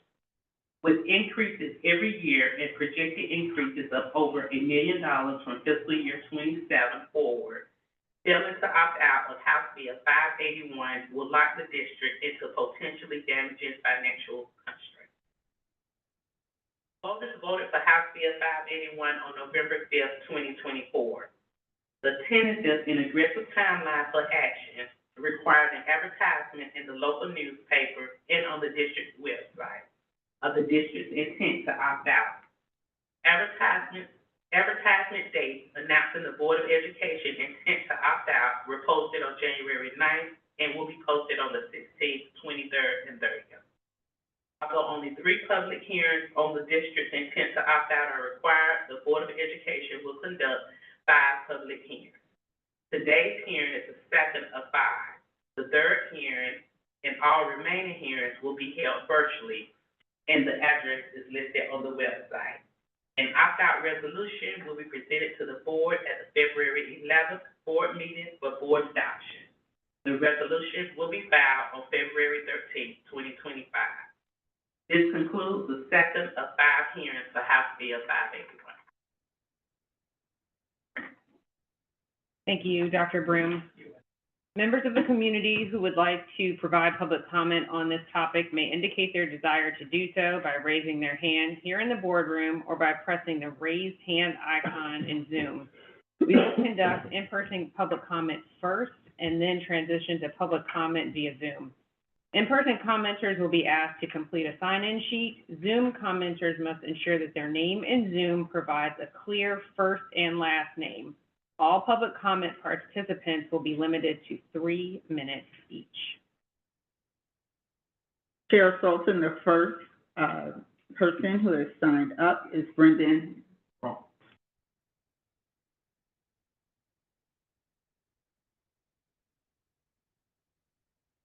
Superintendent, thank you for allowing me to. I'm a little slow on kind of where we're at, how we got to this point, but I thought the finance director did a great job of kind of explaining that.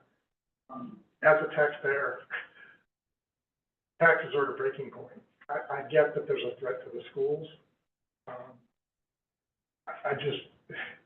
The voters just voted for this in favor. I don't have the Decatur numbers, but in DeKalb County, 58% approved. So I'm not sure exactly what the solution is, but I would ask you not to opt out of this homestead exemption. Thank you. Okay. Thank you.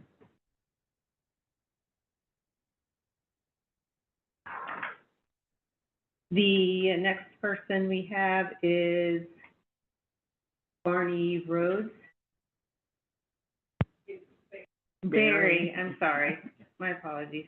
Thank you. I appreciate the opportunity to speak. I did listen to the virtual, online this morning and heard the presentation. I'm very concerned about the lack of participation in the one and only in-person, meeting, and I wonder that the school system has made it as widely known as I think would be nice for them to know that this meeting was held. I don't know what the public newspapers are, if it's the Champion. I don't know whether it's only an online option. But if you don't know something's coming up, you hardly know to go look for it. And also, if you don't know something's coming out, I wouldn't be drawn to look on the school board website. All of that is there. But the city of Decatur is a much more engaged community than the 3 of us represent.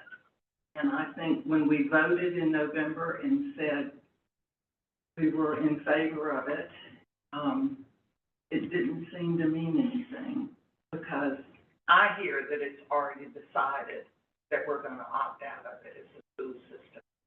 And I find that very troubling.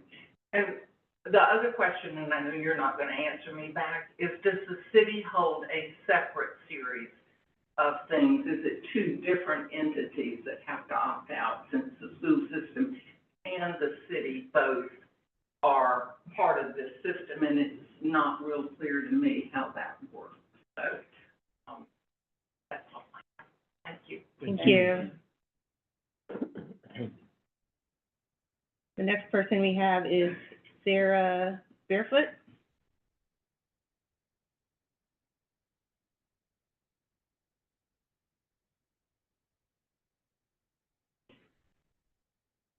And I too want to thank you for letting me speak. I listened to the Zoom call this morning as well, and it's troubling to me that 56% of the people indicator voted for House Bill 581, and I feel like you're not listening to us. And I am against the school board opting out of it. Thank you. Thank you. Dr. Whitaker, do we have public commenters online? I do not see anyone with a raised hand. There are 10 attendees online, but none of them have raised their hand at this time. Okay. I guess we'll move to adjourn. Thank you for attending the second of 5 House Bill 581 intent to opt out hearings. The board's third House Bill 581 hearing will be held virtually on Tuesday, January 21st at 6:45 p.m. using the Zoom link on the district's website advertisement. This meeting is adjourned at 7:00 p.m.